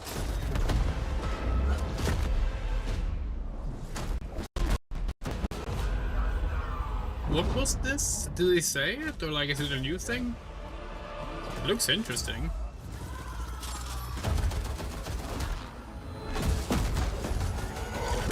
Like, it definitely has that generic vibe that we've been talking about all stream, but like... The gameplay looked very like... We'll all be looking forward to that, and good morning to everyone in Sweden make it and Europe. I know it's a late night, and we got a lot more show for you, but coming up, We've got more awards like Best Game Direction. Todd Howard is here to present Good that. morning to Bethesda. everyone in Sweden. And It's more 4. announcements, including one I early. promise For you God's sakes, that in the morning. nobody could have anticipated. But right now, Game Awards, get ready to get on your feet. Earlier this year, Netflix's Devil May Cry brought Capcom's iconic game franchise to life as an exceptional animated series nominated tonight for Best Adaptation. No one liked it. Also featured a #1 single from our next performers who just announced their 2026 World Tour. Here to perform Afterlife, please welcome. We're seeing someone in the audience leaving. You know what? Yeah, we'll go to the bathroom during this, actually.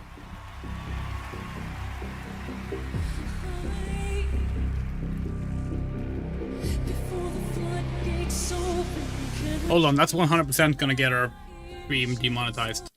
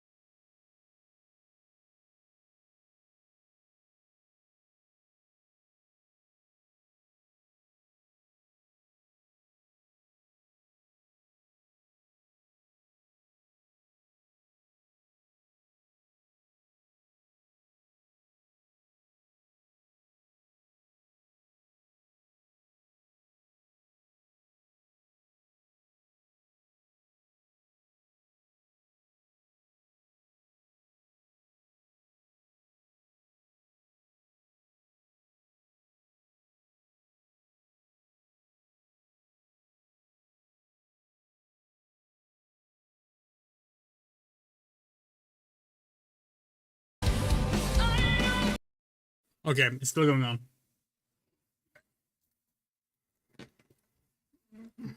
Seriously though, like, this show, we haven't seen a single positive thing said about it from anyone.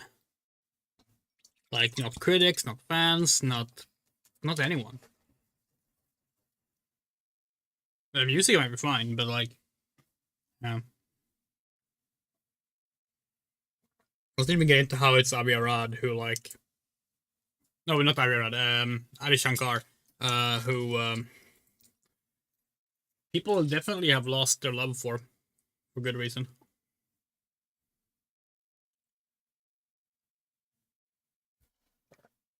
Gonna get some more soda.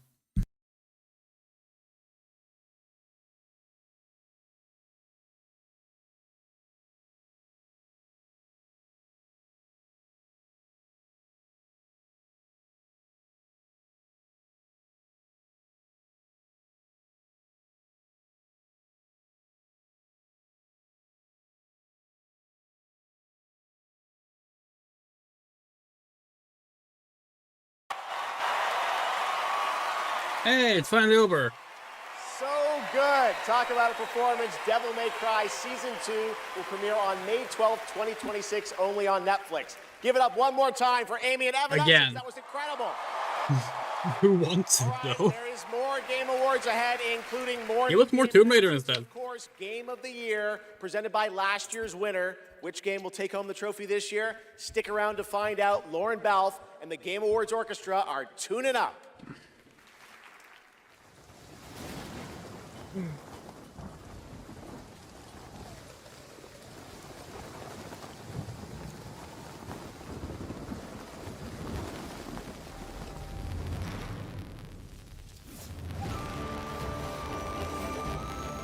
We know so little about this game.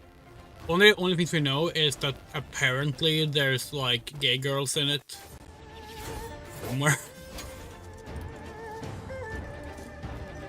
Which, like, no, it's not enough for us to care. But we're still happy they're there. Oh god. QTE in the trailer, that's a choice. No hate against QTEs. QTEs are a very good thing for specific styles of games. But you generally don't want to show the QTE inputs in the trailers because that kind of takes you out of just getting the visuals in. Okay, what's this?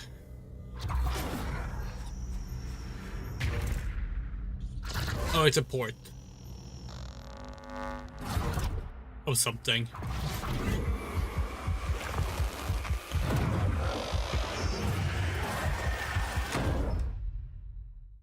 That's what Phasmophobia looks like now? If you give a gamer a game, they're gonna want to play it. If they play it, they might love it. I haven't played that in several years, so Other games they love too. So you'll guess build that's what we get. to discover more cool games. More than that. Perfect. But We really didn't like Phasmophobia, is the thing. like here, We didn't think it was fun at all. and if they can play everywhere, they're gonna want to keep tabs Or on scary for that matter. It was just kind of annoying. love in one place. So you'll give them a U-tab, a home base that tracks That's actually a recurring issue we've had with a lot of like the indie horror darlings of the past like decade and a half. If you give a gamer all the Is that we find them more annoying than scary, and certainly not engaging. they're definitely gonna want to go play. There are exceptions, but yeah. 47. An urgent threat. Hey, Hitman! One that can have catastrophic consequences on a global scale. Would have rather had a trailer for the co-op mode, but oh well. One touch can be deadly. Oh, Mila Jovovich. Oh, damn. Please welcome the actress behind Hitman's next elusive target, Mila Jovovich. Oh, Jovovich, sorry.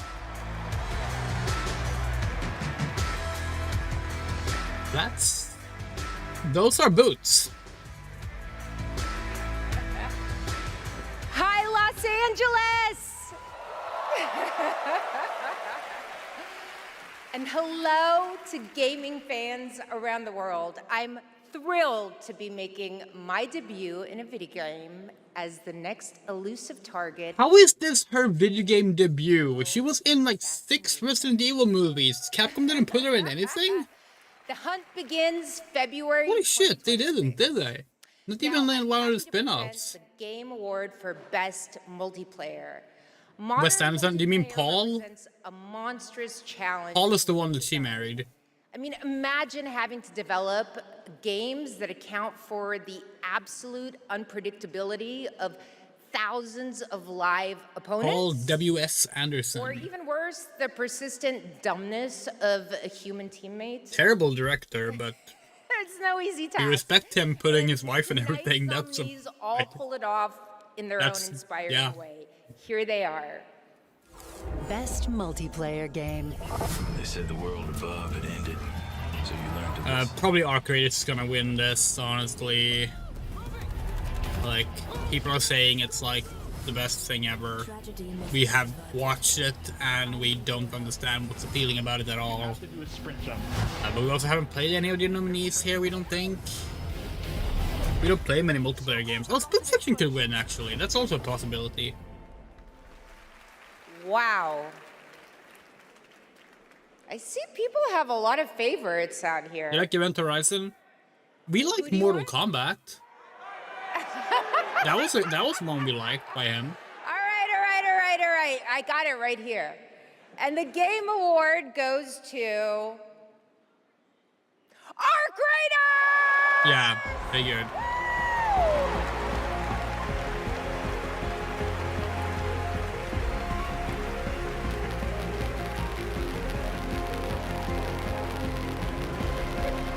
Congratulations!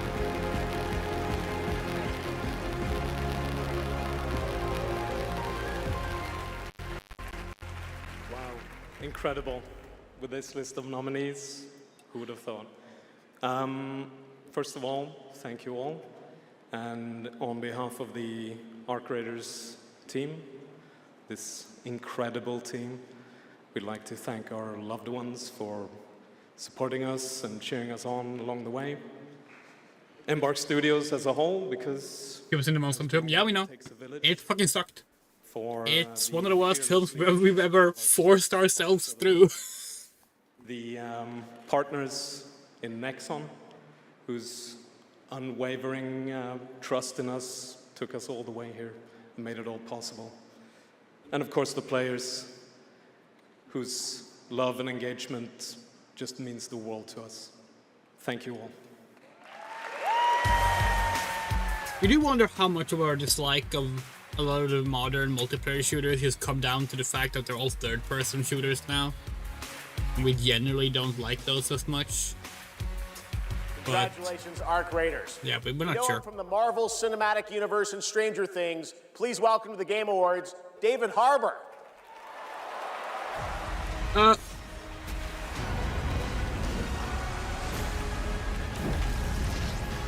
He was in a video game last year, you motherfucker.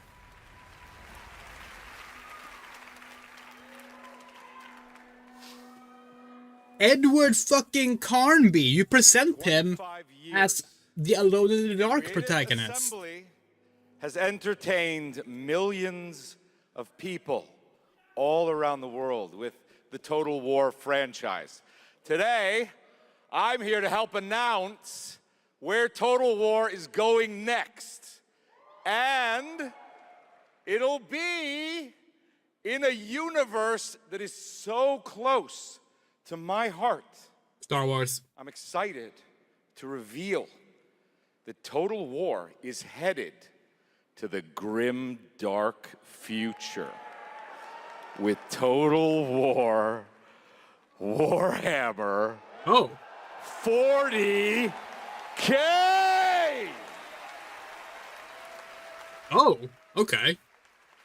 Hey, that's a brand collab. But some of you may not know this, but I am a huge fan of tabletop gaming. I've painted endless miniatures, spent a crazy amount of time dropping dice under a table. Of course, as you might expect, I'll be in the game. It connects to some of my favorite aspects of the universe, but more details on that later. Let's take Wait, a first won't look this at directly compete Warhammer. with the new Dawn of War then? Like, we know they're technically kind of different, but like, they still have a large audience overlap. Every soul's survival hangs by a thread.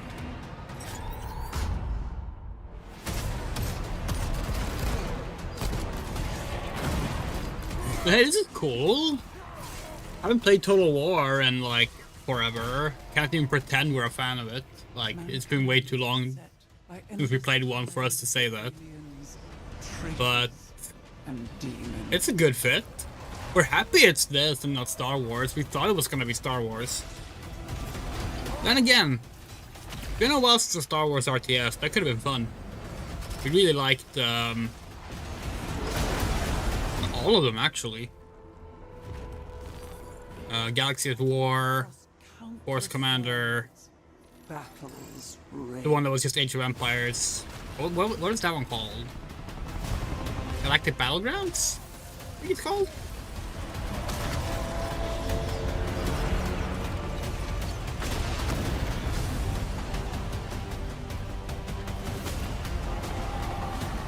We also can't like pretend we're a Warhammer 40k fan. Like, yes, we used to build Warhammer units. We never really got to play because that wasn't really a thing where we lived.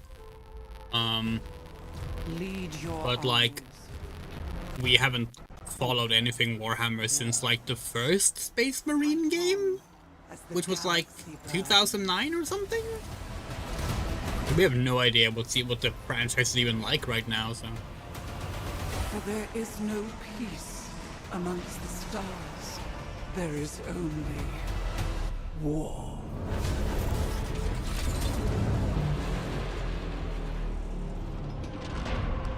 Hey, maybe. Maybe if Moto wants to play or something, we can end up playing some of that. We do like RTSs.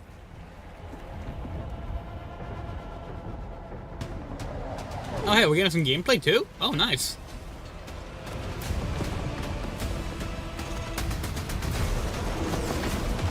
Okay, I think this is pretty cool paint job stuff you can do. What factions are playable? Because we're gonna be honest, we never really cared for Space Marines much. That was the first Sega announcement today.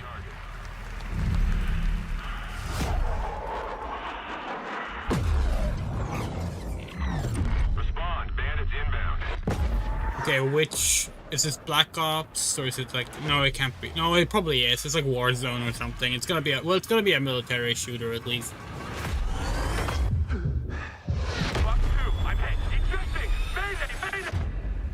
Can we count Fate of the Old Republic as an old IP revival? Sight to behold. Whew, that's all over. The last lands of the FCU. The Federation of Central Asia. Wait. First of all, thank you for joining us on this ship. Hello there. Is this Ace Combat? Very lucky, you know. Yes, we are critically undermanned on this ship.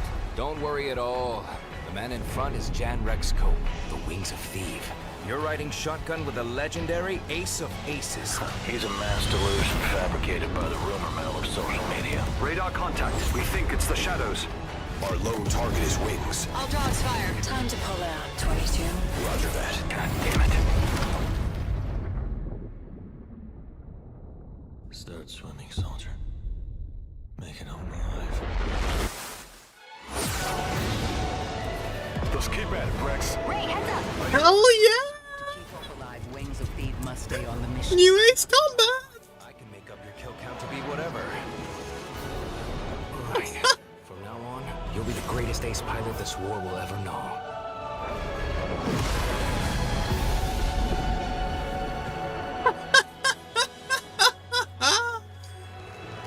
Oh god.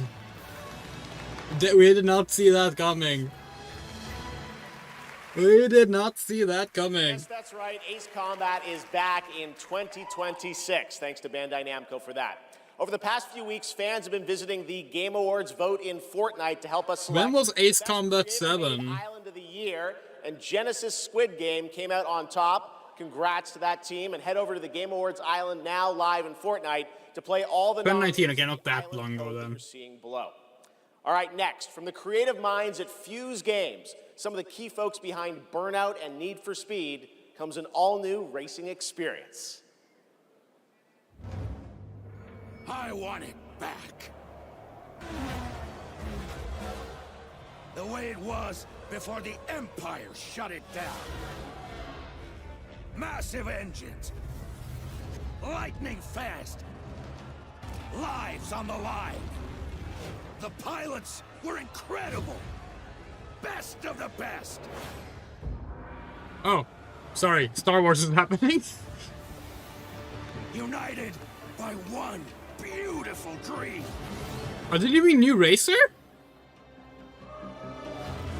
Hell yeah! They remembered that it's Star Wars Episode 1 Racer and not Pod Racer, which is actually just because of, like, licensing issues. But still, and they're not just doing pods. That's cool! Some land speeders, some bikes. They're called speeders too, but like, you couldn't think of a better way to summarize it. We don't know what they're actually called. Hell yeah! The last Star Wars Racer was on PS2. Okay, there was a Kinect one, but...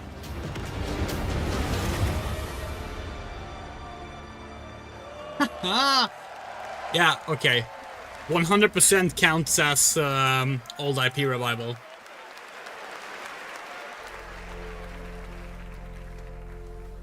Oh, we're doing good on everything except getting a bingo, which is, you know, kind of the main part of bingo board. You? Like, look at this. What were your names again? Has there not been any remasters announced? And can I? That seems unlikely, but we can't think of one, so maybe not. Name or namey? Yes, Naomi! And you, Backboy. Yes, children, Huh. I have a feeling. Yes, there hasn't been, huh? Feeling of destiny. Follow me, Naomi and Bagboy. Destiny awaits. Oh, hey. This looks neat. Very nice animation look. Although we're so tired of all these co-op games being one boy and one girl. Like, we get it. We get why they're designed like that. But like, hey, you saw how good Split Fiction went over. You can do two girls. Certainly aren't the shortage of games with two boys. With each of their new projects, someone I consider a dear friend and a friend of the show. Please welcome Miss Piggy. Oh, there she is. I am so sorry. I am so sorry, everyone, but I will not be performing a song this evening. No. So sorry. It's all because Is she gonna sing with Geoff? my accompanist. This dog was late, as usual. Hey, sorry, I lost track of time. I was out taking myself for a walk. Oh, ha. Same old excuses and jokes. Hey, they liked it. Let's go. It's time for you to sing, Pig. Sing? Sing what? We haven't rehearsed anything. And where's the grand piano, huh? Yeah, wouldn't fit in my hatchback. Listen, what are you worried about? You know, we'll just, we'll wing it. Wing it? Sure. Who knows? Maybe it'll all work out. How about, something like this? In a world where gaming games are so exciting, waiting all year long until the time will come. Your turn. What? I can't just make up any words without some meaning. Pretty good. This is stupid. This whole thing is really dumb. Hey, you got it. So if you're looking for some friends, just stick around. Oh yes, the Game Awards will... Never let you down? Good luck. Excuse me? As we all now come together across the Great Divide. Oh, from Tokyo to London, we're all watching side by side. So if you're looking for some fun, the time is now. Here we go. Oh yes, the Game Awards will never let you down. Yeah, we'll see. What? Go ahead. It's a night of magic and online chats galore. Exactly. It's a shame that host Geoff Keighley's such a bore. Hey! Kidding. All the trailers and celebs and big awards. Really rigged. Oh. Don't forget about all our friends on Discord. Oh boy, I'm getting so excited about this wonderful world of gaming. Well, here's some awesome titles you simply can't ignore. You mean the names of all the games that I'll be playing? Yeah, now let's get ready, let's get set, you guys keep score. Let 'em have it! Oh, there's Mario, Minecraft, Legend of Zelda, Nominee, Donkey Kong, Bonanza, Kingdom Hearts Peak, Shovel Knight, Fortnite, Overcooked, Tomb Raider, and Tomodachi Life, Indiana Jones, Marvel Robinson, Shenmue, Fall Guys, XCOM, Undertale, It Takes Two, and I know you've all been waiting so long for the delayed release of Hollow Knight Silk Song. Whoa. Glad I didn't have to do that. 1, 2, 3. So when I'm Princess Peach, wearing my super crown. Oh yes, the game. Did not expect Shenmue to get dropped. Stop it. Your turn. Oh, I can't think of anything now. I need to know. Oh, the Game Awards will never let you down, but the pig just did. You'll have a place to wear your sparkly gown. Everyone! Oh, yes, the Game Awards will never let you down. The Game Awards!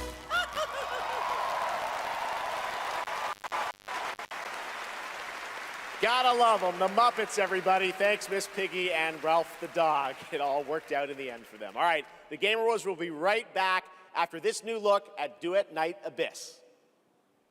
Oh, these fucking ads for games that are already out.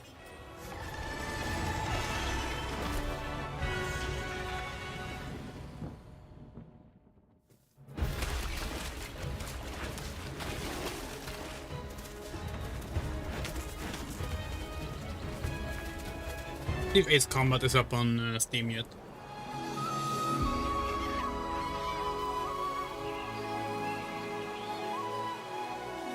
it is. Nice. Adding wish list. Surprisingly few games up on Steam so far, other than the ones they've announced. But we expected more.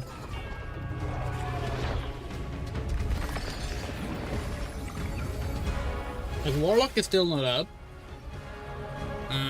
Divinity. Still not up.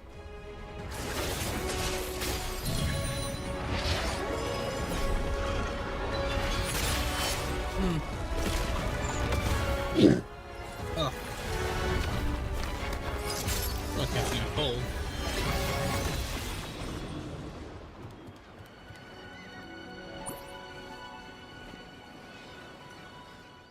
Doom the Dark Ages is still 80 fucking euros? God damn.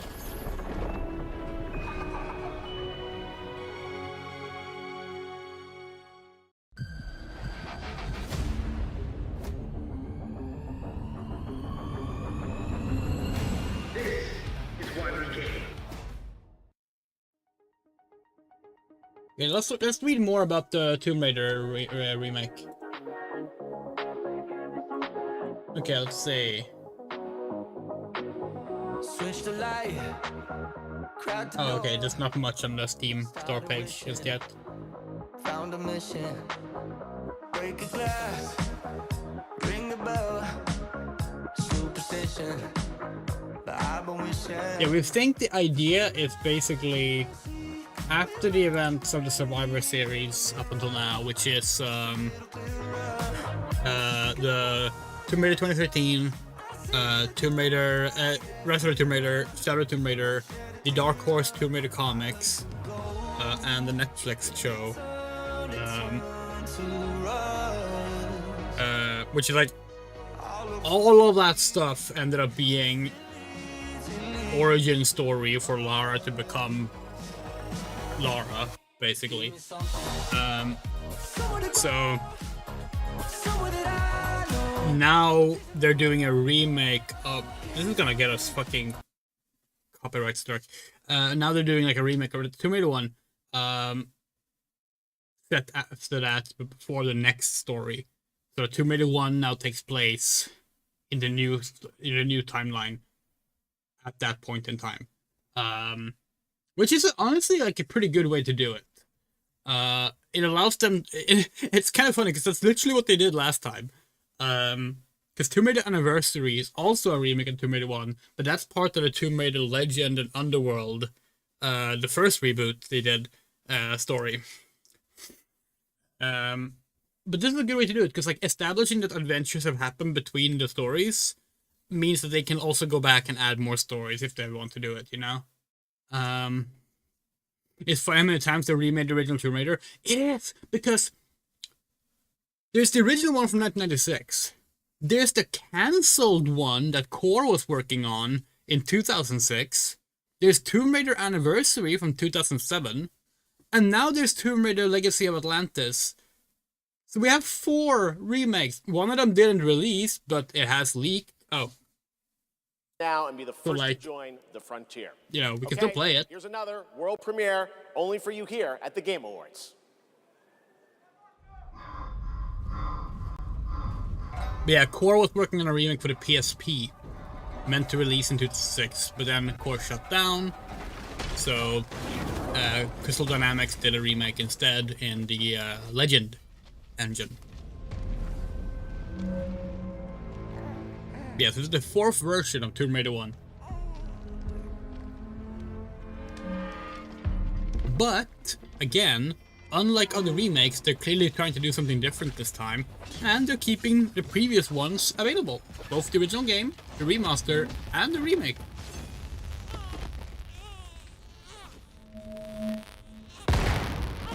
That is genuinely like how these things should be done, if you ask us.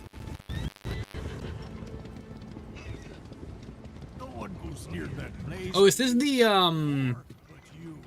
something zero game?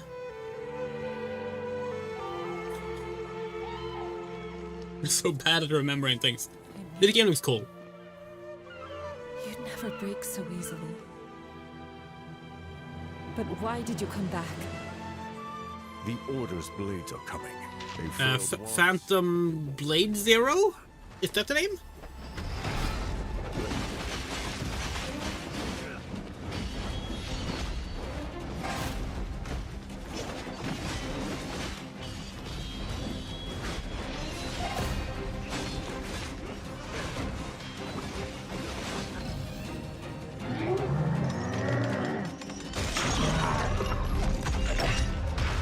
Oh yeah, the Star Wars Racer thing, by the way. So there's Star Wars Episode 1 Racer, that's the famous one. Then there's Star Wars Racer's Revenge for the PS2. And then there's Star Wars Super Bombad Racing, which some people don't want to count, but we do. And now Galactic Racers.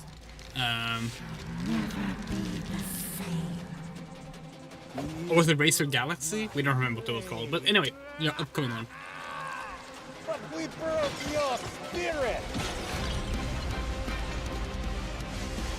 This game looks really cool, but it also has the issue of like so many post-Dark Souls games, and especially post-Neo games. They all try to adopt like a combat style that makes them all just look like the same game. Even though they are like they have distinct things to them. It's like under the same camera approach, the way it moves, the same kind of like dodge concept. And like it really like even though we like Dark Souls, it makes us kind of just be like, oh yeah, there's already like 50 different games like this we can play.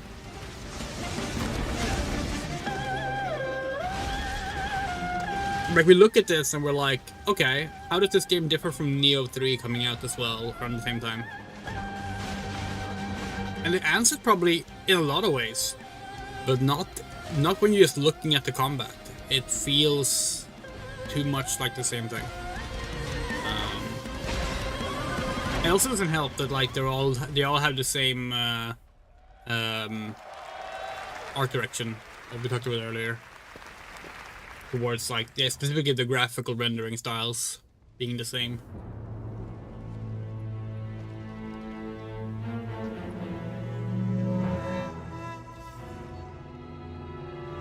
I think that's why Code Vein stands out for us. That actually legitimately looks really different.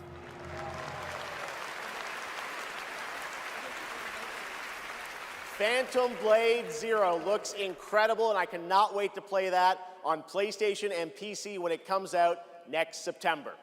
Now to present our next award, few creators have changed the landscape of games the way this man has. From the Elder Scrolls to Fallout, his games have helped define our industry and shape the way we explore. Starfield doesn't even get mentioned anymore. Creative director at Bethesda Game Studios, Todd Howard. Hi, Todd. We said this before, but Todd Howard looks so much like the Bill trading card from Pokemon.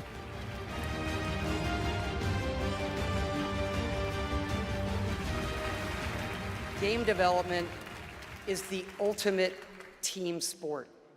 And it doesn't matter if it's a team of 10 or a team of hundreds. Art, design... Should we want to say that? Should we look up what the layoffs have been at ZeniMax this year? Game direction is that glue. And the games that have had them all come together, well, they touch us. They become a part of us. And that's why we're here tonight, to honor them. Here are the nominees for Best Game Direction. Best Game Direction. Everyone vanishes into nothingness. I mean, it's gonna win. We've lost faith that the other games can win if Expedition 33 is nominated now. The exception is Player's Choice, because Player's Choice... A gacha game always wins because they offer bonuses if they win.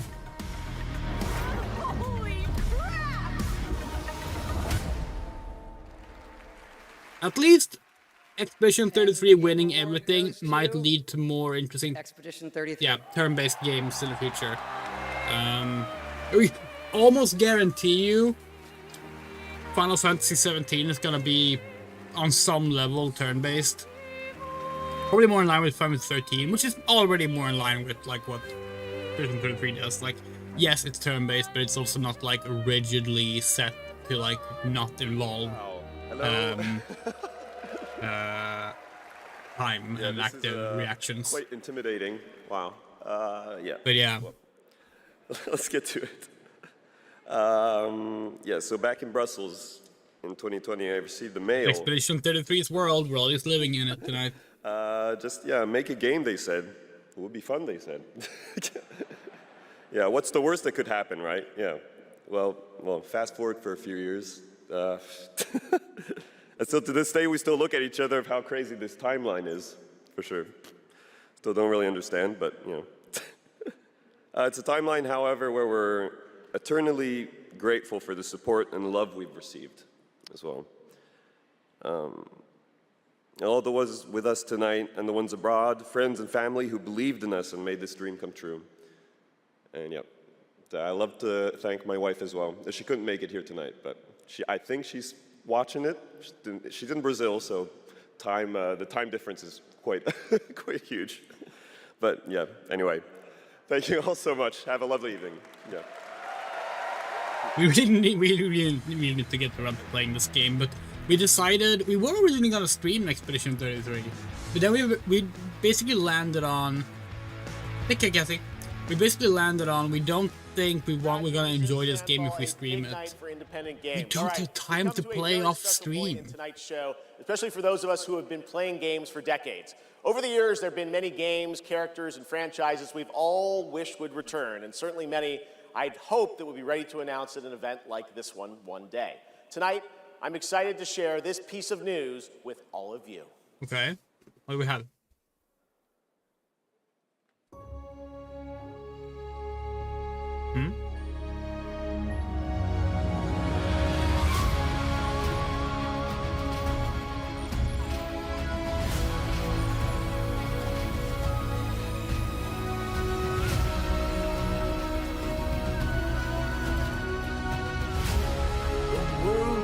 You again.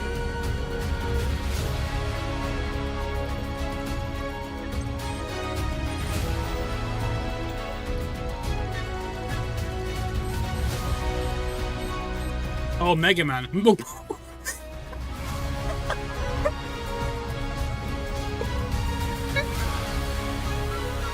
realized what it was, but then it took like 2 more seconds for us to actually process the information.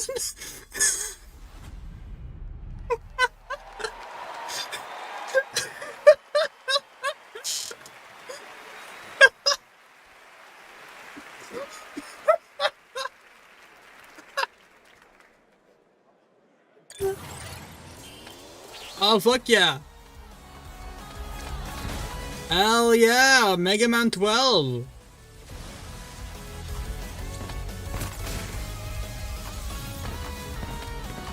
Can't wait for 1 year to pass after this game comes out and for Mega Man fans to whine about how there's no more Mega Man games. Just like they did immediately after 11 released. Oh, sorry, Mega Man Dual Override? Really? You're dropping numbers now? You're dropping numbers now?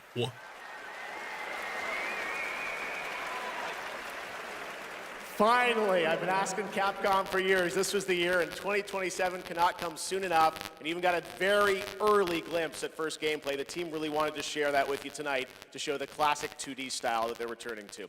Coming up, Game of the Year, but first an exclusive look at the Super Mario Galaxy movie coming to theaters next April. More shit we don't care about. God damn it. I'm Bowser Jr., and I'm gonna be taking my father now!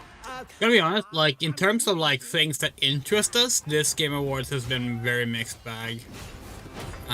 But the few things that do interest us look great, for the most part. I mean, it sucks that we lost interest in Requiem and Control 2, but, like...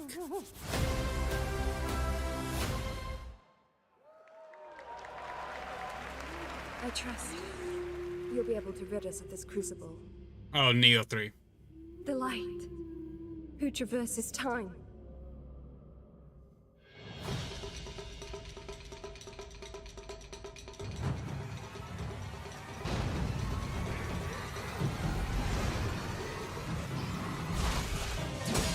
look at this. Look at this. The main difference between this and Phantom Blade Zero, when you're only looking at combat gameplay, you're not playing them yourself, is that this has more color. None shall interfere with my course! Become the Spirit Stone!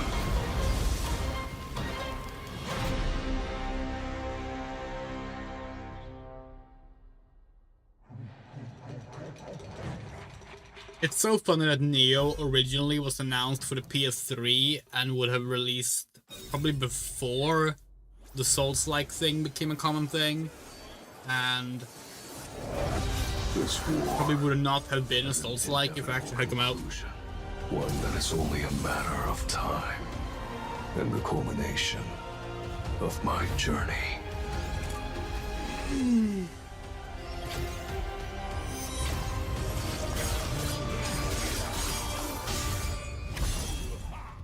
Arise. Join me in shadow.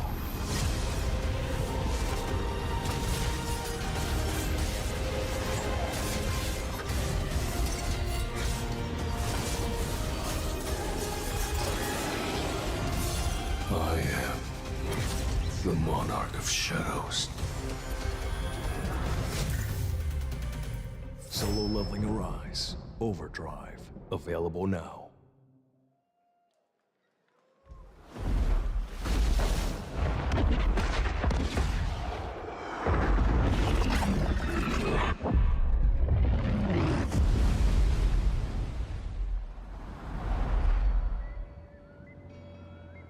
This was kind of Elder Scrollsy. You know, sometimes our last reveal at the Game Awards is a teaser for something years and years away. But not tonight. Our final world premiere comes from 61 members of the team that built Apex Legends and Titanfall. 4 years ago, the principals founded a new independent studio with the hopes of pushing the shooter genre forward with a new original game. They've done it in complete secrecy, which is even more amazing because the game is very deep into development. The power of independent, self-published studios to push this medium forward is a growing and I think positive theme in our industry. And so tonight, you're not only going to get the announcement of the game, but also your first look at the gameplay. I've played it, and after you see this trailer, I think you're going to want to as well. Welcome to Highguard. Into lands uncharted and dangers untold. I venture without fear and ride without rest. At least the first person should. I fight to the end.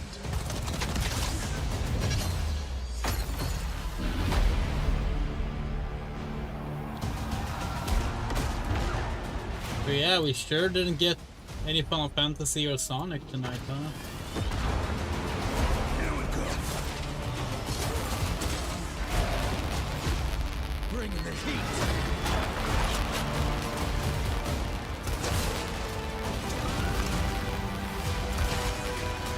Your light belongs to me.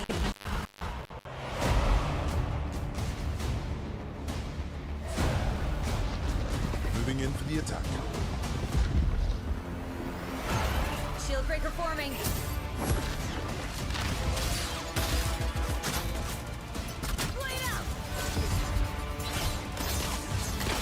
This does look pretty cool, but like we're also worried because like it's probably gonna be a free-to-play game and it's probably gonna have all the issues of every other free-to-play game.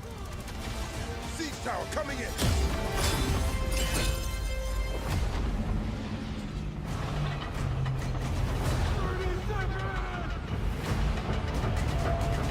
The enemy is on gates. But we actually really like Apex Legends, like as a shooter. So we're very willing to give this a shot, even if it is free to play. They're doing a third-person thing during transformations. God, we don't like that. Don't like that.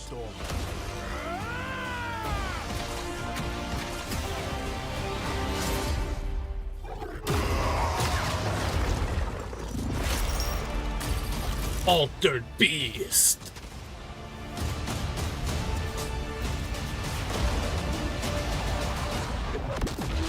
I am a warden, and this. Gotta be honest, not sold on the character designs, but they might grow on us. Also not fond of the name, but the gameplay looks good, and that's the most important part. That's very soon. Pretty crazy, that's right. High Guard launches in just 7 damn. weeks on PC, PlayStation, and Xbox. It is insanely fun to see. Was there no remasters announced? Now, it's time for our final award. Last year, Astrobot took home Game of the Year, and so the tradition goes, this year we're lucky to have that game's director present Game of the Year this year. From Team Asobi, please welcome Nico Doucet.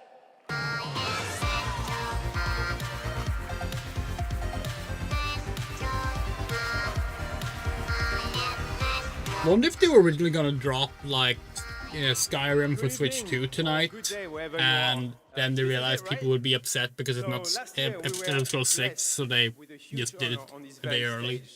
So it is with great joy that we're back today to pass this incredible award on to another team.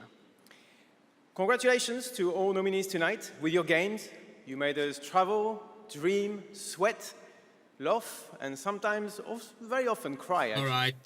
From kids to hardcore gamers, there was truly something for everyone this year.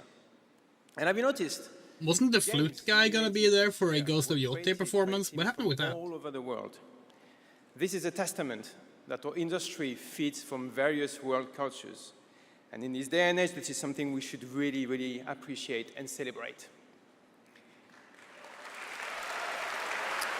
Yeah, I agree with that. And also, each of these games had amazing music. So without further ado, please enjoy the nominations for Game of the Year, courtesy of the Game Awards Orchestra. Maestro, take it away. Oh, this is where the flute comes in. Okay.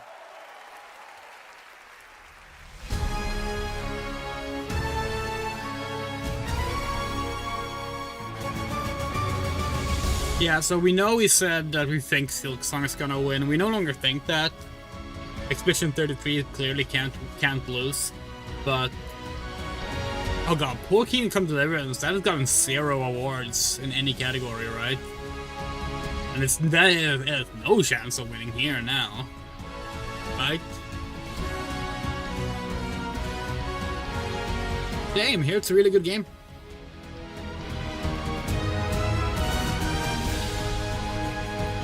Same with Death Stranding 2, actually. That goddamn.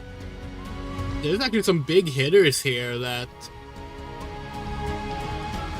ended up losing to the French RPG that, unfortunately, the fan base is turning into an annoying thing because of their dislike of Japanese RPGs for some reason, even though the developers love them. Japanese RPGs, that is.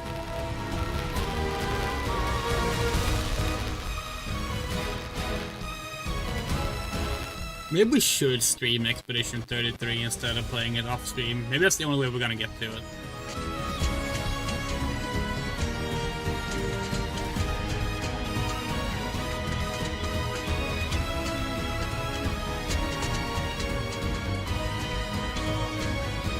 I'm not sure why we thought that the flute guy was there for a Ghost of Yote performance. We just thought that for some reason. There's some mixed up some information. Right, Silksong. Actually, hold on. If Silksong wins, do we get a bingo? No, because Quake didn't show up. God damn it. Okay, it doesn't matter then. Yeah. Go ahead.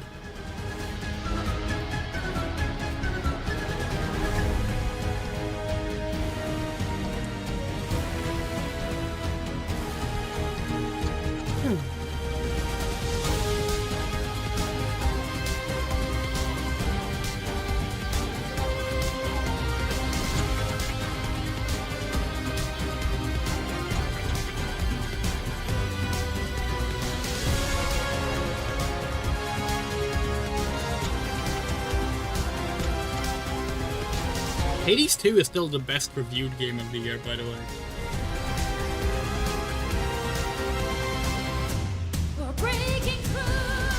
Oh, hi.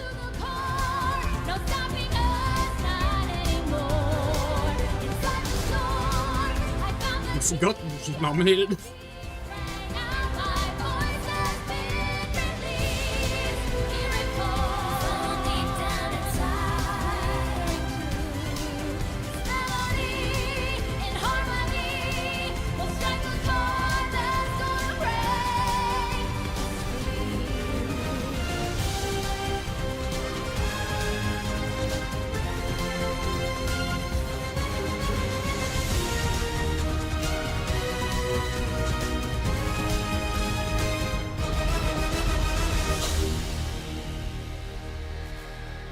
Here we go then.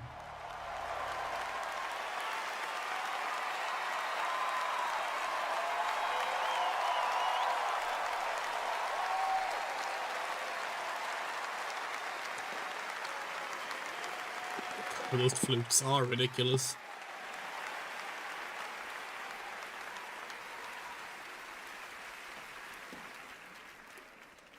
And the game of the year is... Mon ami Clair Obscur, Expédition 33! So this is our bingo board then. No bingo, but let's see. 1, 2, 3, 4, 5, 6, 7, 8, 9, 10, 11, 12, 13. So just above half we got at least. That's nice. Or exactly half if we don't count the free space. If it turns out there was a remaster that we missed, we have a bingo. But I don't think we did. So, yeah. Holy, we really thought Final Fantasy and Sonic was gonna show up. We thought that was a given. Holy shit, Sega is fumbling Sonic's anniversary hard if they're not gonna start promoting it now when they started promoting Crossworld last year.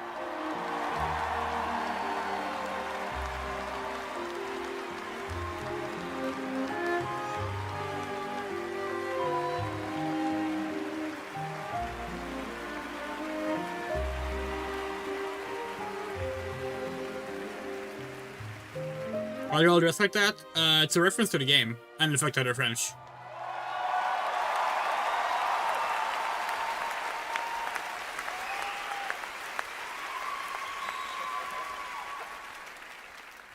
What a weird timeline for us. This was supposed to be a joke, the Barbarian Narnia. I have no idea what's happening. Well, I want to thank first the incredible team at Unfold Interactive. They are not watching from home as we brought literally everybody here to celebrate with us, so I love you guys.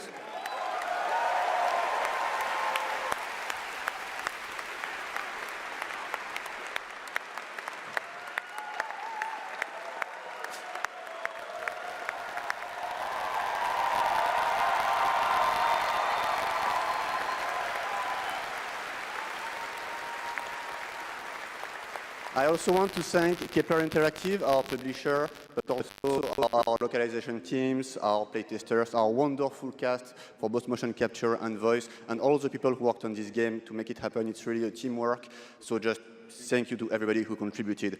And also, I want to extend a thank to the unsung heroes of this industry, the people who make tutorials on YouTube on how to make a game, because we had no idea how to make a game before, so thank you.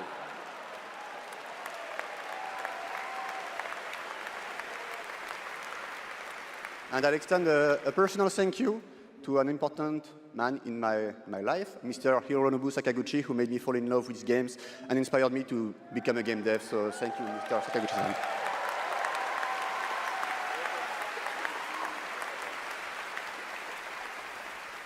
And finally, just a massive thank you to the players for all your covers, your fan art, your endless arguing about which ending is the good one. That's wonderful to read. Thank you so much. And I think that actions are worth more than words. So if you remember, we promised some content a few months ago. So I'm very happy to say that it's releasing now. And you can just go home and play. It's free. New weapons, new quests, new boss, so just the cool stuff. So just thank you so much. You changed our lives. You changed the studio's life, and it's really wonderful. So thank you, and for those who come after.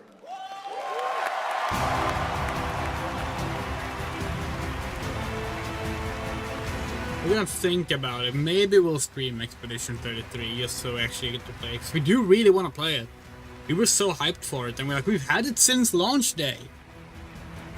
He just have had 0 time to play off stream. Congratulations to Sandfall, an amazing Game of the Year winner, and that is going to do it for the Game Awards 2025. Thank you all for watching, voting, and being a part of this community. And congratulations to all the nominees, winners, and teams who debuted new games tonight. We'll see you again on Friday, June 5th for our biggest Summer Game Fest ever from the Dolby We'll be there, of course. We love doing these. Right here at Peacock Theater for the Game Awards next December. Thanks to our entire Game Awards team and everyone who helped make this show possible. Happy holidays. Good night, everybody. Honestly, overall, we think that was a good show. We have our negative opinions on some parts of it. We have voiced them very honestly. But overall, we think that was a step up from like the past few years. Most of the announcements were pretty cool. The awards, I mean, we haven't played most of the games. We can't speak for if the awards were earned or not. We think the racing one is... Ew, let's not even talk about that one. Oh, sorry. You didn't award the best fucking racing game in decades? Okay, sure. But yeah, again, our bingo board ended up looking like this. No bingo, sadly. But hey, that's what you get. We always want to have a few very unlikely picks, because otherwise it's boring. Because you can't just fill it with only safe things. We could have done that. We could have looked at like what all the early leaks were talking about, and like just like fill it with that. That's not fun though. Still, we're happy. The Star Wars stuff looks really cool, both the racing game and the Fate of the Old Republic. Ace Combat looks great. The new Tomb Raider looks great. Some of the new IPs too. We forgot the names right now. No Law, that looks really cool. Decrepit, that was the first thing they showed. That was really cool. The Free Shepherd, actually that was the first thing they showed. That looks really cool. Bradley the Badger, that looks really cool. Gang of Dragon looks really cool. Covenant of the Chicken Foot looks really cool. Yeah, there's actually a lot of stuff there that we really dug. So like, we think overall, even though we didn't have much to say about the awards, in terms of announcements, oh yeah, and Ontos looks really cool. Yeah, in terms of announcements, we think that was a really good show. And we are excited. High Guard, of course, High Guard looked fucking awesome. And character designs aside. Yeah, we think it was a pretty good show. I'd like to give a very special thank you to our wonderful supporters. And oh yeah, actually, well, we should tell you what our next stream is gonna be. Let's switch over to the camera screen real quick. Okay, let's see. What's our next stream? So the plan was for the next stream to be Resident Evil 3 Nemesis. That might change, because we're gonna be perfectly honest, we're not feeling Requiem right now. We're gonna have to think about that. We're gonna think about how we feel about Resident Evil Requiem, and if we really want to do the whole push through the entire Resident Evil series before Requiem comes out in February or not. We're gonna think about that. We might move that up a little bit, maybe. Maybe we'll do Expedition 33 instead. Maybe we'll see. We also have, of course, more Hitman coming. It's gonna be a lot of fun.